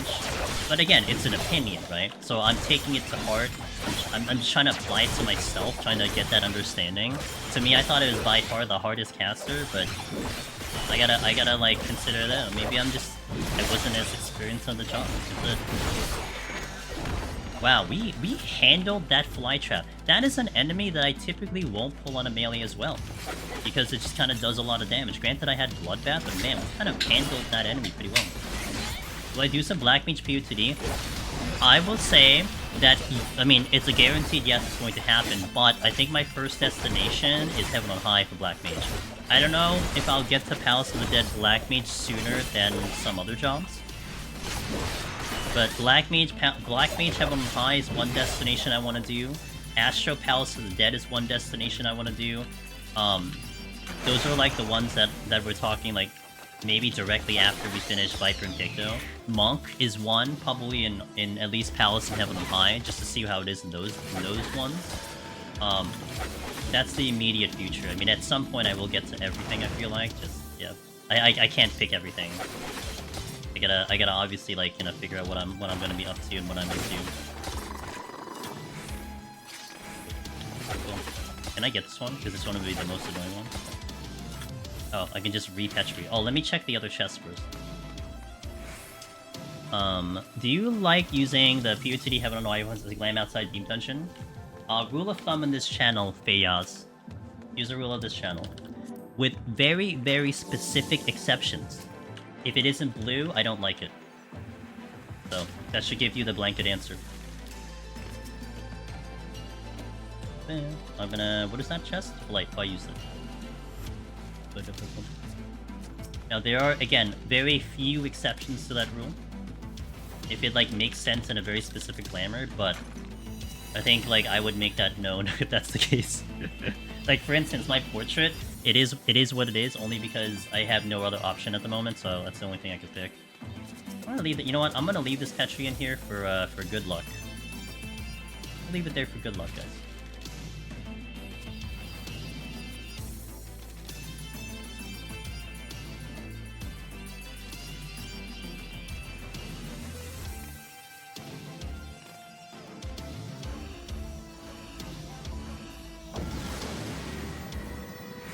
Reacia stands mad props. I can't stand Black Mage dash out of good content. Black Mage is like a very interesting job because I think some people do like it, some people just hate it, and I don't think there's any convincing on that department, right? I mean, it's either it's your playstyle or it's not. I kind of identify with casters. I like casters in like any game. It's something that I love to play, so I'm just kind of used to it.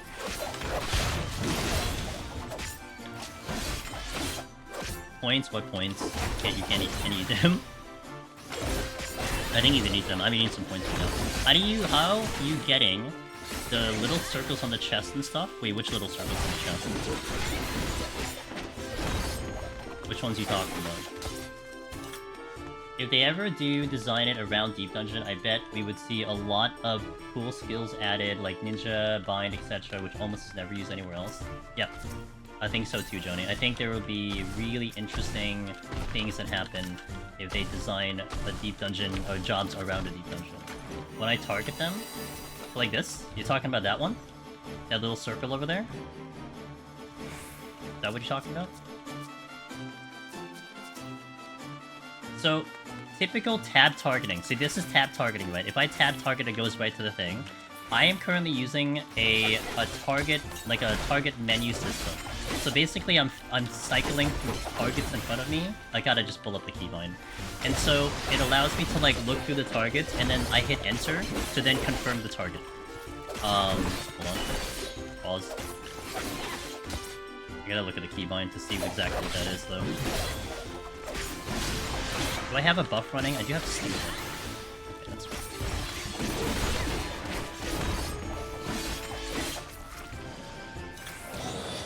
Now, let me get to 69 and I'll show you. I can probably... maybe... No, I'll do it in 69. Switching...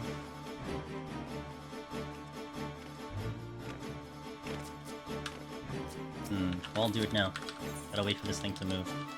So, I do... What is it? Alright, here we go. This is it? Yep. So the menu I use is moving the cursor. It's like a cursor movement, target cursor left and right. So that's what you're seeing. It's like I'm adjusting the cursor. And so you'll see me hit enter a lot because enter confirms the target. So I do it with chest and everything. So if I have this here, I could do a single G city, but then it'll swap off the target. I hit enter to then confirm the target, which is like if I tab target it. That's how I kind of get to the chest as well. And that's how I target the chest. To me, it's a little bit more precise than relying on tab targeting. What I have it for Q and E. Q is targeting anything to the left of my character. E is targeting anything to the right of my character. So I can manipulate it where I could have my character facing a direction, and then I know that it's to my left of where my character is facing, and I usually get to the target that I want to. It's something that I have adopted because of PvP, especially in frontlines. Because trying to target without a mouse and stuff and using the keyboard only, you had to find ways to be efficient. And so that's one of the ways I was trying to be efficient. I also did implement closest target, which is like Alt-Q or something like that. So that also helped me kind of stay on the target that I want to, if it's like close enough. So those are things that I like to use.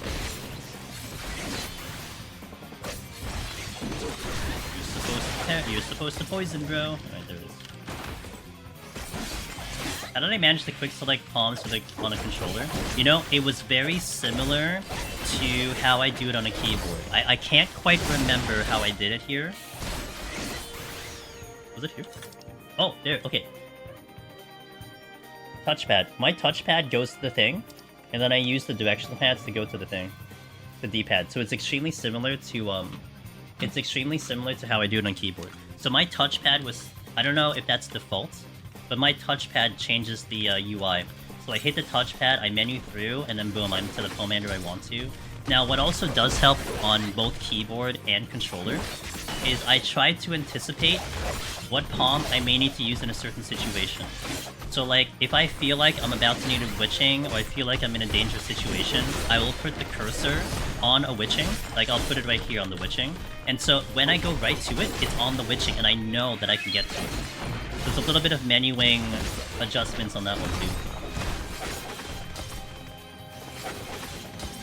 Why did I decide to play keyboard only? My FF11 history. FF11, the mouse functionality was kind of trashy, and so I kind of learned how to play the game via just putting both hands on keyboard. It was very controller-friendly too in FF11, I believe. Oh, was it? I don't remember. Anyway, it wasn't really nice to do a keyboard mouse there, so I just figured it out. And then I tried to transfer it over to 14. I've had to make a lot of adjustments in 14. But this is kind of your end result of playing this game for like, what, 10 and a half years? And doing it this way for 10 and a half years? This is what you get. So. Saydog, Nikki, and Bizrick, thank you for those follows, I appreciate it. And I wouldn't necessarily say I forced it, it was just what I was comfortable with. That's how I knew how to play an MMO, a Final Fantasy MMO in particular. And I just tried to make it work, made adjustments over time. I still distinctly remember the very first time I logged into this game. I was backpedaling, which was standard, right? And standard was a default setting. And I remember thinking in my brain, I'm like, no, I can't play like this. I've never played backpedaling. This is not how I do it in 1411. How do I change this? The very first thing that I tried to figure out in the game was changing from standard to legacy. And then from there, it's whatever. Tap targeting 14 always felt a bit wonky. Tried a bunch of different options. Yeah, look, I mean, I don't know if it will work if you do that move target cursor, etc. But the thing with tab targeting, don't quote me here because I'm not 100% sure, but tab targeting kind of works in a way that it cycles through through targets in front of you, right? But the problem is if things are moving, then that cycling changes. So if you're trying to target something from nearest to furthest, and something all of a sudden changes its distance from you, and that's why it gets weird. It becomes something that you don't anticipate. So for me, with the targeting that I have, I feel a lot more in control, that it kind of at least cuts it in half that of what I could potentially target. And that's why I guess it works out for me. I don't know. I just got really used to it. Look, I mean, I could do a lot of kills in PvP, so I'm pretty happy with that, you know? Rook! Hey, Rook! Oh, thank you for the follow! Miss Rook, oh my god, how are you doing, ma'am? Hello! I'm gonna try to get the shout out to you guys. Rook is an amazing creator, does a lot of 14, does a lot of Guild Wars 2. If you've seen some commentary from potentially WoW, other esport type games, a lot of the World Race stuff, she's the one usually being part of the commentating crew. She has a very, very solid resume when it comes to commentating things, and she is just been just a lovely person for that. So she is very talented and very good at what she does. So if you haven't met her yet, please do, because she's just an amazing creator. Brooke, I hope you're doing well. How is your Dawntrail going? I hope you're having a blast with Dawntrail and everything that goes with it. Guys, if it's your first time here, I'm Angelus Demonus. I have done a lot of Deep Dungeon solo. We are currently working on Viper Heaven on High for the first time. This is my first attempt. We're trying to see how this job does, if we can clear. We have conquered Pictomancer Heaven on High already, which we are world first. And we have done Pictomancer and Viper in Palace of the Dead recently, so this is the next destination. And it is a pleasure to have you here. Also, Magical Maniacs in Amith. Thank you for the follows. Welcome. I'm just gonna. I've been loving DT. I love seeing. Yeah. Oh, they've been great. They've been an interesting experience. I think that's the best way I can put it. They've been an interesting experience. Viper and Picto are so different from each other in terms of soloing. They still do the work, but very, very, very different experiences between the two of them. Turgo, hello. Ubaness, hello, how you doing? What jobs do you recommend for first-time clears in House of the Dead? I got to 150 on Red Mage, that is awesome. Well, a lot of times what I like to recommend, Ubaness, is really taking the job that you kind of like the most. You know, what job is it that is your favorite job? And try that first. Now, you have some Red Mage experience, so now what I want to ask you, and you don't have to answer it, you can kind of think about it first. Did you like the playstyle? Did you like the dual casting? Did you like the caster experience? If you didn't, you could try to do a machinist, which is going to be a little adjacent, a little different. It is a range class, you do a lot of running gunning. You could try a completely different avenue and try tank, which is like warrior, which is very popular as well. Very different experience from what Red Mage was like. And those were two very popular jobs when it comes to trying to solo a deep dungeon, at least specifically House of the Dead. I mean, you have other ones. Reaper is also popular, although you're gonna be kind of, you know, a little bit in danger with your defense, and melee is an interesting job to try to take in general. You do have Sage, which is a healer, where you're chasing time, but you're probably not dying because of its mobility and shielding and heals and everything. It does have pretty good damage too. You have a lot of really good options, and the ones I just mentioned are the ones that are popular within the community. But, kind of see, like, how did you feel with that Red Mage run, and maybe adjust from there. Red Mage is the OG. It used to be the one that was popular, it used to be the one that a lot of us tried to clear on, but nothing has happened to Red Mage. It's just a lot of the other jobs have just gotten so much better over time. So, you don't really see it recommended as much anymore. It can do the work, it can do the job, it's just, you know...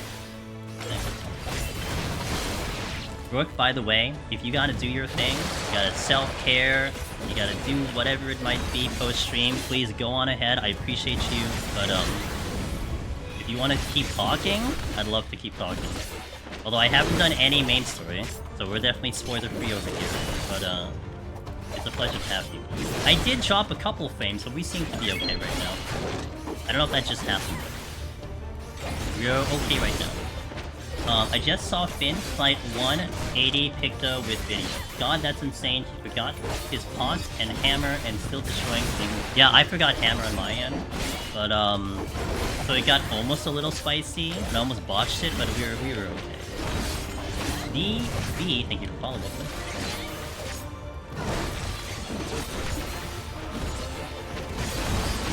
Let me get into this puddle, I can look at chat. Do I use the... Yeah, actually...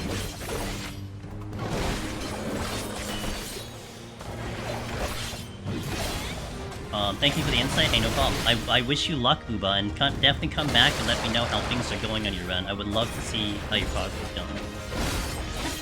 Fond memories of me not killing second behemoth because I forgot lucid dreaming on my... Oh my gosh. Well, it happened. Getting to 91 to 100 full speed, it is. And I feel like I'm personally getting better at its end gear the more I do it. It is a tough speed run. But it's kind of fun. Thanks for the hours of streaming. How to get you a drop towards 101? My stream? Hey, look, I got you covered. We usually go at least a minimum 6 hours here, so you know, if you're fresh off the beach trying to get those Twitch shots, at least I got you covered for X amount of time. I'm sure Brooke handled a couple of you guys, so I hope you enjoyed her stream while you were trying to get your Twitch shots. If any of you are in there. And I'll be here for at least another 3 hours minimum, because we are going to 100. That should take me another 3 hours. What's my favorite blue dye? It is the name of the bot. Dragoon Blue is my favorite blue dye. It used to be Raptor Blue, and then they released Dragoon Blue, and I retired Raptor Blue. We actually changed the bot name. The bot used to be Raptor Blue Bot. And then I kicked it to the curb and replaced it with Dragoon Blue Bot. It had to be done, you know? What can you do?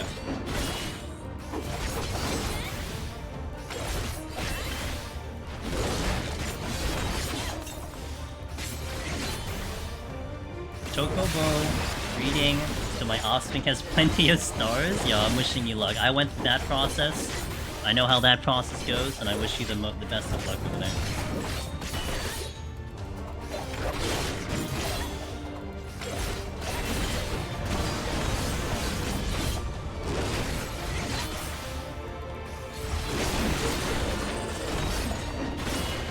In the puddle we go.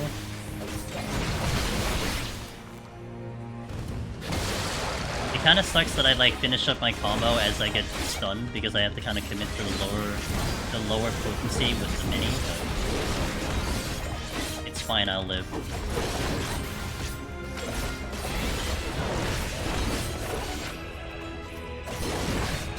Okay, also, we'll take a note.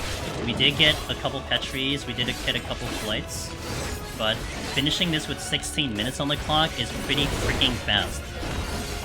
So, that's pretty impressive with this job.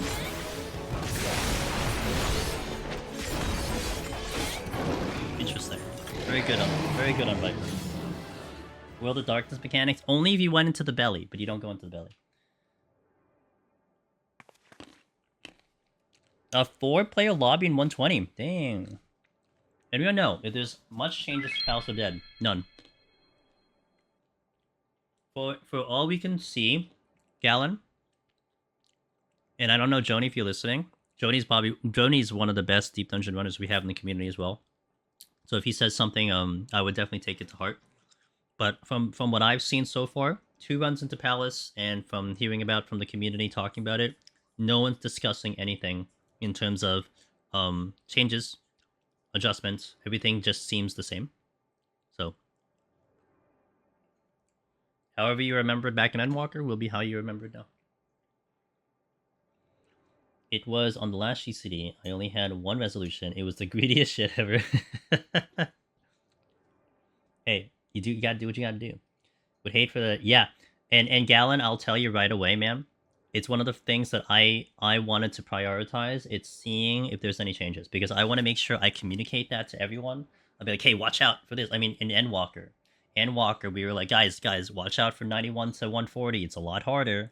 You know, everything feels the same, but man, that set has become harder. Or like, 1 to 50, heaven on high. Oh man, so much easier. Like, I really want to make sure that people know those changes. But in this case, nothing to talk about. No one's talking about anything. No one's mentioning anything. Everything seems the same. No weird quirks, anything. And I would tell you, like we have some crack gamers in the community who do some crack things. And if there's something really quirky with Deep Dungeon, someone would have figured it out by now. Maybe like you can all of a sudden sleep mimics. Something that was supposed to be unstunnable is all of a sudden stunnable. Stuff like that can happen. And I would like to think by now we would have heard something, but nothing quite yet. So yeah. Good luck on your attempt. Wish you the best of luck. Solid. Dude, I finished with 16 minutes left. Just a clean 61. No real issues. Oh, you meant the 120 Chocobo. Oh. People are running Chocobo Riesling. It's so interesting. Is there new gold saucer stuff that is available? Do we know what patch the new deep dungeon will be? Well, basically, I mean, they haven't gone out and like called it like what name it is, but basically we are pretty much assuming there's a new deep dungeon. When you'll see it based on history, it's 7.35, so halfway through 7.3. You should start hearing about it by 7.2. That's about a year from now. Well, 7.35 is about a year from now. 7.2 is when you'll start hearing potential information about it, like hints of it, snippets of it, maybe a name. That's when you'll start seeing it. But until then, we're kind of chill. Hey, Victoria, going well? We're gonna step into 71 in a bit. Got 1.49. Hey, congratulations, Sengear. Sengear, I love to see it, man. You're just getting better at Deep Dungeon every freaking run. I finished with 3 minutes, 130 kills. Oh, well, you're different, dude. I mean, you're going for skill. You're going for kill count. I got some new glasses of Gold Saucer. They're kind of expensive. Okay, gotcha. Maybe that's why people are pushing it, potentially.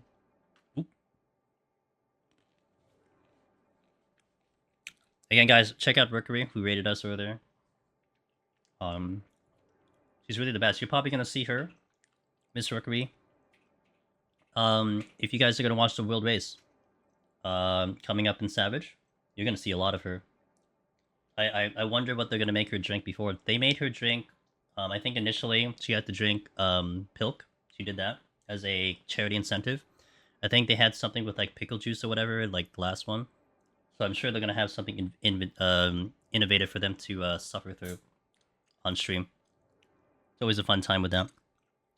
So you're gonna see her a lot, I believe, in the World Race. So her commentary is just top tier. She knows the game in and out. She's just getting better and better commentating. Not that she wasn't good. She was already good, and then she's even better. So it works wonderful. Grundos, hey, follow into the Prime. Thank you for that. I appreciate that follow so much and the support. Also, Shorel earlier. Thank you for that follow as well. Okay, we're gonna hit some ads here. I like to time the ads in between the floors. We always have to have ads every hour. It's you're probably used to it by now. Every kind of streamer has to play ads. Over here, I try to control it so you guys don't miss action and you guys know when it's coming. I think that's important for the viewer experience. Good luck on 71 plus. How you liking the new jobs in DD? Mr. Bonkers, thank you for that. I really appreciate that. I like to do the deep dungeon is really nice because we have natural breaks in here. So I do the ads in between the floors. So we're gonna get one out in a little bit before we get into the next one. But let me catch up in chat here for a second. Mr. Bonkers, how am I liking the new jobs? Well, so far with my experience, we've done Heaven on High, Picto, and currently working in Viper. We've done Palace of the Dead on Viper and Picto at the moment. Viper and Palace of the Dead was pretty rough. Like, there wasn't really anything special with that job. It was just kind of a little bit of a tough run, but we made it through. Picto, on the flip side, was very strong. And it was an experience that I really liked it. Now, another flip onto it is that Heaven on High Picto, to me, felt really difficult. Especially when I stepped into 71. That's why this will be very interesting for Viper. We'll see how Viper goes. But so far, Viper has actually felt pretty good here. So it's almost like really like a flip thing of the experience and stuff. So, Plus Mancer, thank you for the Prime Gaming as well. I appreciate that. Let me read Solana's thing here. Hello. Some days ago, I had a warrior run in Palace of the Dead and lost in 178. On to 177, I got a floor with no abilities, and took me 9 minutes to clear, and then on 178, I had no items on the next floor, and I was too greedy to not use Serenity, even if they were at 3. I was really stressed about time and ended up throwing. So, should of a use of a Serenity with no abilities? Sorry for the long message. Hey, it's all good. I think pushing Serenity down to 2 is not a terrible idea, because think of it this way. What you need to translate, Solana, in terms of what you're presented with debuffs and everything, is you need to see what it means to you to have these debuffs. Okay, for example, what is an ability doing to you on a tank? No defenses, but no berserk either, I think, right? So you're already losing a lot of damage, and you're losing a lot of survivability. So if you... Okay, put it this way. If you walked into 177 with, like, 50 minutes... Not practical, but let's just say 50 minutes, right? Okay, you can deal with like losing time on that floor because it's like whatever. I can spend 30 minutes on this floor. I'm so ahead on time. If you walk into that floor with 20 minutes on 177 and you need to get the boss with about 10 minutes remaining, you need to hustle. So you need to do something to get through. Now, Serenity can be an option. We like to do the double dip rage. You rage on that floor, take it into the next floor. You know, stuff like that. But you have to think of it like something has to get used. So it now becomes what's going to give me the most time. Now, in that situation, I probably would have Serenity. I may have considered a Rage, only because 177, 178, 179 have kind of the most unfavorable options to kill. And it's perfectly okay to go to 2. I mean, me, I get risky when I go to 1. That's when it's like a little bit kind of iffy. But to 2, you never know. You might pick one up. So, definitely a lot of options you could have done there. But... you know, maybe take that into consideration next time. Time kind of adjusts it that way, you know? The Empyrean twin swords look cool. They're pretty cool. I think I like the Palace ones better, but... Plus Mancer! Hey, it's been a minute. We were actually having a pretty big discussion on PvP earlier, but yeah. I hope you're doing well. Thank you for passing by. I hope DTS treated you well. I hope you've been really well these past couple of years, and good to see you.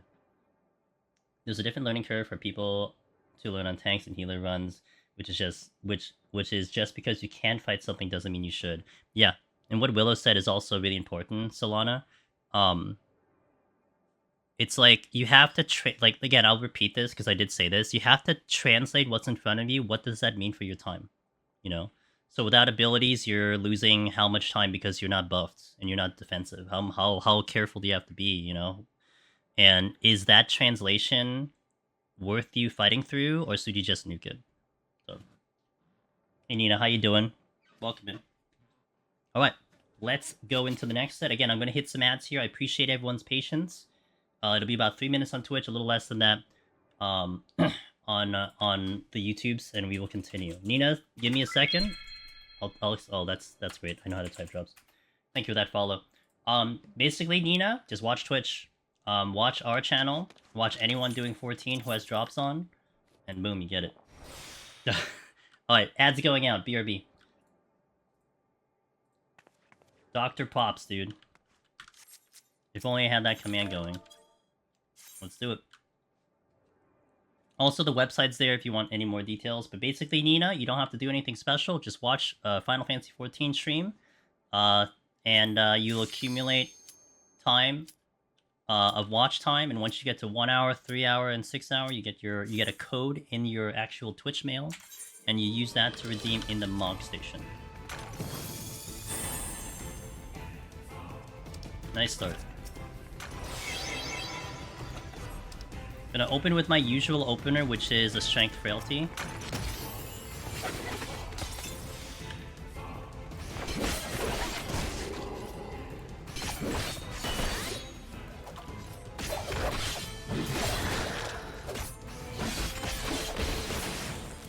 Hey, thanks for the hype train, guys. I appreciate that support. GLGL Angeles. Arahi! Thank you for the tier 132. I appreciate you, Arahi. How are you doing, ma'am? Arahi is one of the most badass deep dungeon runners you'll ever meet in the community. Literally a score expert. Does streams as well for deep dungeon. So good at what they do. Hope you're doing well. 32. I can't believe it's been so long that you've been around these parts. Hey.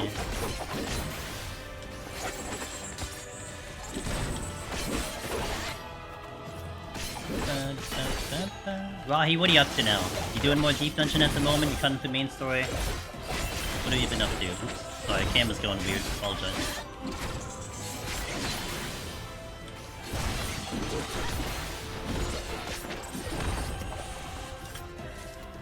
No, that's gonna aggro. Arahi makes my pulls look timid. The only caveat is the streamer must have your rewards and you can beneath. Yeah, so you have to make sure they have the drops on. We have it on. I can assure you that much. I'd imagine most of the streamers have it on, but I don't want to make that assumption, right? Nice raising pickup.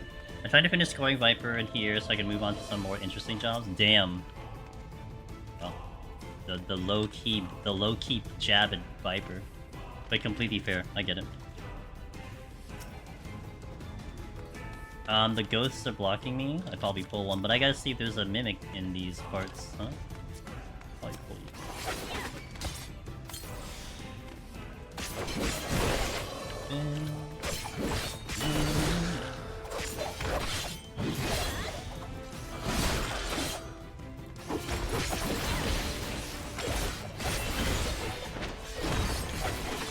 Okay, well, there's a lot of ghosts apparently.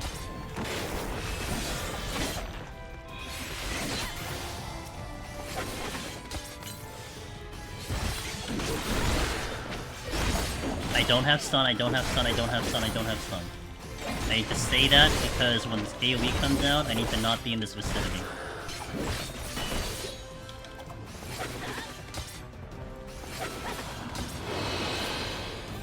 Use Cardia? Alright, Lambda, you got it. I will use it. I'll get right on it.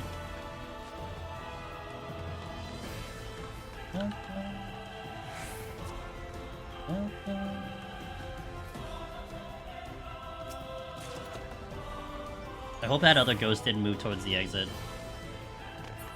Wait, where did you come from? What? Did it walk past me at some point? Because I don't remember. Oh, you know what? It might have been in the other room. Maybe it was in the other room. I do not remember a tiger. Hitting cat.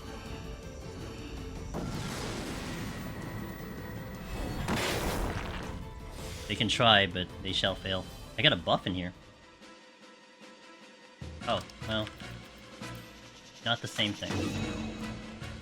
Oh, I gloom. But I have HP up, so it's like a mini steal. Mimic would be fun. Sarcasm. Slate! That helps. You know, let's check the silver chest first. I think that's a better idea, huh?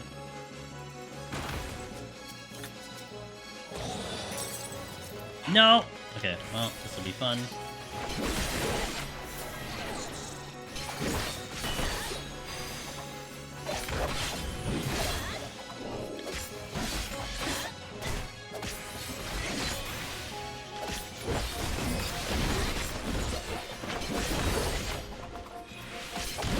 Ow! Really? I didn't expect I actually went to the backside, but here we are. Okay, that was surprisingly comfortable.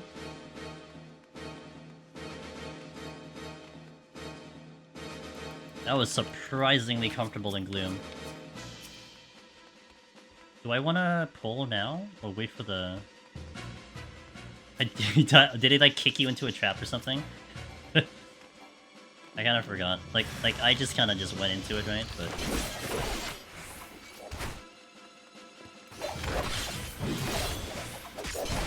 ow! You know what? That kind of hurts. Not gonna lie. Oh, fantastic! It's an imp. Great.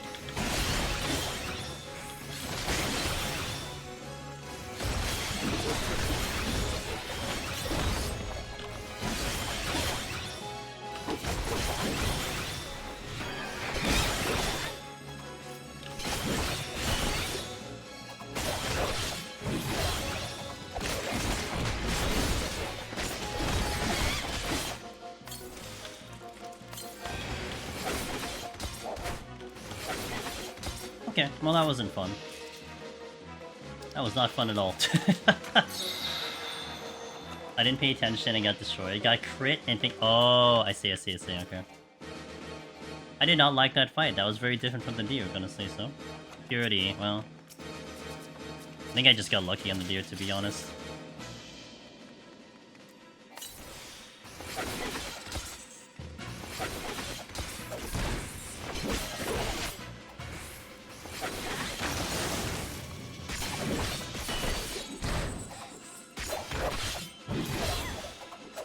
I've always wondered, does jumping actually do anything to adjust my position a little less faster than running? If it does, I'm not doing it intentionally.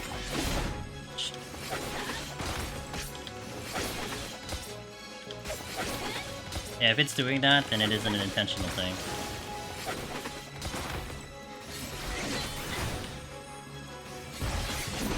Okay, starting to see Viper's defense here.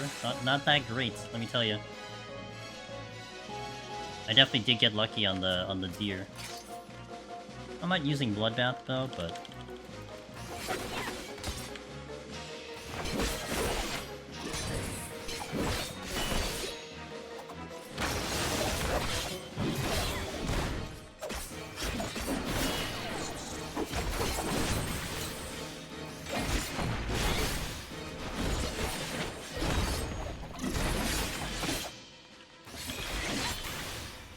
got the mitigation there. Got the dodge there.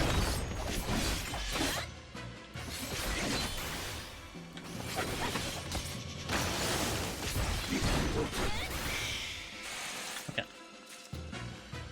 Just need a good... I don't want to do the ghosts. The bombs are like my ideal target right now.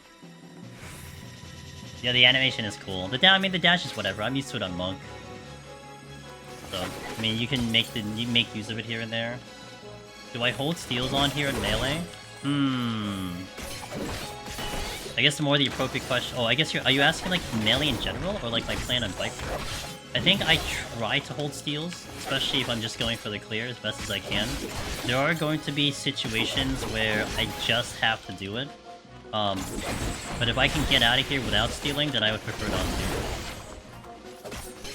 Like, I'll try up to me dying before I even consider stealing sometimes. Because generally I get the good pattern of like pulling quote-unquote easier enemy that I don't need Bloodbath, and then pulling the thing I do need Bloodbath for, and then kind of alternating between the two, and presumably that'll be enough to keep me up, you know? That makes sense?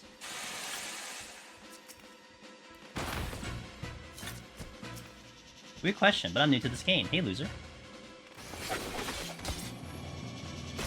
When I try to redeem one of these codes, it says it cannot be because the address isn't valid. Because I've only ever given my email address. Does anyone know what's waiting? What this is wanting me to update? Are you having the issue on Mog Station? I assume when you're entering the code in Mog Station.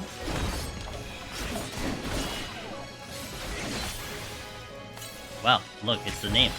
You know, we had a viewer one time. Their name was Biggest Poop in cap letters, and I think it was always funny for chat to hear me say it. But I'm like, that's their name. So what am I supposed to do? I mean, they're talking to me like a normal person, so I will just talk to them like a normal person.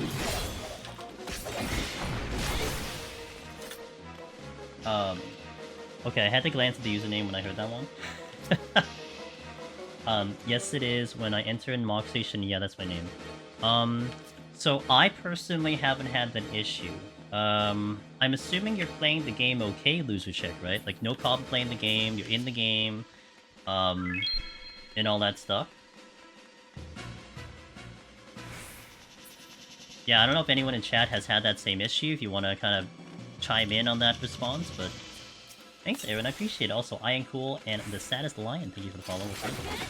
Yeah, I apologize. I don't know personally without having to, like, Google it or something. If you can't find anything here, if no one here is able to offer an answer for you, highly recommend checking Reddit. Reddit probably has an answer, and I am certain someone else has run into your issue too. So if no one here is able to get to you, then I would recommend looking into that. Yeah, I'm in the game, my email is verified, but I've never purchased anything, so I haven't typed in the address for the billing. Gotcha.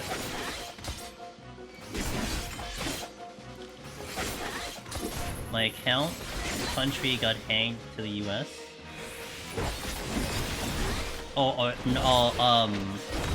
Lambda, let me just make the assumption you're not from the US. I mean, you don't have to say where, but... Dude, what the hell is this floor? I'm here forever. Am I out of bombs? Can I... Okay, there's one more. But isn't this supposed to be like a global thing? Or...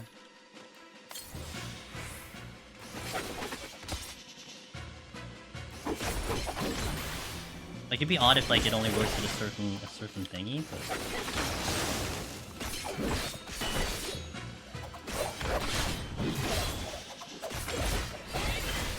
Oh, I have it. Oops. Oh, come on, you ruined my fun.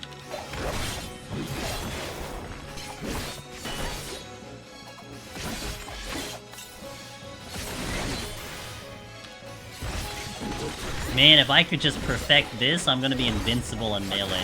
Specifically Viper, dude. I got this stagger cutting going. Oh, this... Oh, well, we have a problem. Houston, we have a problem.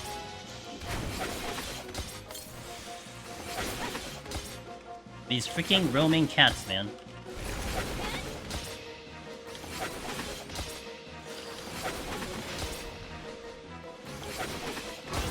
You know, I was debating, do I, oh my god, do I, like, consider a flight here? Time seems to be okay, and then now I look at it, I'm like, yeah, I think we consider a flight here. Hit the wrong button.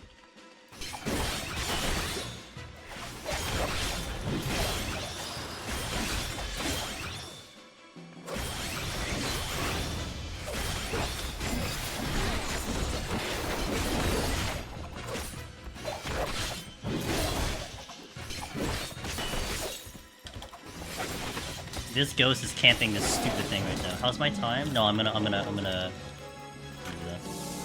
I'm gonna do the conceal because this ghost is just camping this exit. I'm gonna use Wikify for me, but I set up a long time ago to remember. The codes work everywhere, but they did weird stuff with the addresses recently where if you have a different address on your cards and account, for whatever reason it might make things work. I think it's when they change what could and couldn't use. Okay, maybe take that into consideration. Who's a check? As an option. Ooh. Ooh. This is... Did I do anything to this floor? I don't remember. I feel like I... Oh, no, I flighted. I'm such a dumbass, dude. I just flighted 10 seconds ago. I'm like, did I do anything here? Like, why did the enemy seem less than usual? Literally just forgot what I did. And then I looked at my palm. I'm like, oh yeah, we're down a flight. That's like streamer brain right there. Good. I needed that witching back. Nope. Do I pull you? Thinking about it. Maybe not. Maybe I get closer to the X before I pull. My damage is up, so I would want to pull sooner rather than later. But let me maybe check the chest and then pull. That sounds like a decent idea. Unless I aggro the serpent, but okay, 2 ghosts over there. Athletes. Do we have a chest here? We do. I'll fight. Popping the strength to kind of keep the speed going here. I have stun. So what I want to do actually is I want to pull this one first. And then I will fight the serpent behind me. Ooh, I thought that didn't activate. Because I can wait for stun to come back. I actually saw that a little late. Oh my gosh. Never did a payment thing for anything. That's okay, so I don't have an address associated with it. Can do deleted instead. Ow. Let you know. Yeah, I hope it works out for you. Sorry I could provide an answer, I just never ran into it. But I'm glad someone could offer at least some direction for you to try out.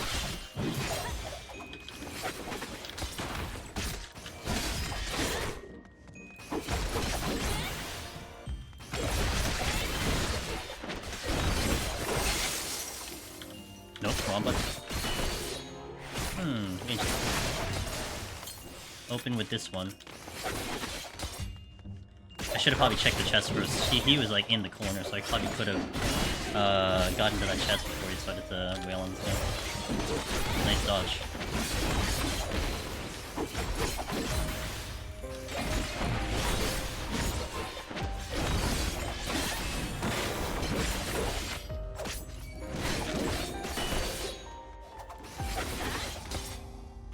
Conceal came back, right? I've never stagger kited on melee before. I didn't realize it worked like running back an enemy. It worked by running back at the enemy as well. Yeah, like I do a lot of on samurai. What I'll do a lot is I will dash in and then dash back because you can displace your positioning by essentially like putting yourself behind them because they have to go forward and then they have to turn around.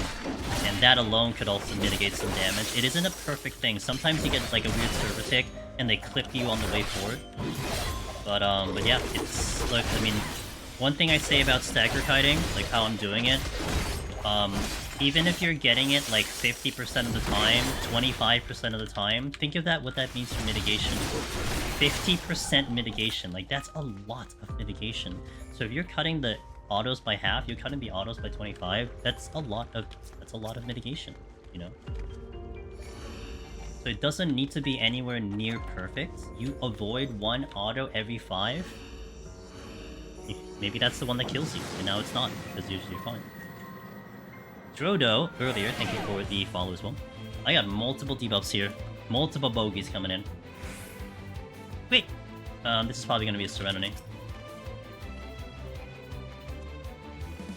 Although I want to see if I can sneak any chests before I have to pull something. I'd probably get the Mammoth if I try to go there. There's a lot of good pulls, I just can't really do it without steel. Or without potions. That's a treasure room down there. I can tell right away. Purity. Can I sneak anything in that treasure room? Also, are you the exit? No, I can't sneak anything in this room. Because everything is kind of shoved into the back end.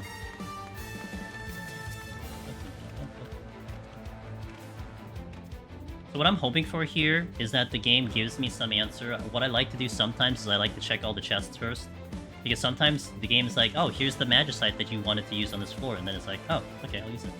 It kind of gives me a little bit of a heads up. Maybe I actually get it, but we'll see. I gotta wait for that Mammoth to do its thing.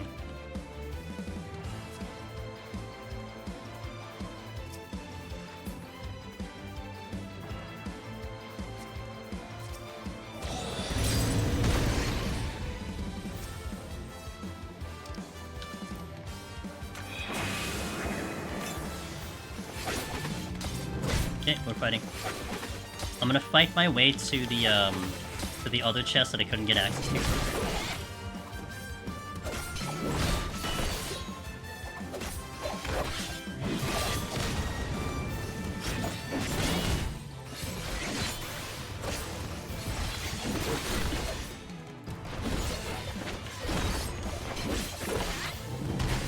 Ow.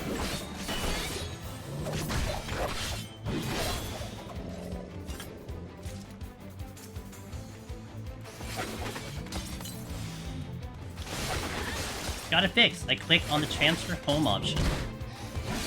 And then it popped up to update my account to a standard account, even though I was never on a free one, and took my address info. Hey, there you go. So I know okay. Hey, I'm glad you figured it out. I hope we helped a little bit. And cheers. Ow.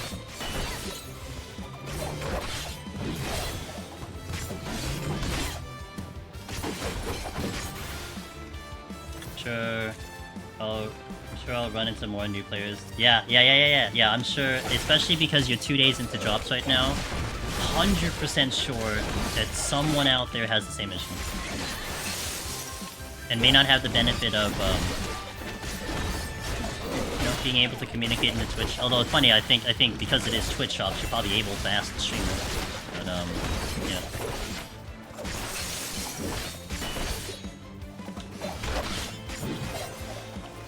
How's my time? It's okay. Not great, but it's okay. Oh, that's my answer. Okay. Alright. Why check the chests?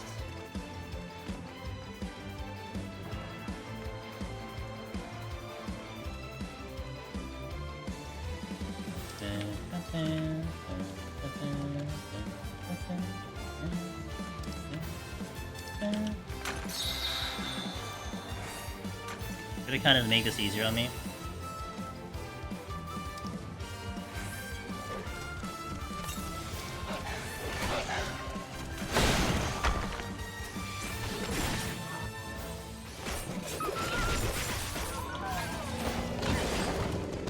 Tried to see if I could have gotten lucky to like maybe sneaked out like the chest before I did the pet tree, but I think that was asking for a lot.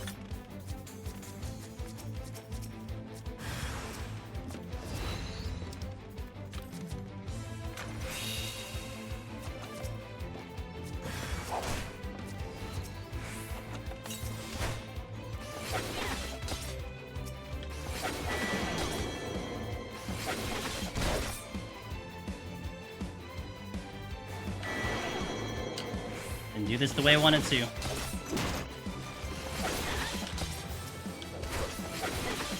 There is a way I can do this.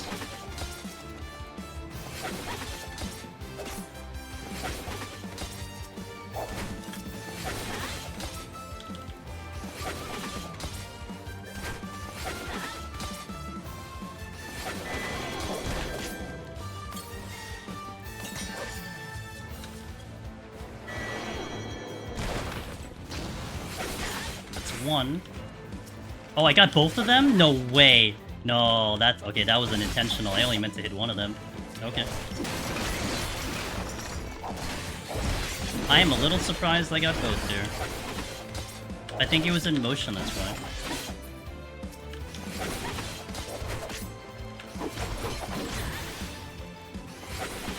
Okay, good. Affluence, steel.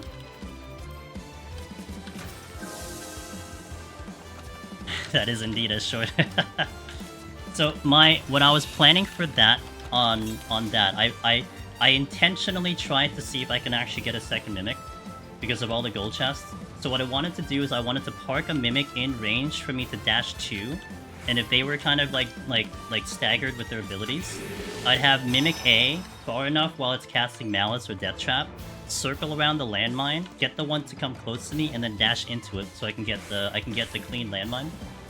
But I didn't think I'd actually hit both of them with the landmine. I was actually going to utilize both landmines and just take turns. So that's interesting. I kind of want to look back at that because that is not what I expected. Because I think the one I jumped to Oh, you know what happened? Maybe I jumped to it and the Mimic was moving towards me, so it got clipped at like a surfer tick or something. Maybe that's what's happening. Get the Petri! Okay. Thank you. I saw that. Thank you. I forgot. Thank you, guys.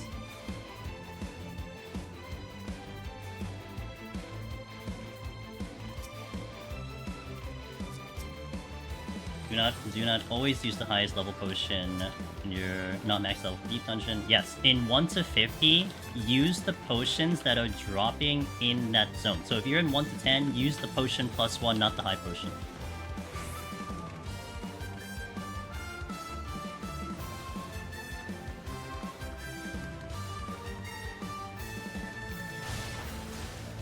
That, by the way, is like, I guess that's what you can call Viper landmine playing. It's very niche, but very possible. It's just, the setup is, of course, you know, dicey, but it worked out.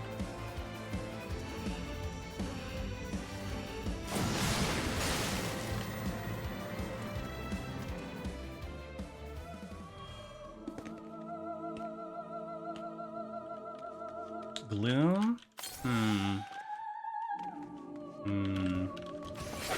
I'll just fight right now. Think about it later what I want to do. Definitely not surrendering because I am already down with This is affluent, so I want to check the chest properly. Out.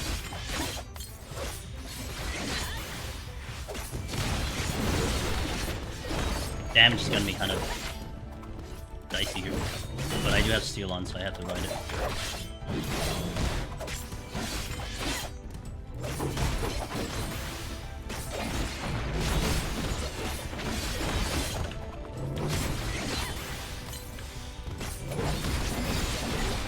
Myth! Hey, thanks for the prime, I appreciate that. Huh. Huh. That's another treasure room. I'm blessed with treasure rooms because Arahi's here, that's why. How do I want to deal with this?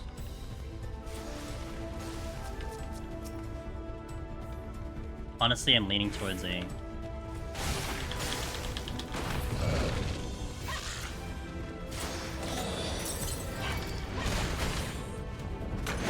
I'm leaning to a Petrify on that one, just because this is going to take a while. I wanted to see if I can dash through the enemies, and dash through the enemies and like actually avoid aggro, but that didn't quite work out. But I'd already committed to that Petri here. I should have Fortune though. I'm sorry. Maybe it's better. Maybe it's better that I didn't Fortune.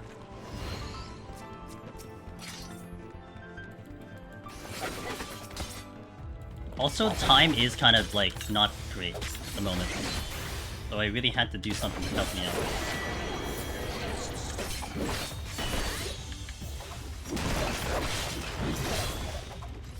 Although, to be fair, I think I did avoid like some aggro. I think I did get the one serpent, but I think I avoided the toad.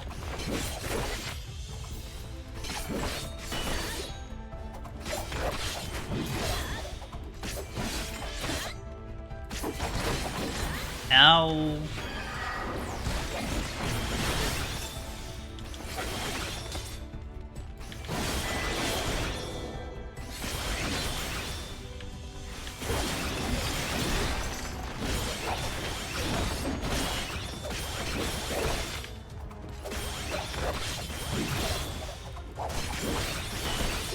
It took so long. Stealing my score seeds. I know, I'm sorry. Get the flight back. May consider it now that I'm down the Petri, though. We'll see. Flight came back. That's good. That was worth it. More chests to check. Which... Oh man, if only I checked that one first. Fine, I'll save it for another pool. Stacking pox would be fun, question mark. Would it though? I would take a stacking pox if I can get a stacking strength. If I can get that, then I'm good. Oh no! Okay, good. That is indeed the exit, but I want to check that other room. Oh, bless. Okay.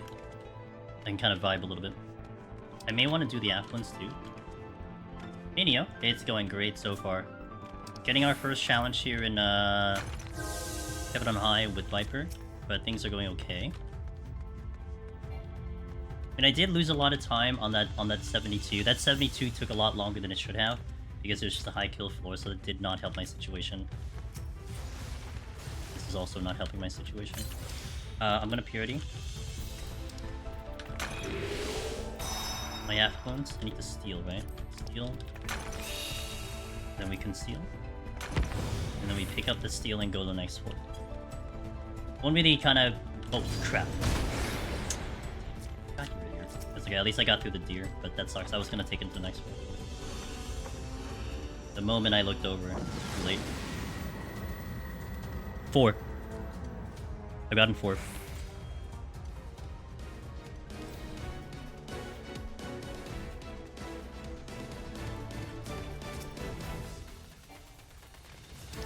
Intuition. V through 2.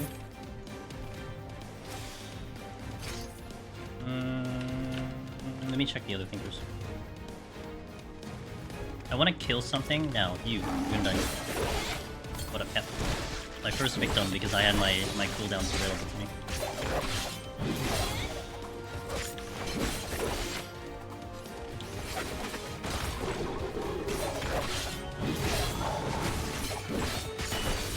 What up, Blank? How you doing?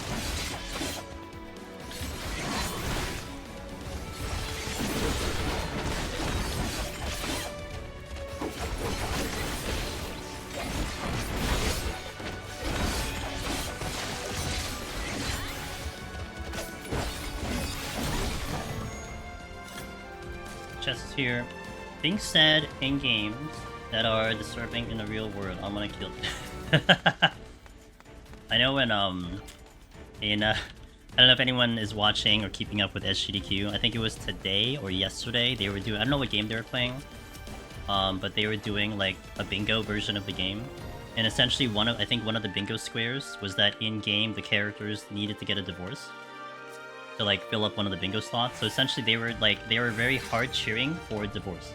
So it became kind of a meme a little bit. Like, hey, divorce! That was hilarious. So taken out of context, it would have been really, like, kind of like, eh? But they needed it to win the game, so what can you do? That is a luring trap. That is a luring trap as well. Cerno! Hello, how you doing? Welcome in.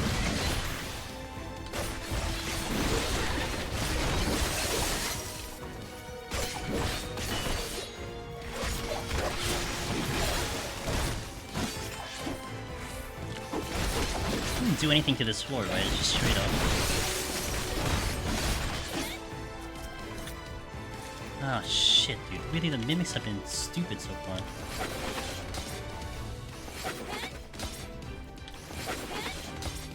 Oh, I have a landmark. But it's not gonna be a fun landmine, that's the problem. Thanks for that follow, I appreciate it.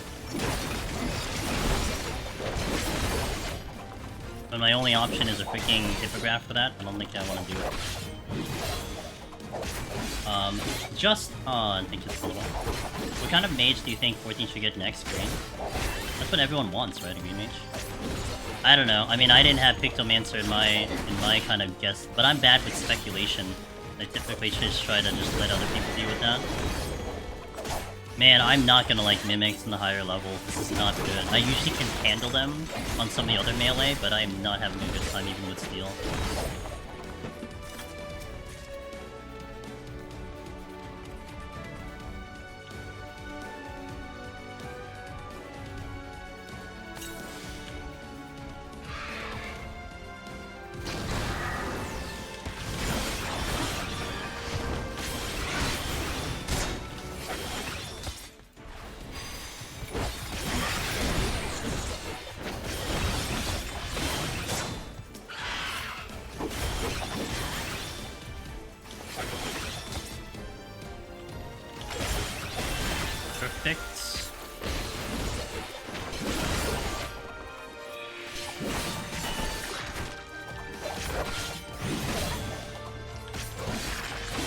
Kind of worked out. At least I knew with the hippograph I had a moment because he was gonna start with free fall.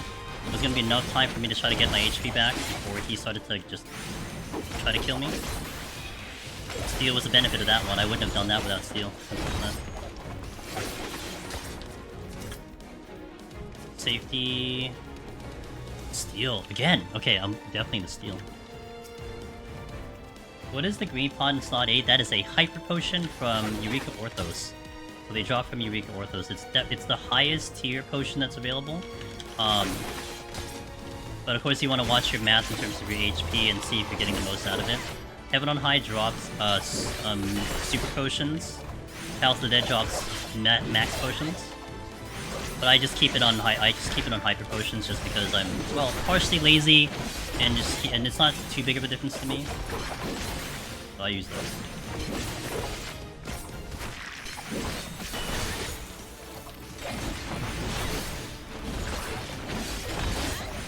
Yeah, these are hyper. Ow.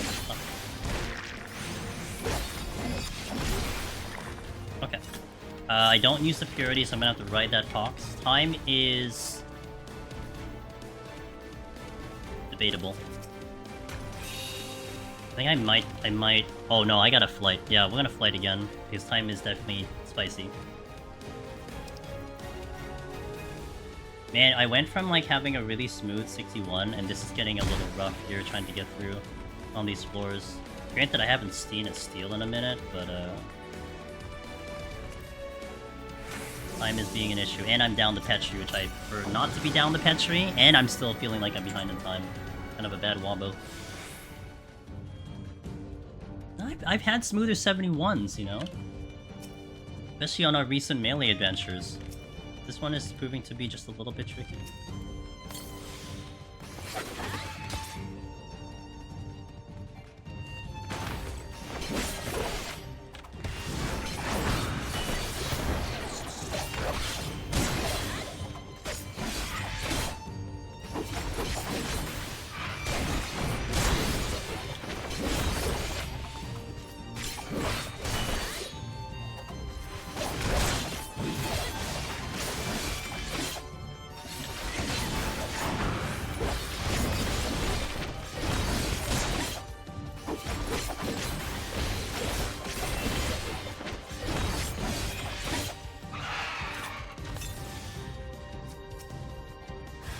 Ah, Jesus Christ, dude, come on, man. This isn't helping.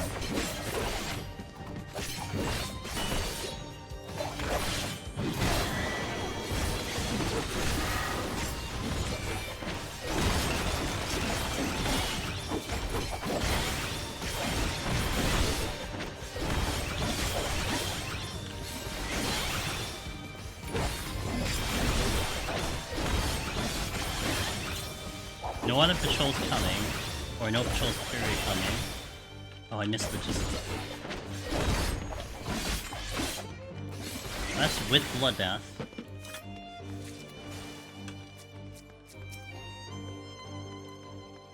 Okay, this is flighted, so I want to keep the kills to minimum. Hey teammate, how you doing? Hey Hollow.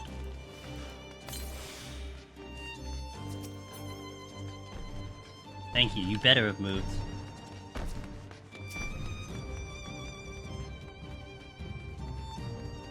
Things I don't need for 200.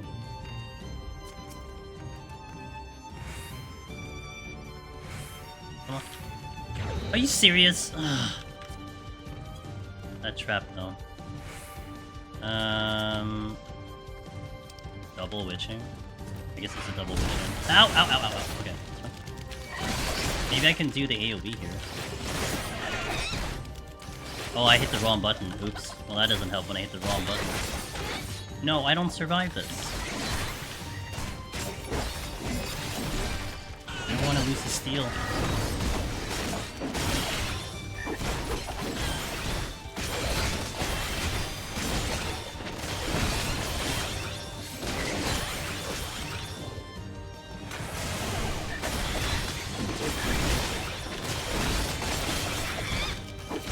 Wasted my burst on like hitting it incorrectly for a button I haven't hit yet. Too bad. Okay, got rid of the most threatening one, which is you. I have made a lot of mistakes here, so it's not helping on my time. They haven't been like really bad mistakes, but they are mistakes nonetheless.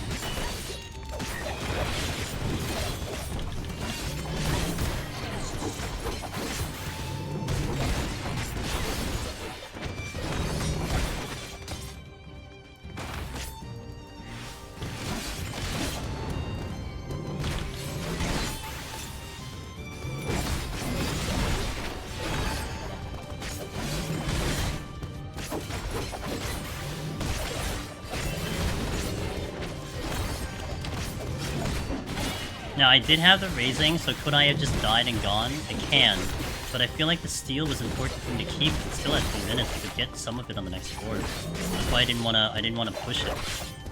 The question is, do I stay on this floor, or do I go to the next one and see if I can maybe get something there? I think I go to the next floor because I still have a lot of steal on. And just ignore that room that I was gonna try to get to.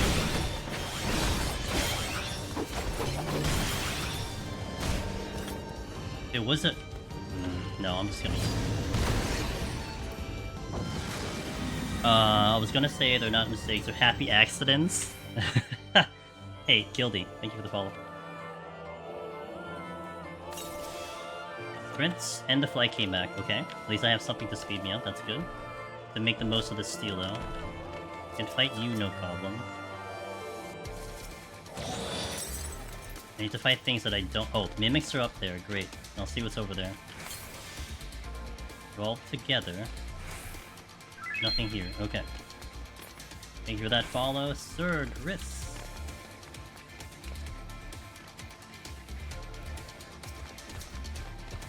Lion, sure. So right now, we're in the territory of probably using yet another flight to help me out for time. Because this is a full floor. Now, what I'm going to try to do is eliminate the harder enemies here, which is basically the Hippogriff, the Lion, while my steal is available to me, and then we'll go from there.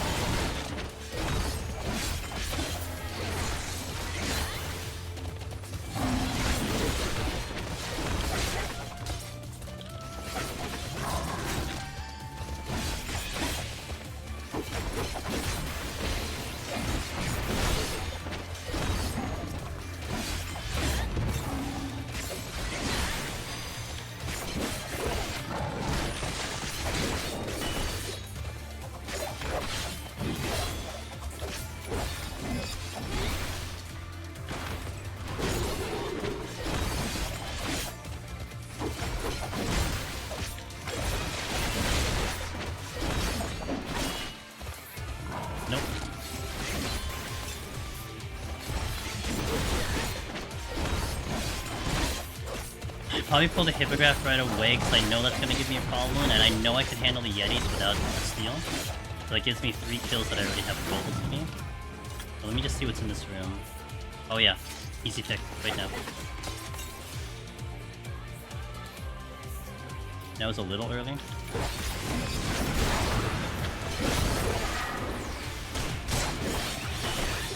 Come on. I can deal with the Tofus too, they're going to be no problem, especially without any patrols here. I can handle the Tofus if I just do it correctly, and do it safely. Okay, this is with steal on.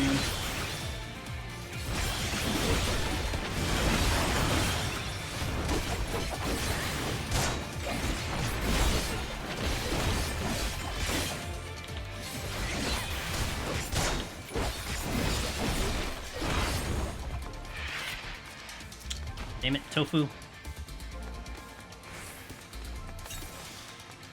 Hope it's not a mimic, I swear it's gonna be really complicated if it's a mimic. Serenity? Okay, it doesn't do anything.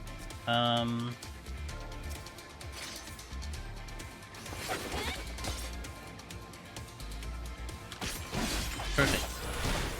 Ow, half my HP. I can't stop that. Okay, that's fine.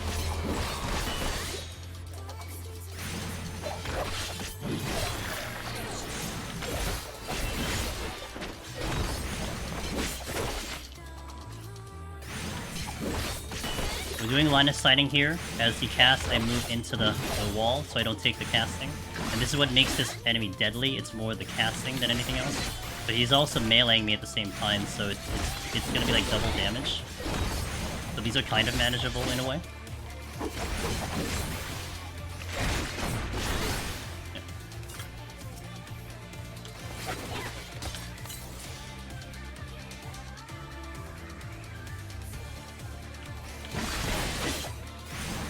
I don't think I did it, but...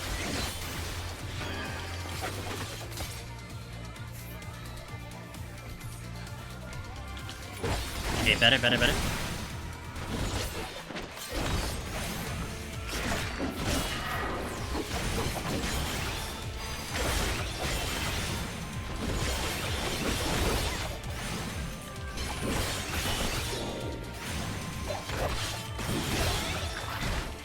Oh.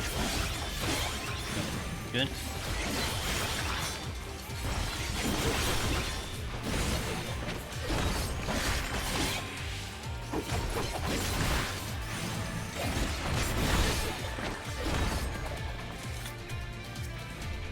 Okay, next.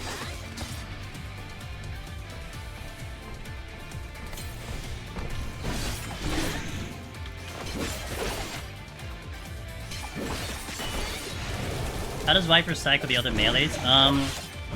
Right now, like, it was pretty good getting up here, but now, like, the squishiness has really come into play. Also, the damage is, like, really not showing up like it is on some of the other jobs, I feel like. And even, like, looking at my time, even, like, a lot of melee, I tend to be a little bit more comfy with time, and this is not comfy with time at all. So I think the... I don't know, it certainly feels like it's missing something compared to the other melee. Which is kind of how I felt in Palace, but I felt like I was almost feeling better in Palace than anything. But then, to be fair, the kill counts and stuff have not been favorable, so it's not helping the situation. They've been pretty high kills. I haven't seen a strength, though, this entire set. That's not helping. Because that's where I would have saved a lot of time, too, is keeping the strength down. I think I saw one strength, but...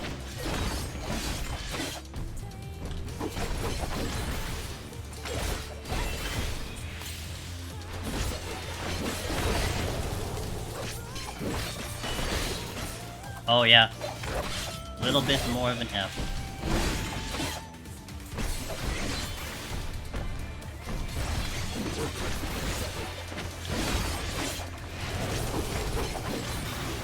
Okay, we're out.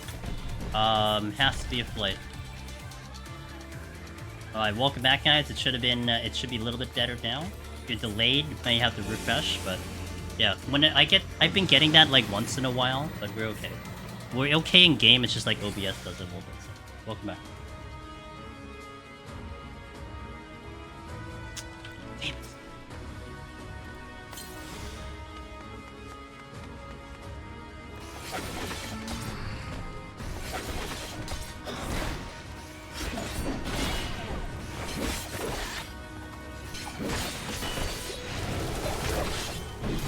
I don't have Ox on. Sick.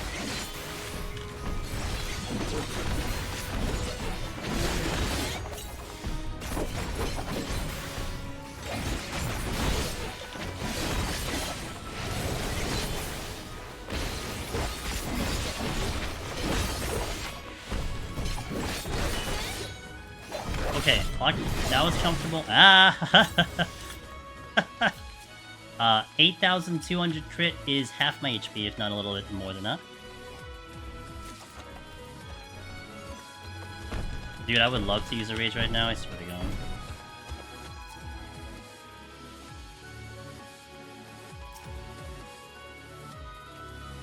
What's not? It'll be less than 8 minutes if I strength. Shh. If I fight that, then that has to be a witching or a steal.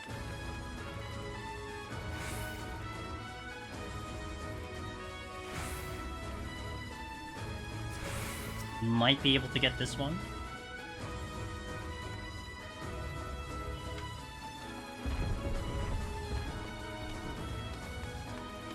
I can't check that room, but I can go here instead. That's the exit. But I don't think I can get anything here. Oh, it angled interestingly. Okay.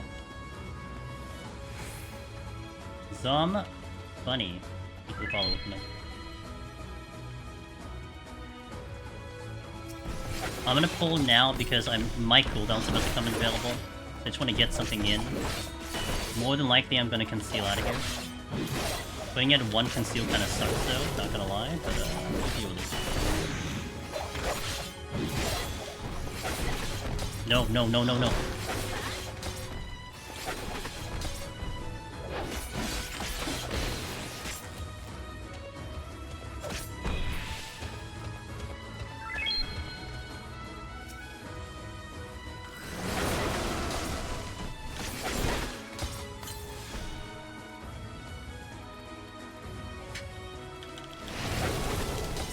He's trying to kill me!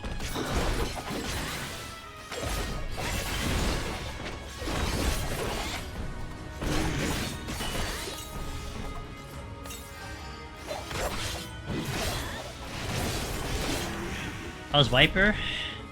Rough. I'm Ross. Hey, thanks for the follow. It's rough in here. Now, like, at 71, starting 71, it's feeling pretty rough. Free strength. Taking it. Doing a bloodbath. Ideally, I get out on this kill, I go straight to the boss.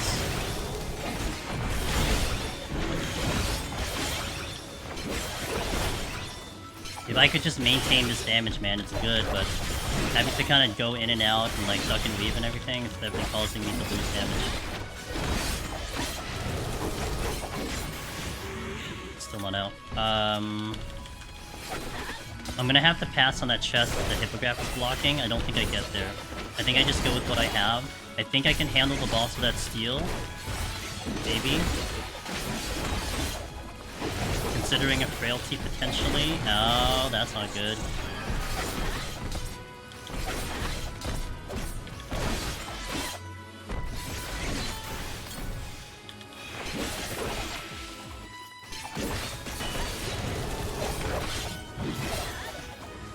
Okay, we gotta go.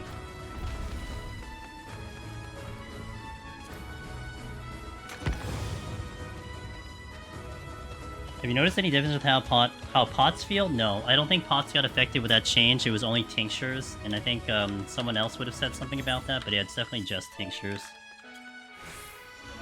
Wish it was pots though.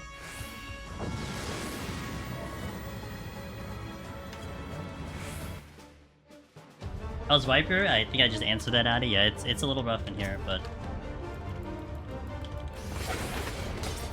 trying my best.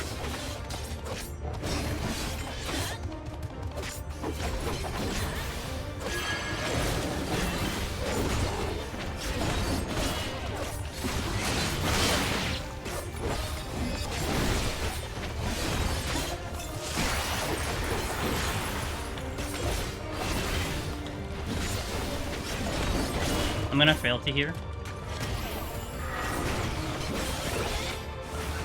Let's see if I can shred the boss with Viper's damage. Hope I can get it within the strength, otherwise it might get a little bit complicated, but I think fine, we should be fine. Also doing the frailty because of the defense here, so it can kind of help me survive this fight just a little bit. I'm willing to go to one frailty on the next set. All things considering, the palms are not bad. Not as good as I'd hoped them to be, but we managed to kind of navigate a little okay here.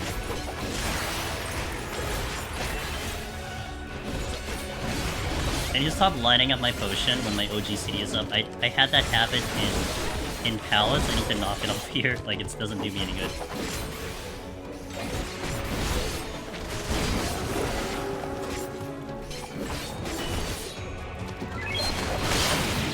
Yeah, with the frailty, it's gonna be okay. My only concern, Hollow, was like, I would have to inevitably start kiting, and I don't know how much time I'm gonna lose because of that, you know?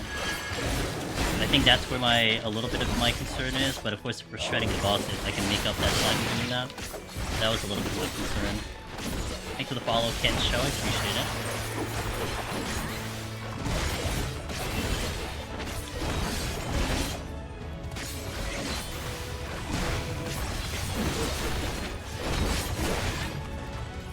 I need to kite with that steel, especially with no defenses. Yeah, and I'm banking on that, right? It's like basically like that's what I'm going to have to do Now, to be fair, my range attack is very good, so I could at least not lose much damage that way.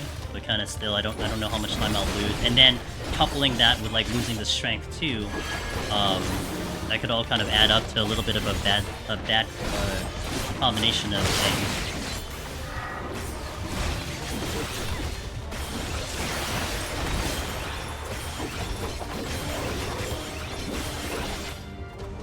Bloodbath feels great though. At least I can say that much. Yeah. Have the devs mentioned next Deep Dungeon? They've mentioned it. Yeah, for most of what we can see in terms of like the teaser website and whatnot, there definitely seems to be a Deep Dungeon incoming. If you're going to see one, you're probably going to see one 7.3. That's usually 7.35. Usually where you see a Deep Dungeon in the 0.35 patch. Yo, Bionic, how you doing? Welcome in. I hope you have a lovely day.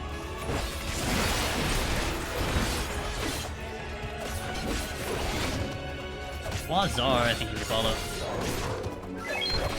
That frailty is now down, so we're gonna see how this goes for the rest of this.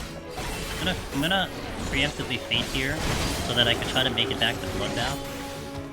Definitely good on time, but I can be a little bit cautious here. This is without the frailty going. Kinda hoping I can make it to the Bloodbath, but I'm not sure. Well, I have a lot of HP back. I guess so. I guess I can make it to the Bloodbath.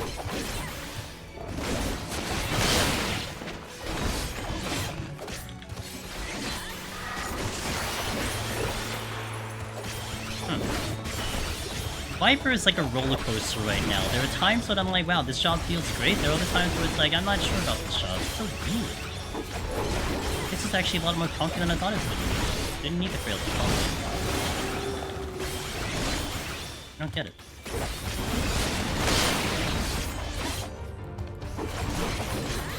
All my potions are still available.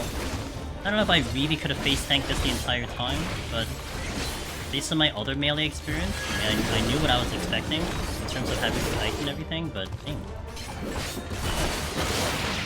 Alright, bombs are really not bad. They could be better, but they're not bad at all, so I take it. Okay. It'd be great to discover things on the... Yeah. It's going to be awesome. Well, I hope they put in some new things for the next Deep Dungeon, right? That's what we hope for, but... Okay, team. I'm gonna take a quick break here. I'm gonna move around. I'm gonna hit the restroom. You guys, if you've been around, stand up, stretch, get a snack if you haven't already. We've been here for 5.5 hours. We got about 20 more floors to go. About 2 more hours on stream. I do thank you guys for watching. We do have the Twitch drops on, so if that interests you, you know, take a look. Oh, sorry. Like I know my own commands. That is what we have active, so it is working on this channel. If you have any questions or something's weird, we helped out some guys so far. Also, bear in mind to make sure you put in your full code if you haven't already, because by July 5th, you need to have that done. So if you didn't do that by then, and you try to log in July 5th, you'll be wondering why you can't get into the game. So if you haven't done that, make sure that's all taken care of. That's mostly for PC and Steam. Steam has like a CD that they do, so you have to do something to activate it. PC, you got to put in the code. I think consoles are perfectly fine. You don't have to do anything, but just mind you that whatever applies to you, that you have it through. And lastly, if you want to check it out, we do have a partnership with the Tokyo Treats, which is limited time Japanese subscription boxes, snacks that they have. We've had these for a couple months. It's probably one of the best sponsors we've had on my channel. A lot of the community have tried it out, and give it a look while I'm out. It's really, really good stuff. You do support me if you get some. I get a nice, pretty $20 USD commission. You get a $5 discount for any order. So give that a look while I'm out. So, did I say June? July, right? Okay, so I'll be back. We'll play some background music. What do we got? Pretty good song. See you in a little bit. BRB. Ads going out. Interesting. Willow. I went with the frailty. I went with the frailty, and I actually had a really just no problem time in my end. But I have enough water. I'll be fine. Okay, let's do it. Let me update the title. I didn't update the title. I think someone said something about that, right? 81. Give it a go. This is where it sets up the entire run. I need to get out of here clean. We have a good run. I did strength nothing. And started whoop my butt, so I was kind of catching up. Oh, gotcha. I opened with a frailty, and I was clean the entire way through. But, yeah. Viper's been an experience, that's for sure. I would have loved the opening Magicite, man. Yep, strength. Realty.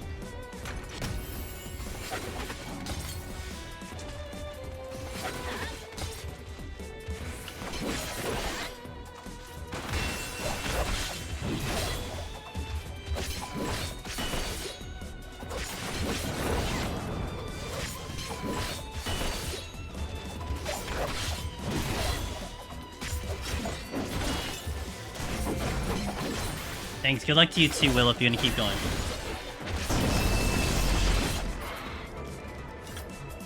Not opening a Mimic ready to start as a win, to be honest. Well, it wasn't a gold chest, so... I mean, if it was a gold chest, it probably would have been a Mimic, you know?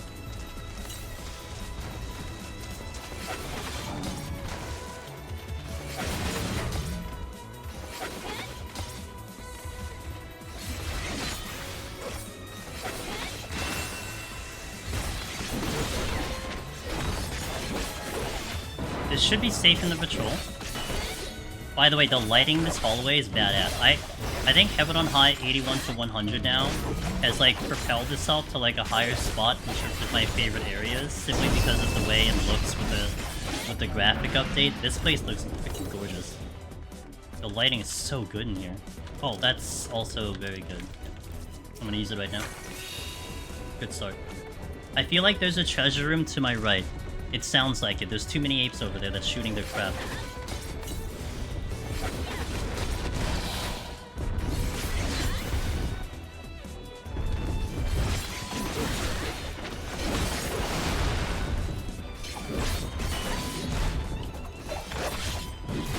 There's another patrol coming in.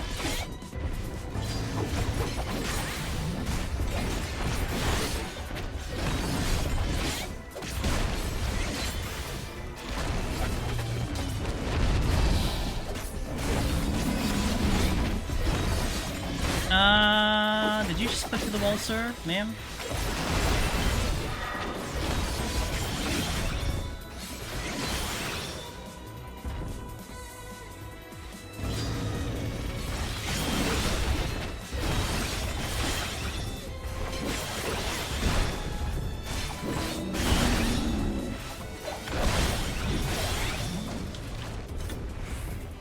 Yep.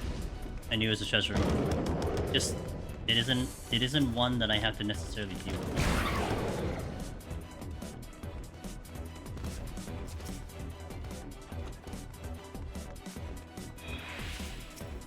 Pretty sure I get that ape if I try to go for that chest. Let's go towards the exit.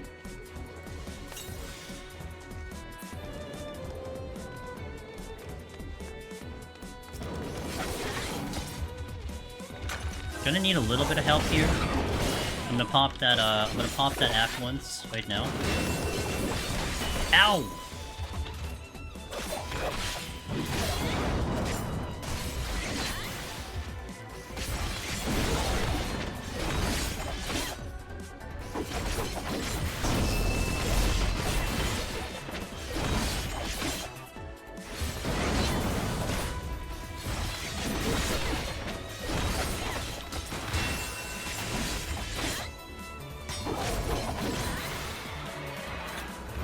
Here, exit.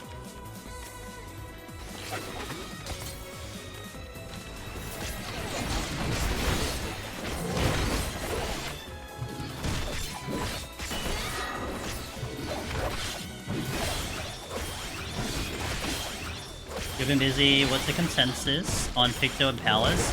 In my opinion, very strong. Debatable about if it's stacking up to like your favorite jobs like Machinist and Warrior. I think I still need to sit on it and think about it and, you know, see if we can translate strategies to other gamers and stuff, but it's probably, in terms of like a burst, an opening burst, it's probably got the strongest of all the jobs available. That's how good it is.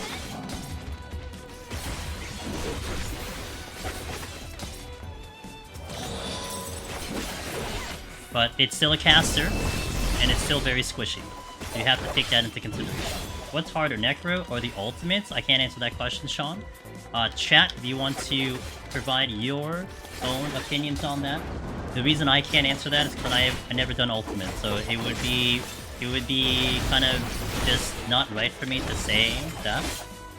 Now, not looking at what chat may be saying, I think the general consensus whenever we get people to ask this question is that it's too different.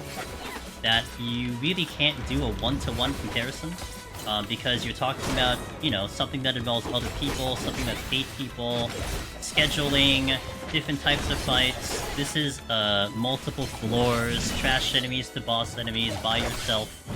I guess the only quantifiable thing you could maybe put it to is how many hours it might take, but even then it could change depending on how you absorb information.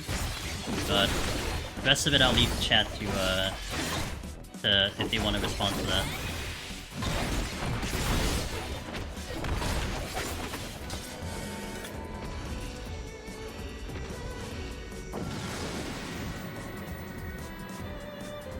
I have not cleared enough POTD yet, though. Picto is my first favorite... Wait, my Picto is my new favorite job, and seeing its power, I kind of want to take it in. I had a blast. We did it yesterday, Zed, and it was amazing. I would love to take it back in again, if I get the opportunity. I had a wonderful time with it.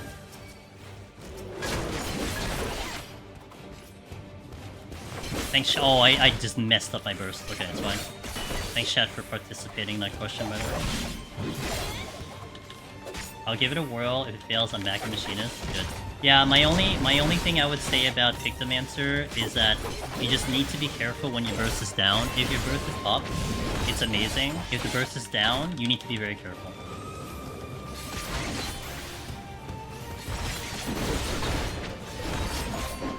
Yeah, dude, Lambda, doesn't this place look so badass now? It looks so much better than it used to, and I've definitely got an appreciation for these forests right now. They look amazing.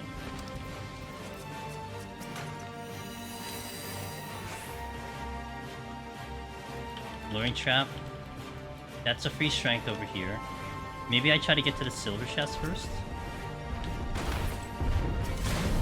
He didn't like that. He also missed.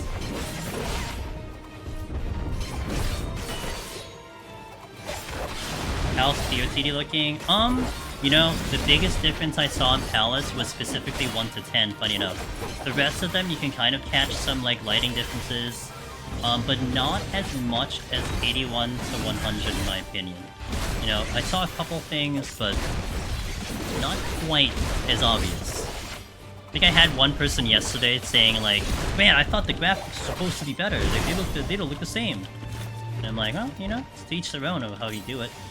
But, I couldn't necessarily disagree with that comment, you know? That's how you perceive it, and that's how you perceive it.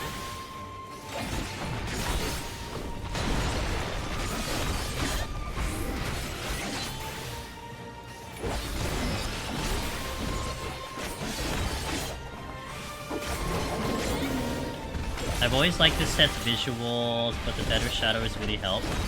I thought it was okay, but I definitely like EO and Pals a lot better, but this definitely propels it much, like, more to me, because you have, like, the darkness of the hallways, which is very accurate because there's no lighting, and then you have the brightness of the actual rooms that have lighting. Like, it's just, it feels very dungeon-y, you know? It has that very dungeon vibe to it, and I think that's so cool. 45 seconds on my steel. I just got my Petri back. Amazing. Okay, good. Less.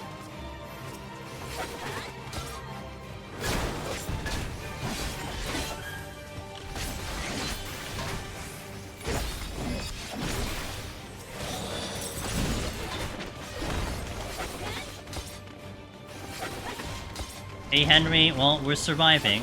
Palms are looking way better than they were, like, literally 2 seconds ago. So, we're surviving.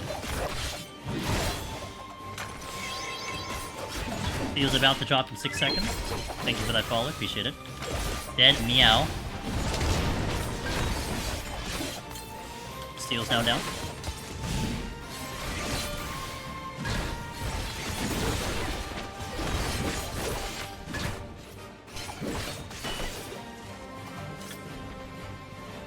I want to check the other room that's over here to see if there's something. 2 apes. Oop.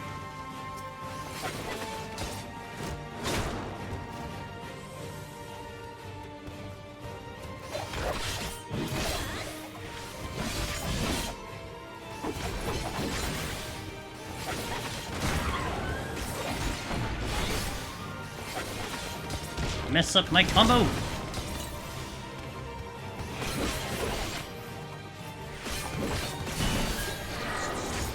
Hit me.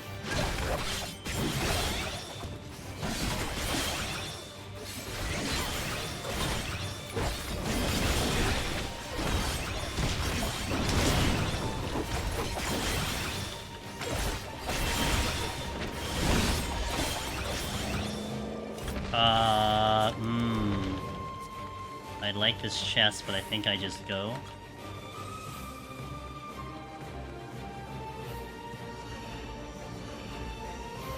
I'm curious about your final thoughts on picked up PUTD. Would I remake it for the first clear? I think it's a toss-up. I think I would still maybe say not necessarily for like the very first time in. I think Picto will benefit off of having some experience in Deep Dungeon, because one of the things that I know spooks a lot of people is how fast you die in Deep Dungeon, right? Like the fact that like melee, why is melee not necessarily something that you like in Heaven on High, or something that a lot of people would tell you like off the bat? It's because these enemies hit so hard, you know? And it's like, okay, well you may as well just run a tank, because it's like the same thing, less damage, but you're not dying. And I feel like that's where Picto might sit a little bit, is that if you're vulnerable to taking hits, you are getting obliterated even in balance. Sometimes that might just be a little bit jarring, you know? I don't know, I think I'm still like kind of iffy on saying, hey, this is a really good job, you should give this a shot. I don't know.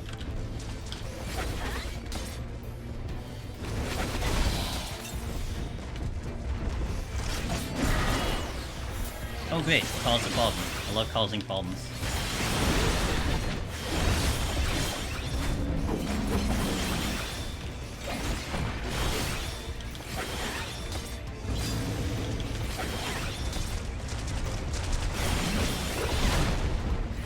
Oh god.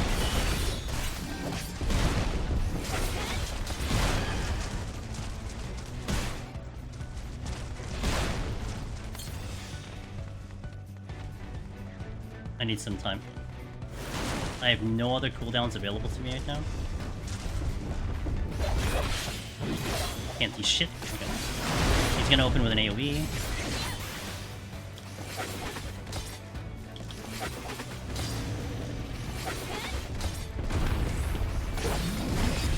Ow. That Gozu might aggro.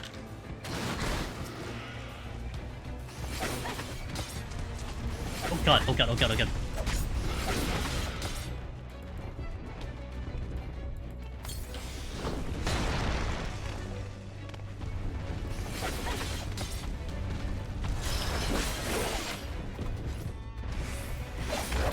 This gorilla just wants a piece of me right now.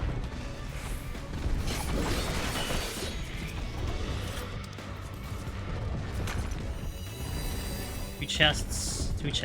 Where's the other one? Oh, it's in the... Oh, it's in this room where the elephant is, okay. And you're blocking it. Do I have Bloodbath? I do. If Noctis had a job, what would it be? If Noctis had a job... Maybe closer to Ninja-ish, I would say. Maybe closer to Ninja, because of his teleporting abilities, you know? Now I can't see.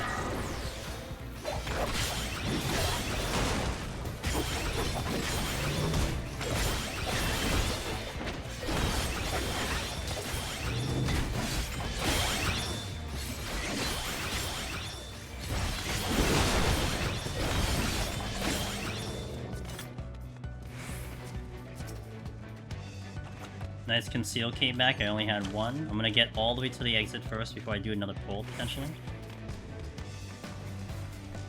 There's a Chimera here. I'm okay with an aggro.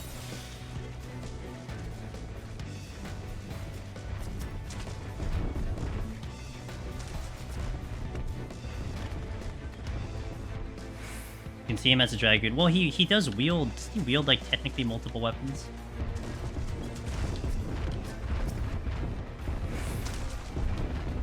Oh. No fortune.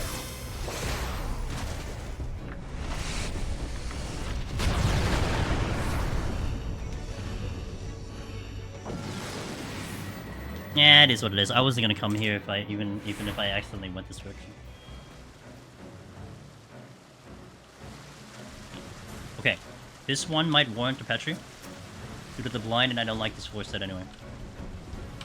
And I got a fortune.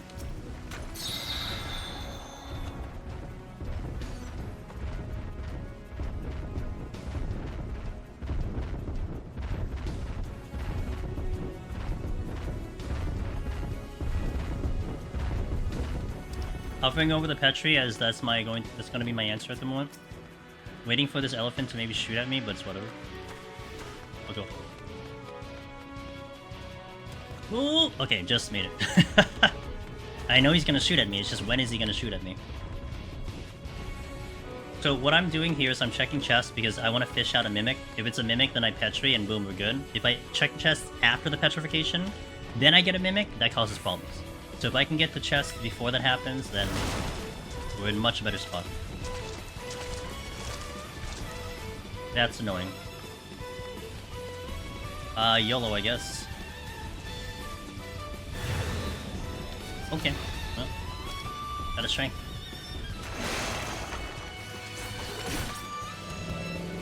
On the bright side, there's no chaps in this one.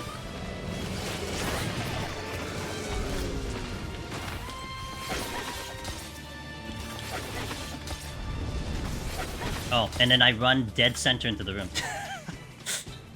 Okay. Go me. If I can get this, that'll be great. Okay, there's nothing in here, so I'll check the chest that did drop. 2 chests dropped.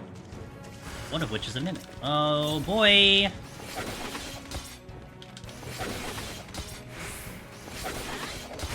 Ow!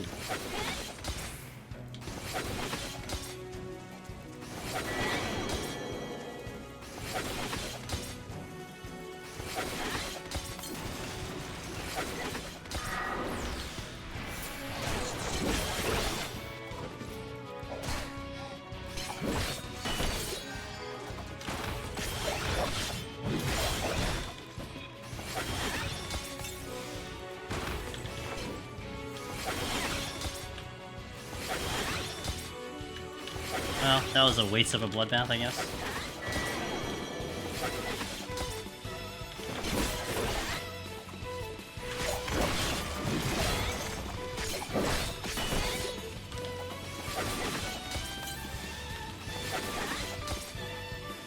We are machinists, that's what we are now. We just do ranged attacks forever. Because I do not trust my engagement in here. Ow!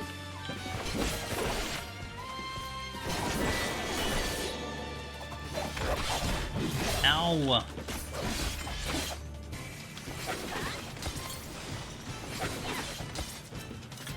Oh, I always wanted to fight 2 at the same time.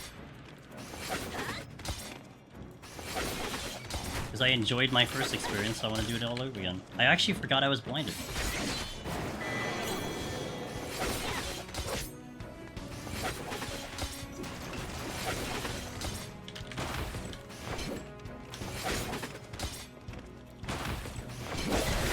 Ow. Don't!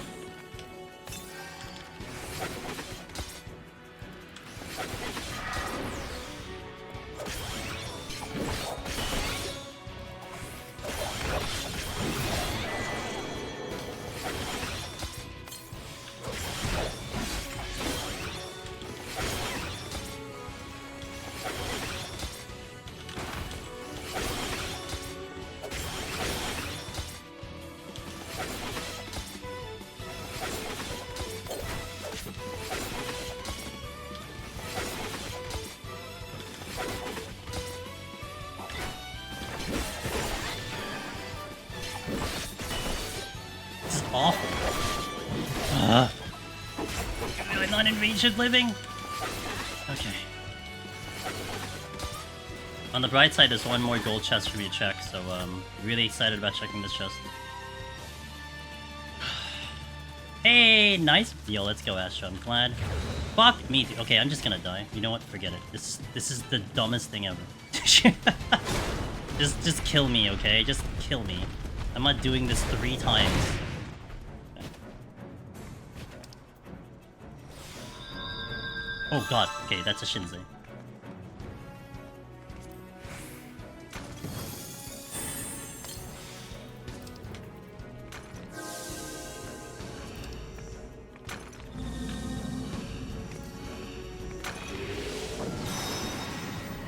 Yeah, I did forget about the trap I didn't pop, but that just basically, you know, honestly, probably for the better, because I would have tried killing that 3rd Mimic, and it probably was better I just died. 100%.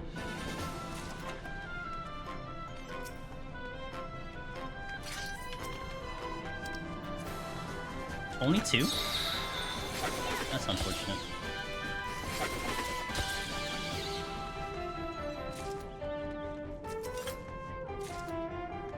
Oh. Perfect. Alright, we'll commit to fighting this floor. Like, well... You can't see me with your one eye. Oh, yes, you can see me with your one eye.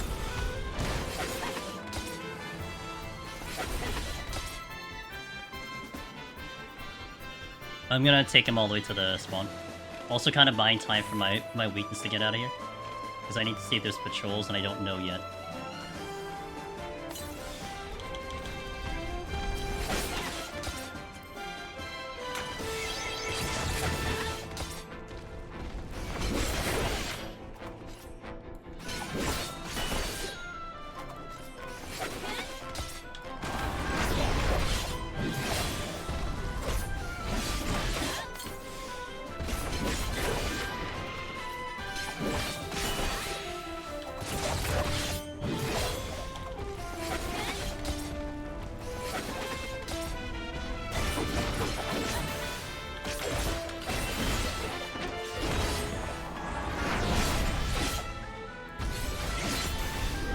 I do want to check that chest first, just in case it becomes another match type.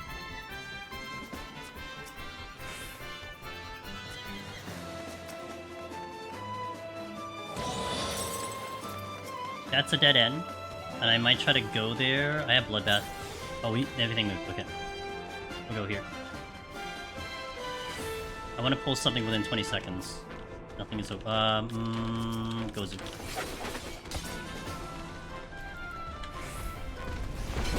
I should be able to actually down this before it gets into the dangerous part, which is a conal, gaze, and then back to conal, and then it kind of doesn't do anything for a couple GCs. I want to kill it before it gets to that part, and then we're going to be good.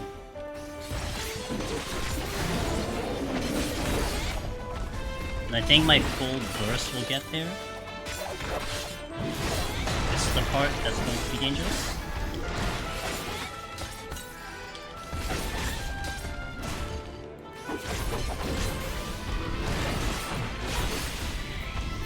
I'm going the long way. I will take a Mentega if it aggroes me. I'm fine with this. Huh, just missed it. Okay, gonna check the other room in case there is something there. No patrol, thankfully, so that's a good thing. 30 seconds before I need to really pull something.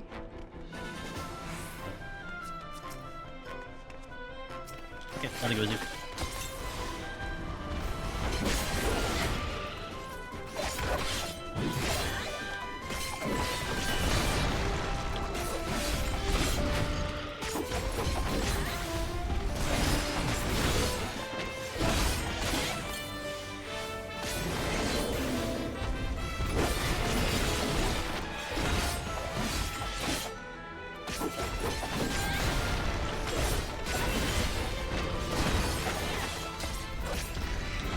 Okay, elephant next, because I can do the elephant with bloodbath after the first AoE here.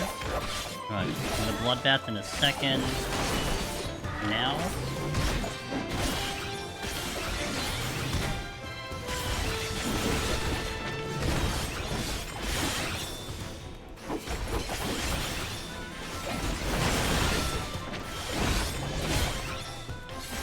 I'll say the Bloodbath return on Viper is not bad. Probably better than Ninja at the very least, but not as good as like Samurai, not as good as Dragoon. Dragoon I think being top tier. Reaper can definitely pull some back from Bloodbath. Monk I am not sure. Monk is kind of the wild card right now, because I do want to test out new Monk.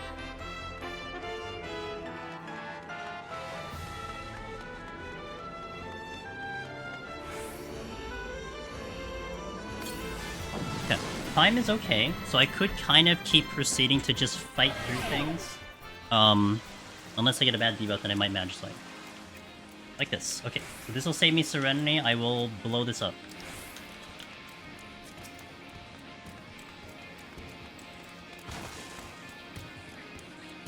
Saving the Serenity. Hi, Sauron. Thank you for the follow. Ooh, Steel? Ooh, well, that changes a lot of things, though. Because I'd be willing to get the Steel so I can fight through a majority of this floor and save Magic Slide for later. Okay, that changes everything. It's Serenity more than likely, unless of course this is a Magicite, then it's a moot point.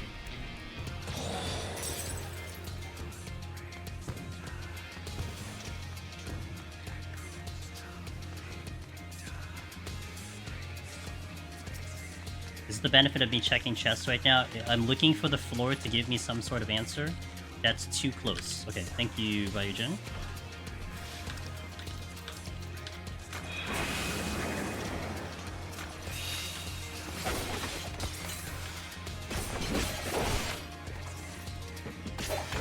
And I need to recover that Steel.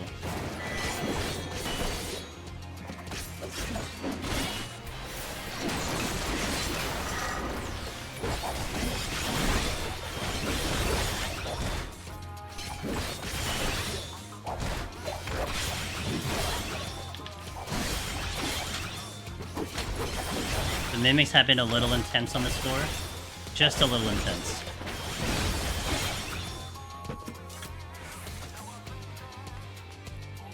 At least I got the purity back. I'm gonna check a couple chests before I consider using that purity. Nothing here. Run the intuition, you got it. I'm gonna pull this right now because he's kind of blocking me. I do want to check at least one more chest before I decide to purity.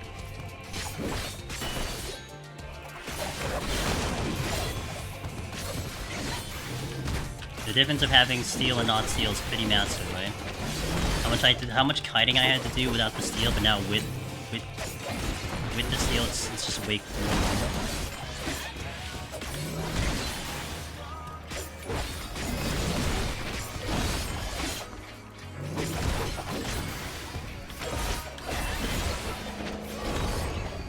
Alright, I'm okay with this aggro. Gotta see where the Manticore is going. He's going straight. That is a treasure room. Tell me it's not the exit, though. It's not the exit. Okay.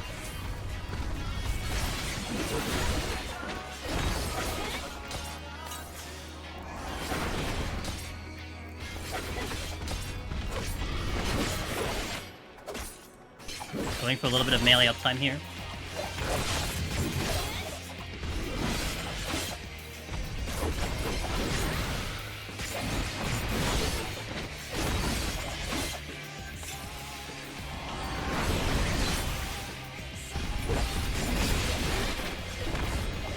Can I sneak anything here? Not really. I'm just gonna probably work the exit then. I think it's a little bit too dangerous of a room to deal with. Like.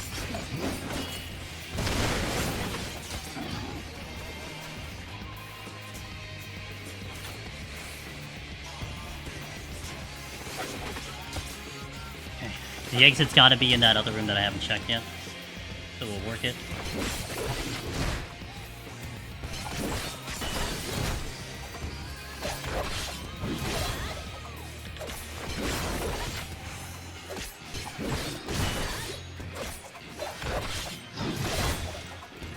Minutes, we're so good on time at the moment. No complaints whatsoever. Ow.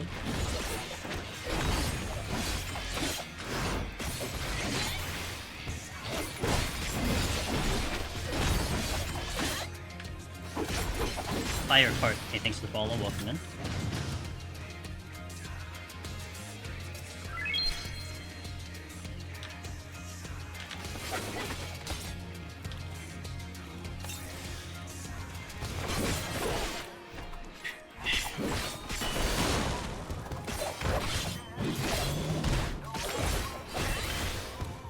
Keep an eye in that room just in case I get snuck up on my patrol.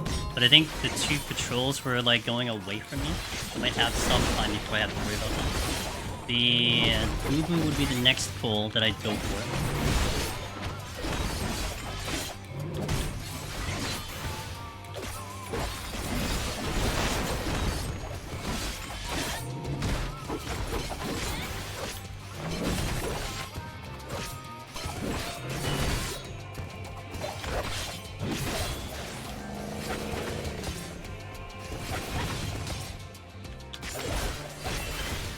'I need to be line of sighting his stuff, because that is a poison if I take that hit. So I want to be able to try to time it that I dodge at the moment that Cat's Claw goes off.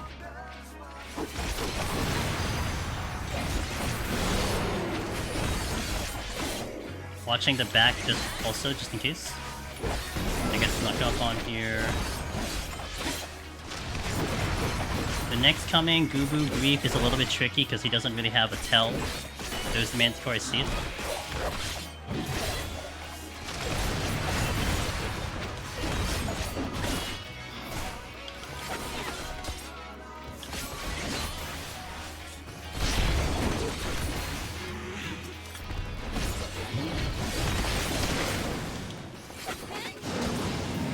Seven minutes. Do I want to flight? Or hold on to it at the moment? What am I gonna do? I think a flight is a consideration, because what I'm thinking of now is, am I flighting or do I eventually end up using a Magicite later? Now, I could Magicite the next floor. Guaranteed, so I'm not overcapped, and I could chill at 4 and then adjust that way. Maybe I do that. Yeah, maybe I plan to Magicite the next floor, just so I can get it to 3, and then maybe flight the one after that and see how our time's looking there for. Yeah, I think we'll do that. Okay. Now the thing is, I am riding the steel, but I think the steel is not going to last long enough for me to take any high advantage of it. Yeah, it's going to run out by the time I even get to a pull, so we'll try to Magicite this next round. I do feel better about it in Palace. I'm sorry, I do feel better about it than Palace, but it's still it's still pretty tough in this floor. Oh, the game said no. Okay, fine. Okay, game. Let's see what you got for me. Game said no. So we fight through this then.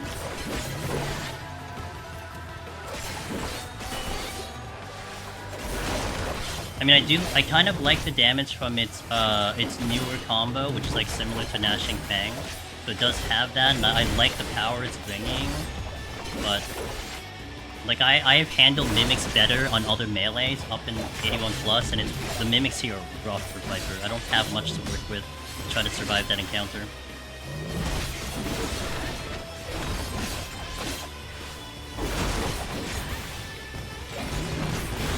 Trying to see if there's a potential patrol here. I have one more pull with the steel on, and then I gotta just start being very picky about my pulls here.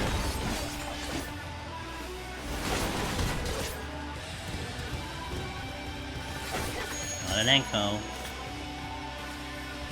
Cyclops? Okay, Google. I would rather fight this one with the steel than the other stuff. I don't know if there's a patrol yet, but this one can be tricky because I have to kind of mind the line of sighting. Thus, I would prefer to fight this here. Hey, Henry! Oh my gosh, thank you for the gift subs. I appreciate it, dude. Thank you for that support.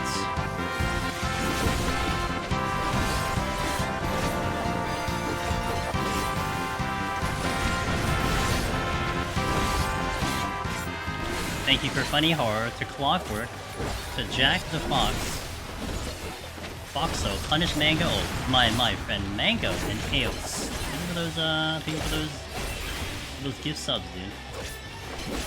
I missed my combo. Good.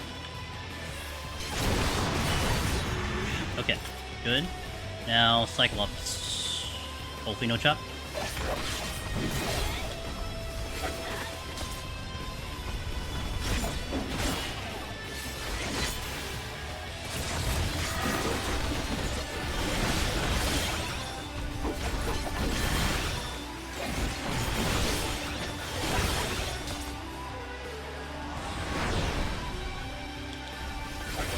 Thought I could stand toe-to-toe with it, but my damage is just not cutting it. Gonna have to kite a little bit. Well, actually, I can go... oh, this is actually nice. I'll just hop between the two columns and I can get my, my uptime here. SMT soundtrack's always great. It's always good. I did like it a lot. Especially when you're trying to chase down time and making sure that you need to get this in. Yeah.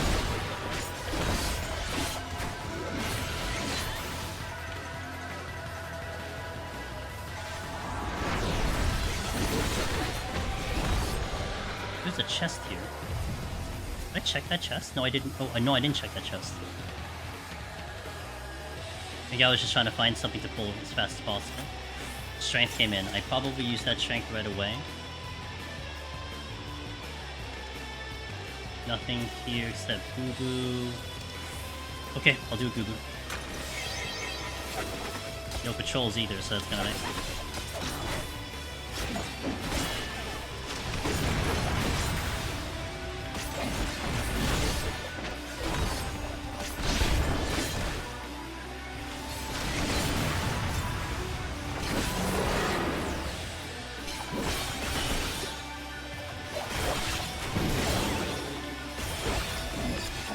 Now with Strength on, Viper feels really strong with Strength on, if I can maintain the uptime. But...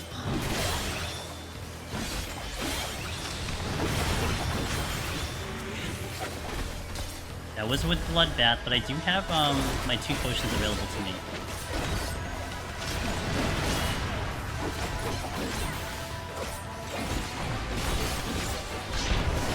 Ow!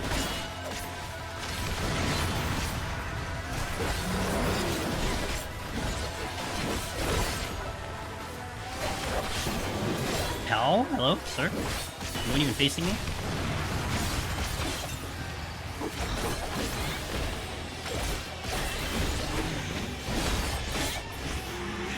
Okay, Cyclops I think is next, although I do have another room that I didn't check. And then a Manticore. Ugh, not that way. Manticore, where are you going? Noted. I don't want to burn my last witching on a silly mistake. I'm gonna try to check that last room. See what we got over there before I make my decision. I might flight the next floor because I am running the strength. And then we'll see what happens on 89. More than likely I am looking into nuking 89. But I'm hoping maybe not. I could double flight, but I need to get like quite a lot of time into that set just to make sure I can make it out. And then I start to concern myself with balls.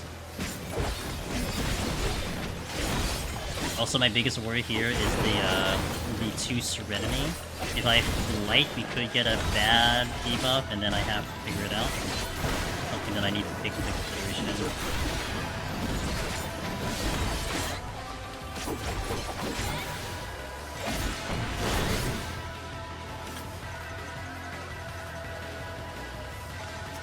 Oh, I altered this. Okay, at least I got here. Good. Damn, there's one more kill. It's okay, it's fine, not a big deal. You dropped something. I'll take the fortune. I was kind of wondering why that Manticore was missing quite a while. Why I didn't see him earlier, but... alright, so flight's going out. We'll see where it puts me. Again, more than likely it's going to be a Magicite, but I'm crossing my fingers that we don't get a bad debuff on a flight, because I would prefer to fight through the flighted floor than do anything else to it. If we get a no items, it does cause a lot of issues, because it puts me in 1 Serenity. No items is probably the worst of it. No abilities would be manageable. Gloom would be dicey, because I would have to probably steal, but we'll see how this goes.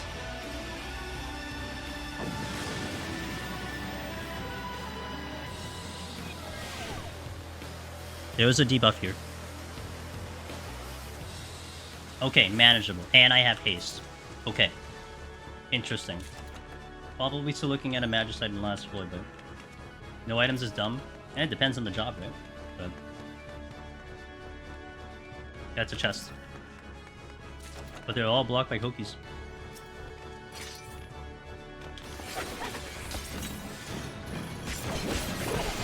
Strength and haste is gonna be a good combo here, so we should be able to wreck, hopefully.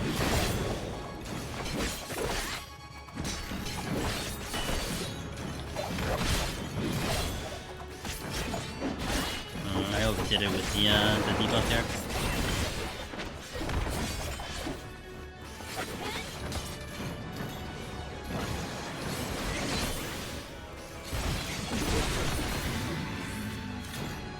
I don't think I can get to that chest safely, so I'll just pull you for now. And we'll worry about the Kenko after. Which he just moved, but...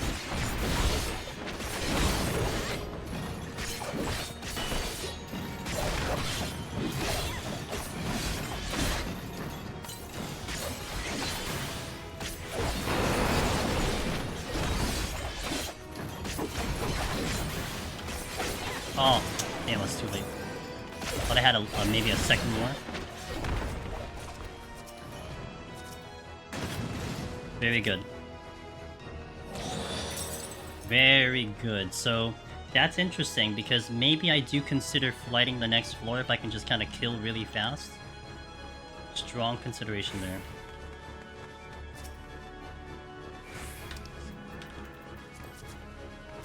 So I kind of just can get through this floor with speed. I'm gonna delay the steal, get through the next floor flighted, quick, and then save everything else, and that would set me up to a really, really good 91 plus.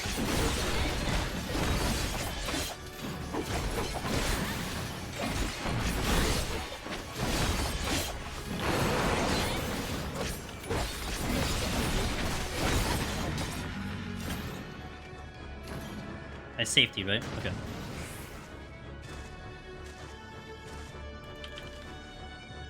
This Kenko is just teasing right now.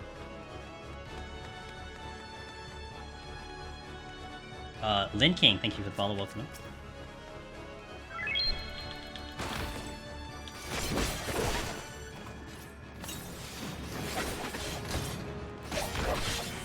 So done Palace of the Dead. Those sorts of runs are deep dungeons. Yep, that is a deep dungeon. Palace of the Dead is version 1. This one that you're watching right now is version 2, Heaven on High. And then version 3 is Eureka Orthos, which was released in Endwalker about a year ago. Today is actually the 6th anniversary of Heaven on High. It was released 6 years ago today, that Heaven on High was. Okay. I think I can do this. I might empty my strengths out just to make this work, but I think it might be worth doing that. Macatone, thank you for the follow, welcome in. I'm gonna empty my strengths for this. I'm gonna have the strength now at 16. 8 minutes for a strength buff, and 60 minutes means I can do 2. And I'll use the strength on the boss as well, potentially. I'm gonna do it now just in case I get a no items. I will decide when you steal, look at his face, yeah. Lurid, thank you for the follow, I appreciate it. Oh, Dr. Griswold, I appreciate it. No healing again. Okay. That, I don't know what that is. Let's just kill fast, and just try to get to the exit quick, and that would afford me a very comfy Onra. Oh, go night, Gently, thank you for the gift subs! Thanks for the follow, Dr. Griswold, I appreciate it.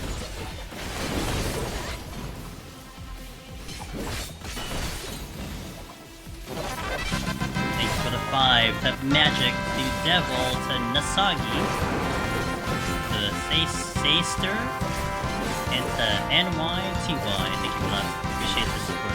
Hope you're doing well, man. Good morning.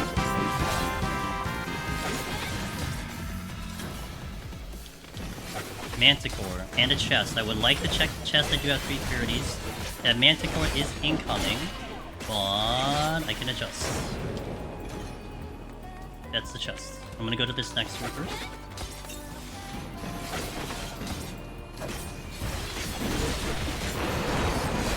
Nope, nope, nope. Yeah, dude.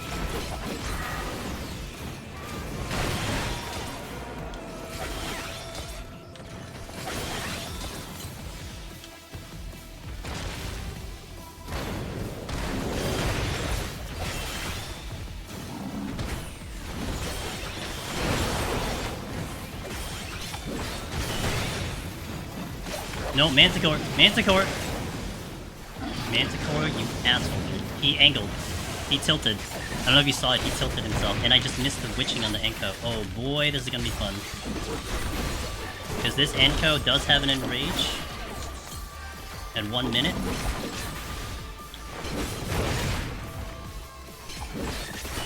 And I don't know when it's coming.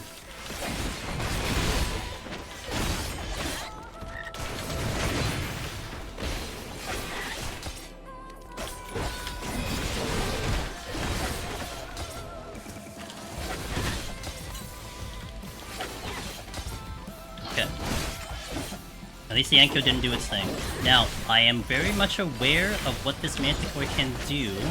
Once this debuff goes down, he will actually re-aggro like I just pulled him. He's gonna open with Tank Buster and then into his attack buff. So I need to be very cautious of this and be very aware that it's gonna happen. There it is.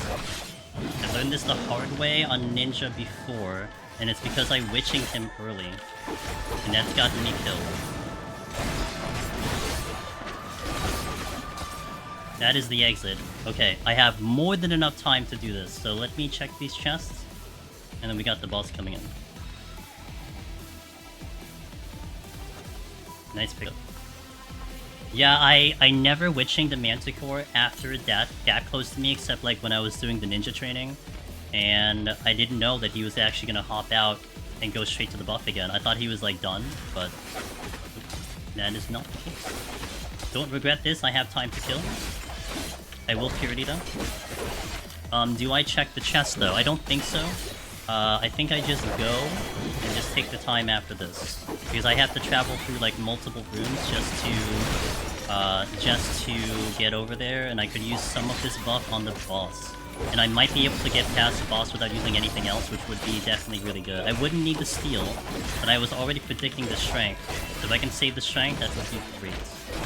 A little concerned about Viper's ability on Onra to survive, but we'll see how it goes.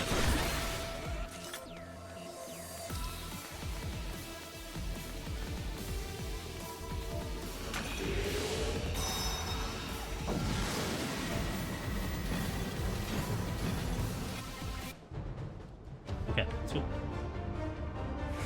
Hey, what's up, Yako? How's HoH Viper comparison to Palace? I think I like Viper a little bit more than Palace, but in comparison to the other melees, I think it's still kind of rough. Like, I can't really see myself putting it above the other melees still. Maybe Monk, arguably, but really hard for me to, like, put it above those right now. Look at how awesome this place looks, by the way. When we got here the first time on Pigdo, I had to, like, take a second to look around, because this place looks amazing with the lighting. It's so different. And look at the light rays and everything. God, this place looks amazing. I will say that I think this is the coolest boss arena now in all of the Dungeons. Even better than the boss arena of Palace, in my opinion. Because this lighting is just amazing. They did such a good job with this.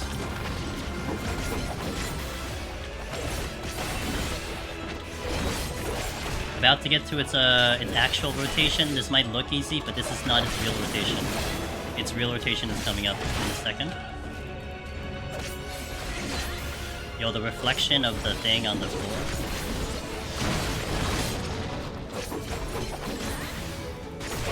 Oh man! Damn it. My OGC, my combo finisher was available. Oh, I'm a little late.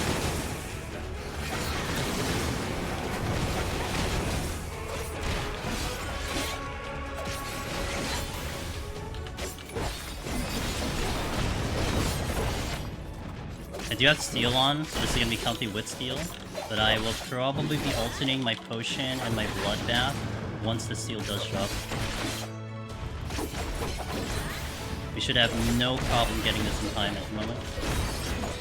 So, basically with this fight, if it's like your first time seeing it solo, or in general, what you're witnessing now is basically years of understanding this fight, optimizing this fight, and just getting down some strategies that have been practiced, tried out, tested, all that stuff.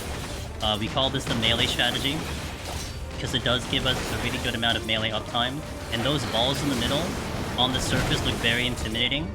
But through a lot of kind of like observation and everything, we figured out that there is a safe spot up here in the northwest corner.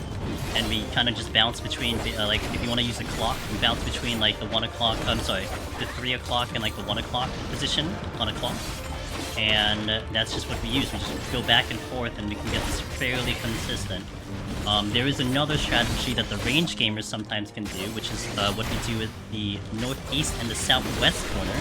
So I guess you can see that's like the 2 o'clock and like the 7 o'clock of this fight. Where those spots are usually almost like, or always safe from the exploding balls. And that's why we're able to consistently do this strategy. But this took a while to get to. Like, this took, I would say, a number of years to figure this out. And this is the one I go with. You'll see a variant of this strategy. People will kind of do it differently depending on who you're watching. Not too far. Not, you know, not literally exactly like I'm doing it, but a little bit of variance here and there. But this is the general strategy we do in this fight for solo, to keep as much uptime as possible. Steel is now down. So I'm gonna have to make sure that I watch my HP. I need to make sure that I'm above 50%, because Quagga will do 50% of my HP, of my max HP. So if I'm not above 50%, I'm as good as dead. Feel good here in this first check.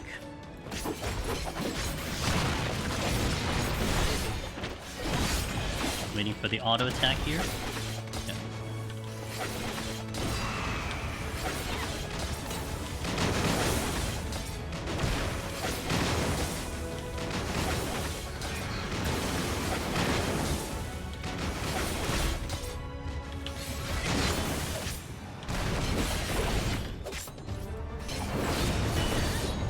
Now, there is like sometimes you can greed on this. If you greed on this, it could get a little dangerous.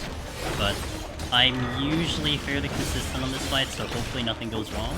Otherwise, I will fail because I don't have anything to pull this back.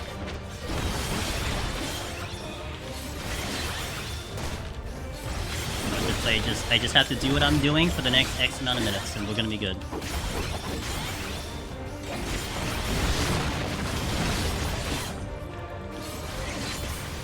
No greed, no greed, no greed. That ball could explode early, so if I stay any longer, I could get hit. If I get hit with a ball, what basically happens is I get a slight knockback, but more importantly, I get a weight on me, so my movement speed is slow. So it does become a little bit hard to dodge the incoming AoEs. The way around that, though, is you can use your sprint, and provided that you keep moving, you can dodge all the AoEs just enough. You just get enough distance from them by sprinting, so at least you have one backup plan. Now, I could dash if I need to, if I really need to be like panic mode, but the best thing is just to not get hit with it. I'm gonna potion here if once my HP gets a little low. Potion. I'm gonna alternate between Bloodbath and Potion.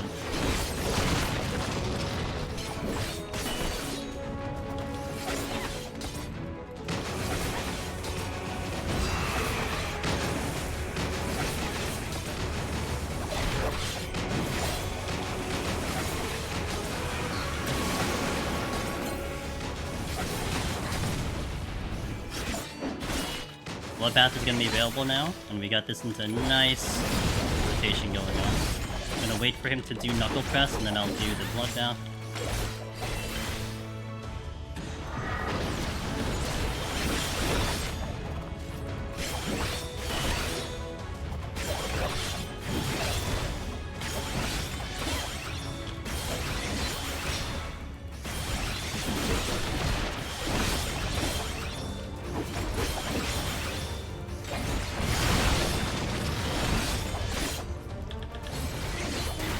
Okay, no thingy here. I'm gonna take advantage of getting another GCD.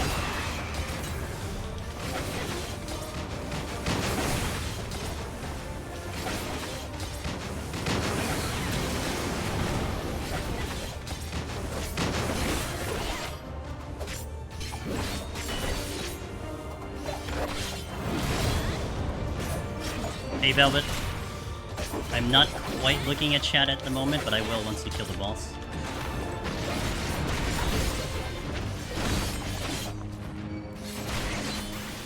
Gonna potion here if my HP gets a little too low.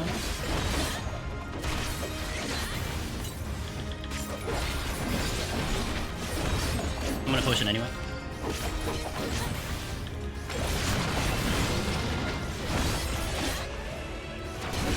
Moving, that one can go off early, potentially.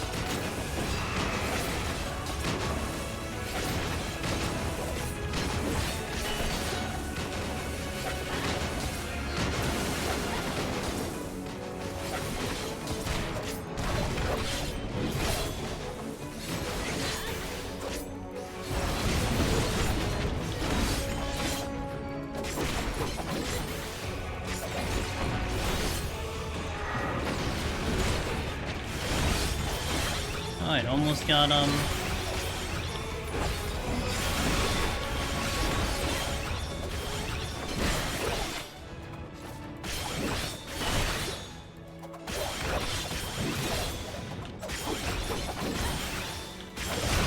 not gonna risk anything here. We have more than enough time. Take the auto.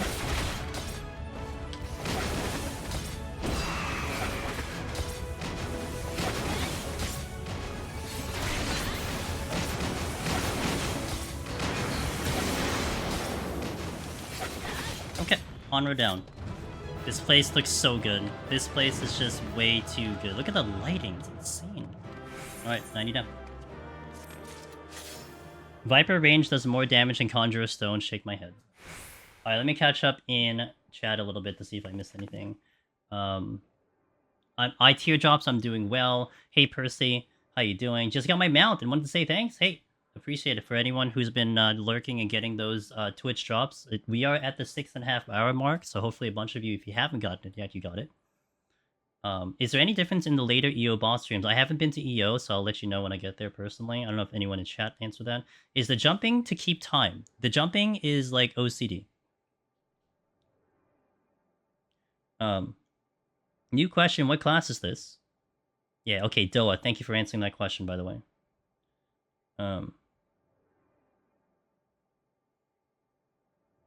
Velvet, thank you for answering the question. Elsa Kaguya, thank you for answering the question.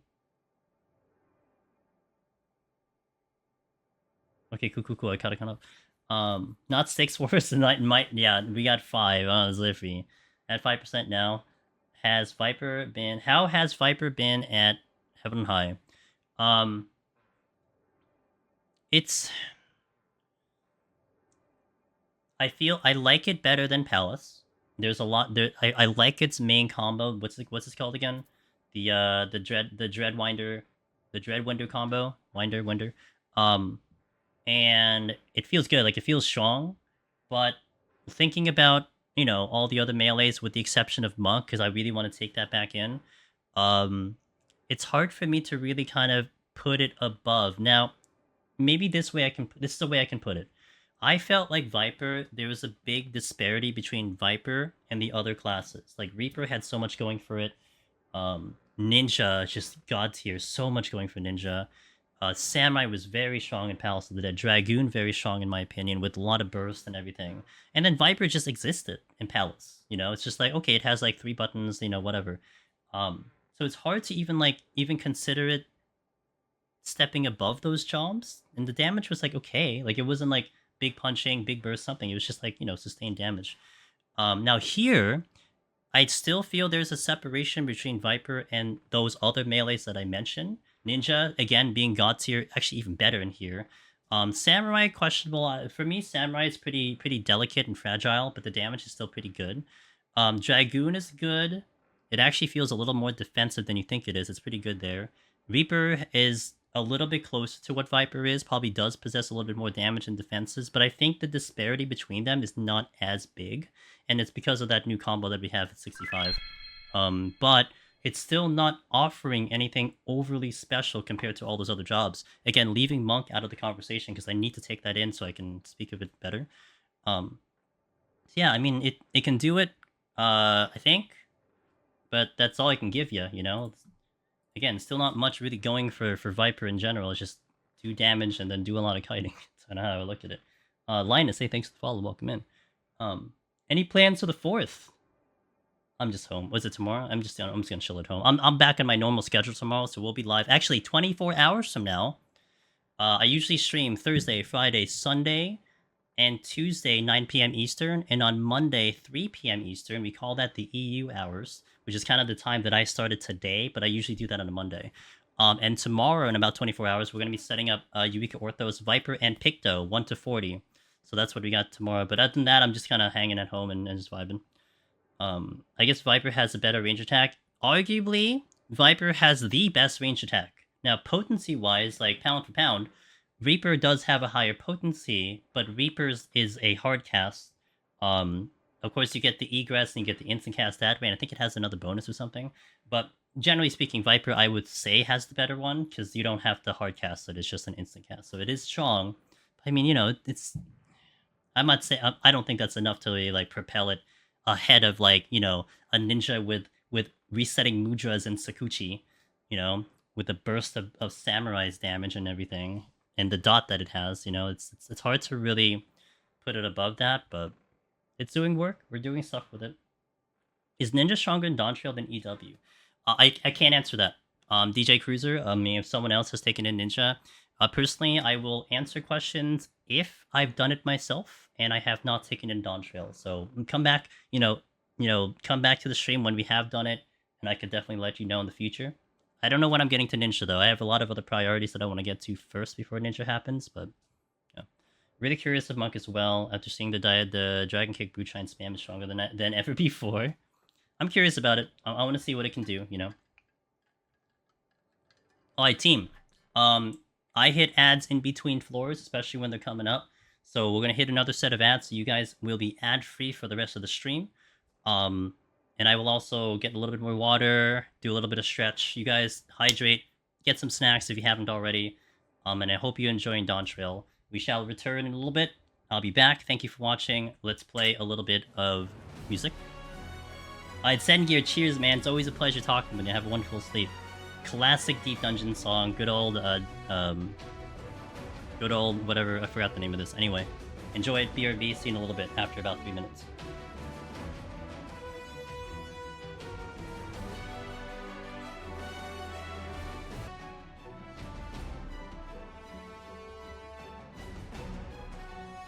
Okay, let's do this. Last set, 91. Let's see how Viper goes. Thank you guys for being here.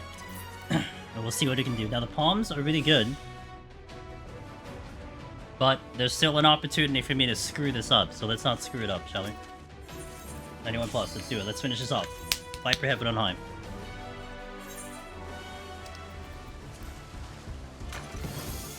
Oh, that's an immediate... I'm gonna blow this up. It's a treasure room.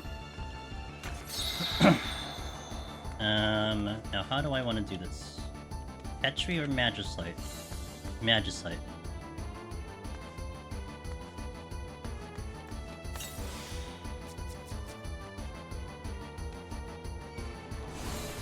Damn it, you suck. Oh my god, I hurt so much.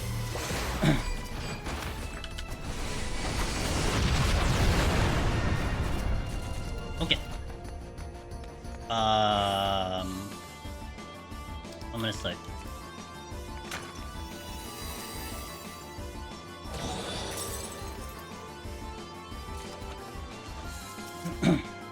Wow, look at all the chests. Oh my gosh. Frailty came in. Safety came in. Whoa, there's so many chests. One of these has to be Magicite, right? Like there's like 4 silver chests. One of them has to be Magicite. I love this song in the extreme. It's a good song. This is the 14 version, if I remember correctly. Wow, Caddy. Caddy, how dare you, dude?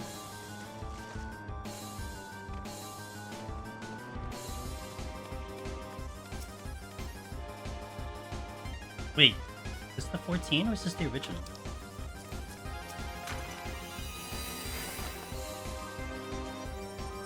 No, it's the original. Oh, it's the original. Dang, they sound so close to each other. It's the original. Yeah, I just checked my playlist. You can see the bottom right.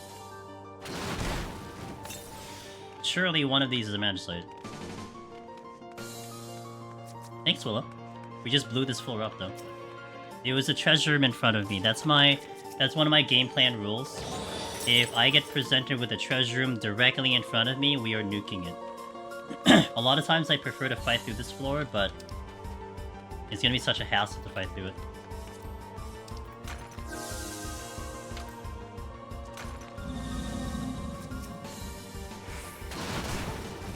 God damn it, really?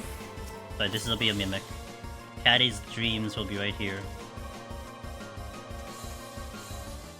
Nope. Nope. Okay, conceal.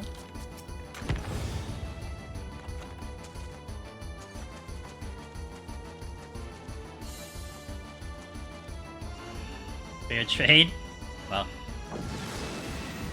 Wow.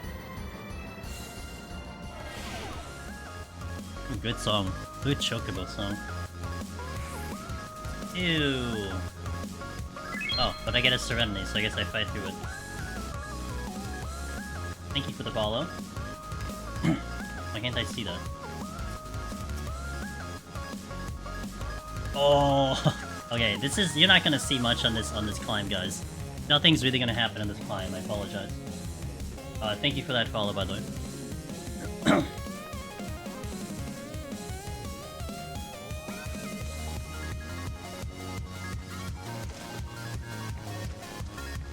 Just pick up things is how you win the game, essentially.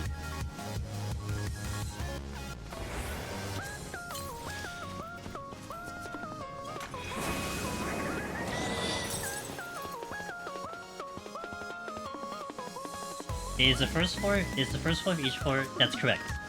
First floor is always no debuffs. You are absolutely correct. How do I want to do this? Okay, steal. Strength. Realty.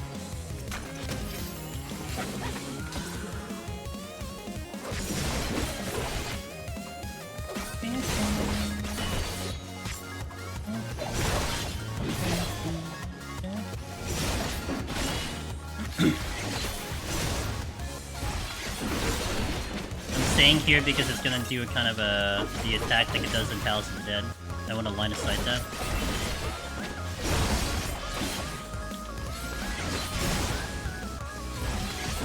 Man, so much nicer when it's frailty.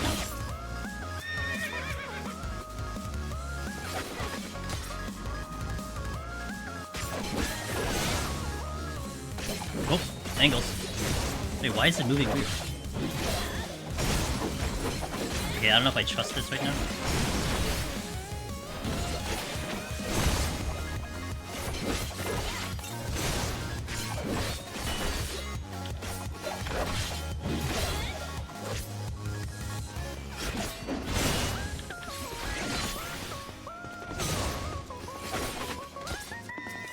Pulling this one because it's frailtied. I'm gonna leave the white mages alone until I have basically checked everything else.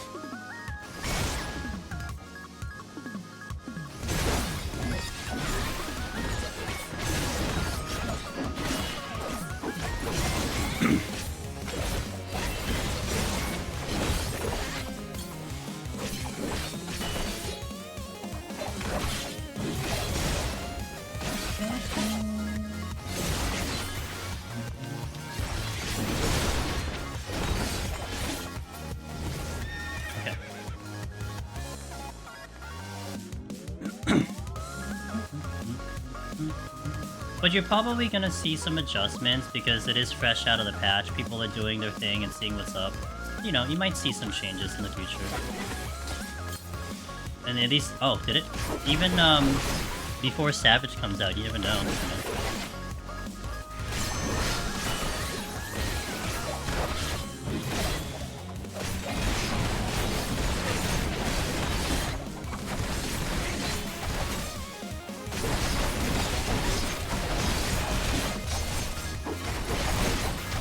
Relax, relax, relax.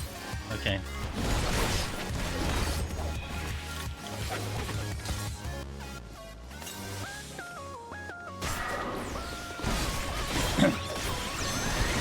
Wait, is Miss Sheeta's low again?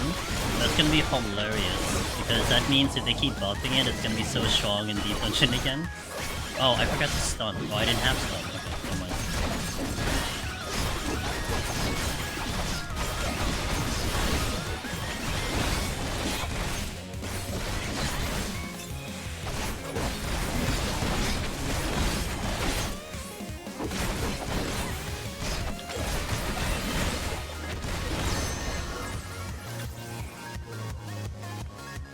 Willing to fight a mimic now. Oh, Corgans. And I got my steel back. And that's a treasure room. Okay. We're gonna fortune. I'm gonna slate.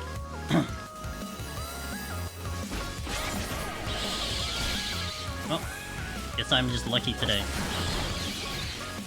Oh, it doesn't kill them. You know, I thought it would just kill them, but it doesn't kill them. Oh my god, stop.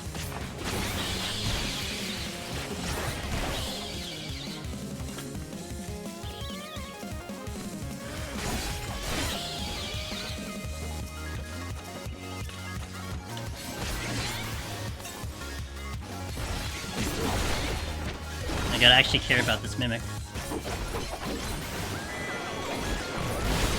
Ow!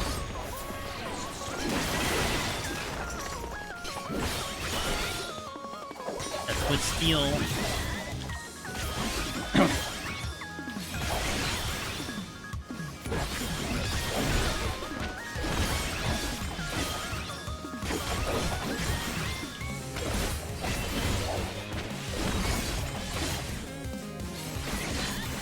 I have 2 purity.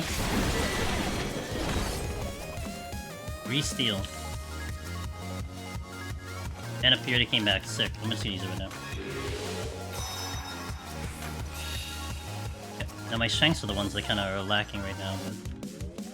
Oh, I did have another chest though. I did have another chest, JC, instead, so I might have burned it a little too early. Let's see how it goes.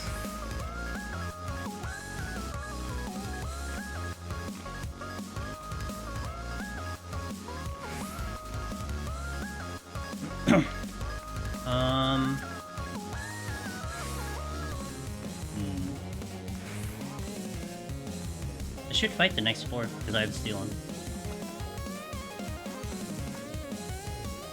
Well, if it's bad debuffs, I'll nuke it.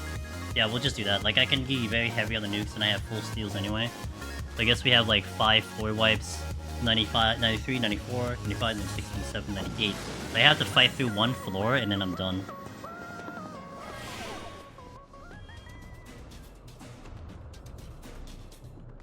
That's a Magicite. Yeah, is it gonna be a Magicite?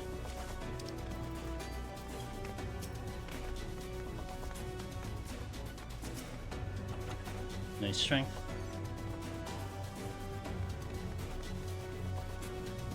Saves the Serenity, because I'd rather have the Serenity later, although I have been picking up quite a lot of Serenity.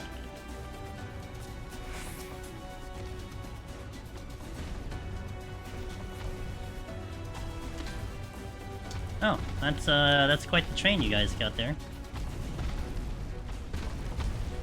They look no less intimidating in high definition than they did before. Oh, stay in your lane, sir. Good boy. Oh, hi. You're over here. Hiding in the bush. The 3 Musketeers, yeah.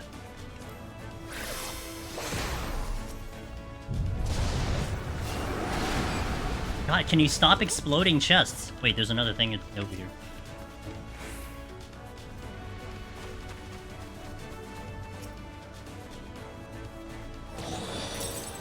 Moose? You call them a moose? I never really thought of that as them as a moose. I don't want to open chests anymore.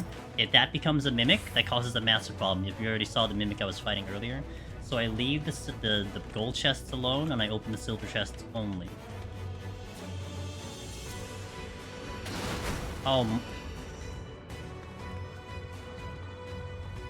Like, just keep exploding. It's fine. We're fine. I mean, we have so many problems anyway. What's the big deal? Moo. I meant, oh, moo like cow. Okay, fair. An exploding silver chest would be funny. What are we exploding? Just the chest? That would be kind of funny, honestly. Make it like a 10-second timer or something. This is gonna be a Petri because of Gloom. Just finding an excuse to just burn off my thingies right now. Oh, that did not go the way I wanted it to. Oops. Fibonacci don't aggro. Nice. Oh, that's Cheshire Room. Just use it up.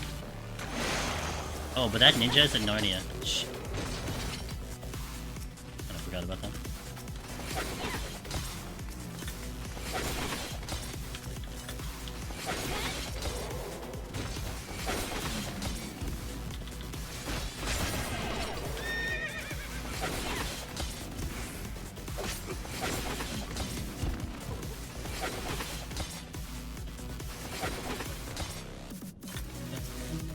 I'm just gonna go. I'm also not gonna... Oh, I got locked down. I'm not gonna check the chests if they're not silver again, because again, it's gonna cause a problem. It's gonna cause a problem if I open a Mimic, especially in the Gloom. The reason why I petrified in the whole beginning is to avoid that.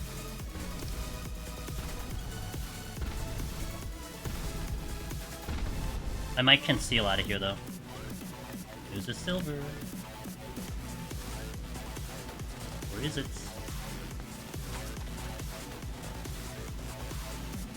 Nice! Okay. That's what I was looking for. Alright, well, sorry, this is not going to be a very exciting last set, but 81 was great. 81 was fantastic. This one, not so much. But I'll be happy to be done with the job, I'm going to put it that way. 95, 96, 97, 98. Well, I actually still have to fight through one floor. Apparently my math sucks, so I have to do one more floor. Hey Tara! Thank you for the 34 months to 1, I appreciate it. Hey Angelus. I've been really enjoying Picto and was just thinking about how good it would be for deep dungeon content and made me think of you. Smile, hope you're doing good. Well. It is good, I like it a lot. Heaven on High was quite the journey, but Palace was incredible. I am playing a Viper. It is the brand new class that got added into this game with the expansion, and it is a melee class. Yeah, Picto is very strong. It has quite the impressive burst. Let me put it that way. But it is still a caster, amongst anything else. It is still a caster, so it is very squishy. So that is its big downside, but it is very strong. Serenity suck. Well, look, I'm not gonna use it because I'm gonna take the thingy with the.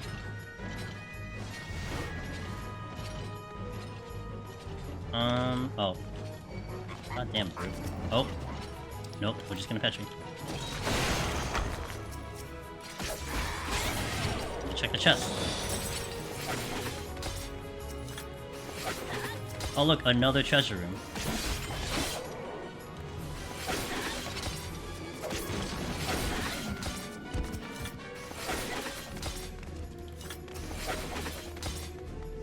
I'm out.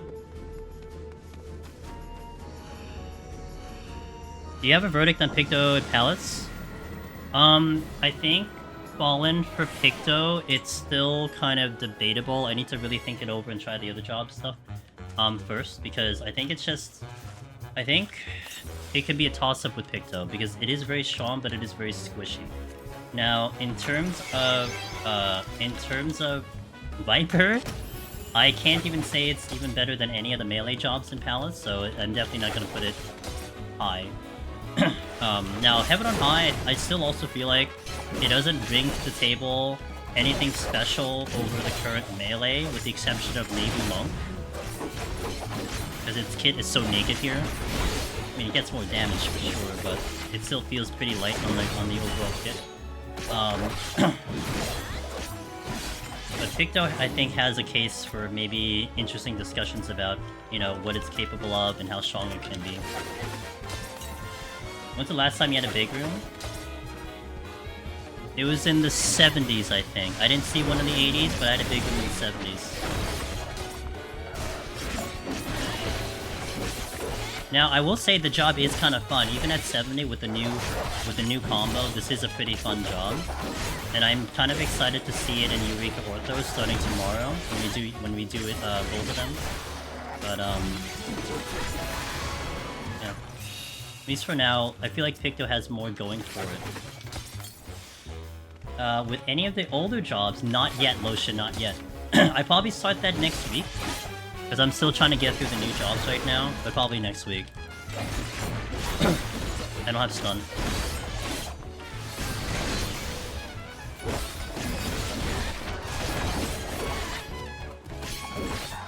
Viper gets so much better at 90. Yeah, I'm gonna be interested in seeing that. Hey, what's up, Lava Button? I'm gonna be interested in that. But we gotta experience it in all of it, though. If anything major.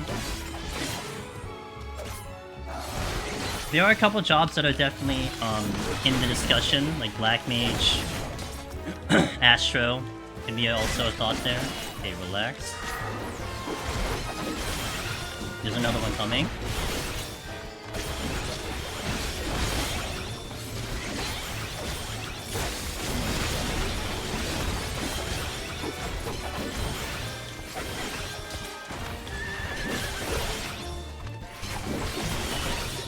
If I get through this floor, then it is home free to the victory.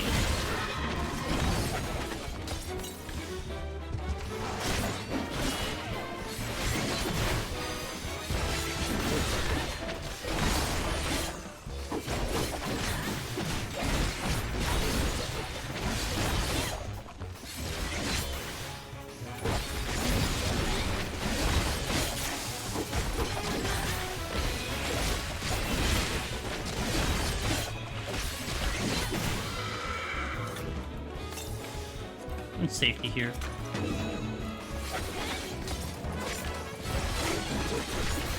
Oh, whoops, I killed my combo.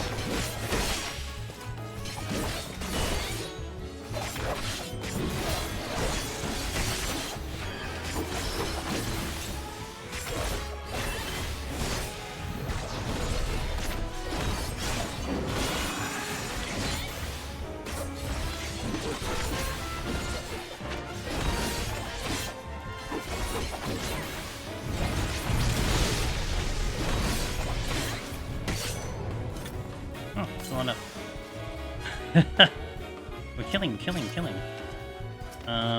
Who do I want next? Shotty? Exit's right here anyway. Shotties are definite killers. That lighting away looks very simple, but man, it's killed a lot of people. So I usually like to kind of circle around them in a big circle so I don't get caught with it. And it is kind of predictable as well. Cappuccino, thank you for follow, welcome. And as well as Retro, thank you for that follow.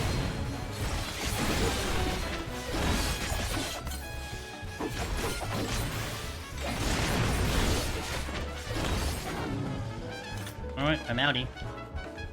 Time for victory, let's do it. I'm gonna be happy to be finished with this job unless I get kicked off the leaderboard. This was a good run. 7 hours, 7.5 hours. Solid run. Yo, loser check, appreciate that follow. I'm happy we were able to at least point you in the right direction for your issues with the drops. I could actually get a speedrun? Huh. Maybe I should just go for the speedrun. Sub 30? Yeah, I guess we can just go for it. Yeah, no problem.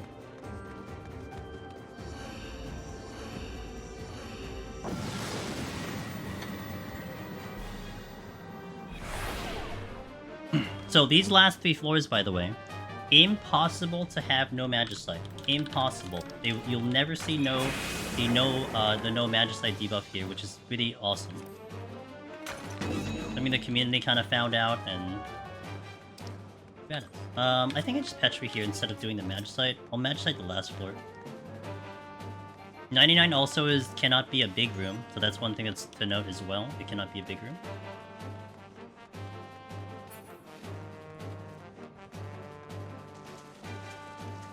Also, there is what we call a speedrun bonus, which I was mentioning about the speedrun. Basically, if you clear a set of deep dungeon floors in under 30 minutes, you get bonus points, like a big amount of bonus points. It's very rare to have that in this specific set. You gotta walk in with like really, really good palms, but we did, and we picked up some. So now I could potentially get it, and it could be kind of cool. the grand scheme of things. Only 2? Really? I'm actually surprised by that. Huh. Oh, Finn's probably one of them, right? It's actually surprising that it's only 2. Now, I feel like you may not see as many Viper, score runs, I feel like, maybe with this job. I could be wrong. Picto, I feel like, will be the score run territory, but, again, I could be wrong. Oh, look, I'm sure that's a match segment.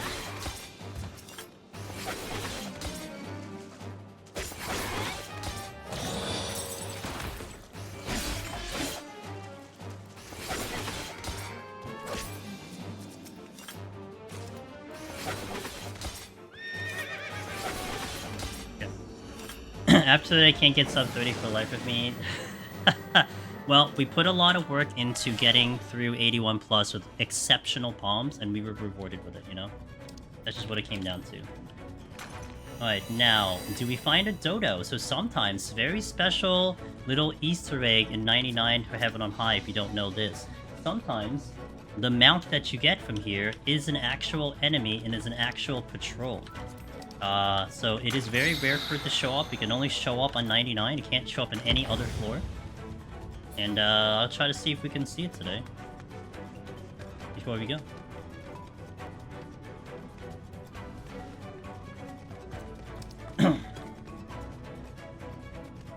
You should wait 2 minutes. I can't, dude. I'm on the clock, man.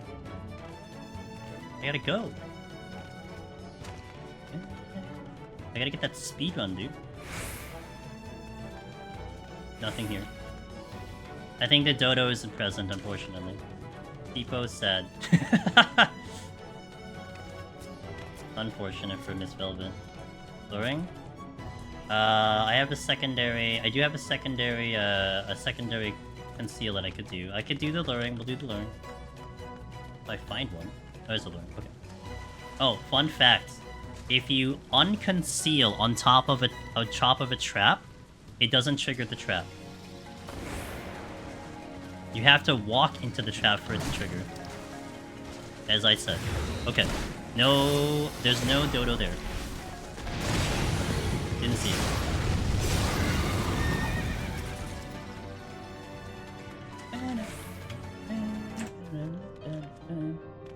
Yep, no dodo again. I don't think I saw the dodo in Picto either. That goes to the parry by dying while inactivated. Oh no! I hate when that happens, dude. And it's like, it sucks because you're like, man, if I just didn't use it. Well.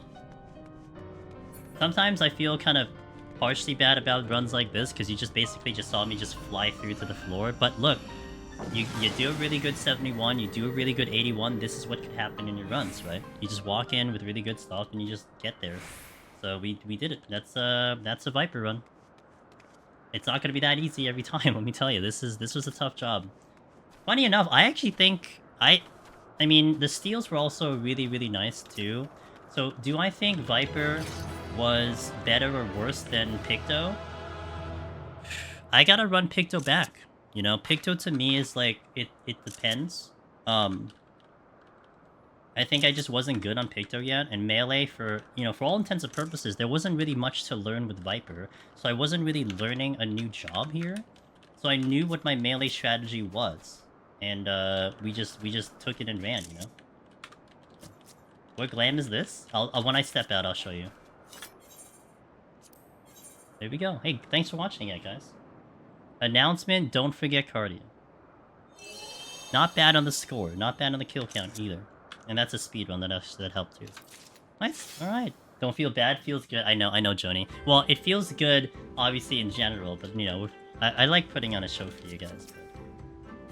Alright, that's it. That's the Viper thing. Alright, so the gear that I have on, the body is actually Season 2 of Feast. Eagle Beak Coat. I think there's other ones that are very similar to this, so you can find out on the market board. The hands that I have are the replica Sky Pirate gloves.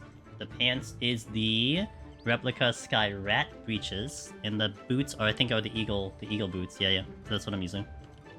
And they are dyed to the good color of Dragoon Blue, so there you go. Good run, guys. Hey, 7 hours in. Pretty swift on this one. How many glasses have none? I don't think I have any. But yeah, thank you guys for watching. I hope you enjoyed all the Picto and Viper runs that we've done the past couple of days. Mr. Sig, thank you for the 51 months. I appreciate it. DJ Nerd. DJ Nerd. Thank you, man. I appreciate it. We are going to be back in about 23 hours.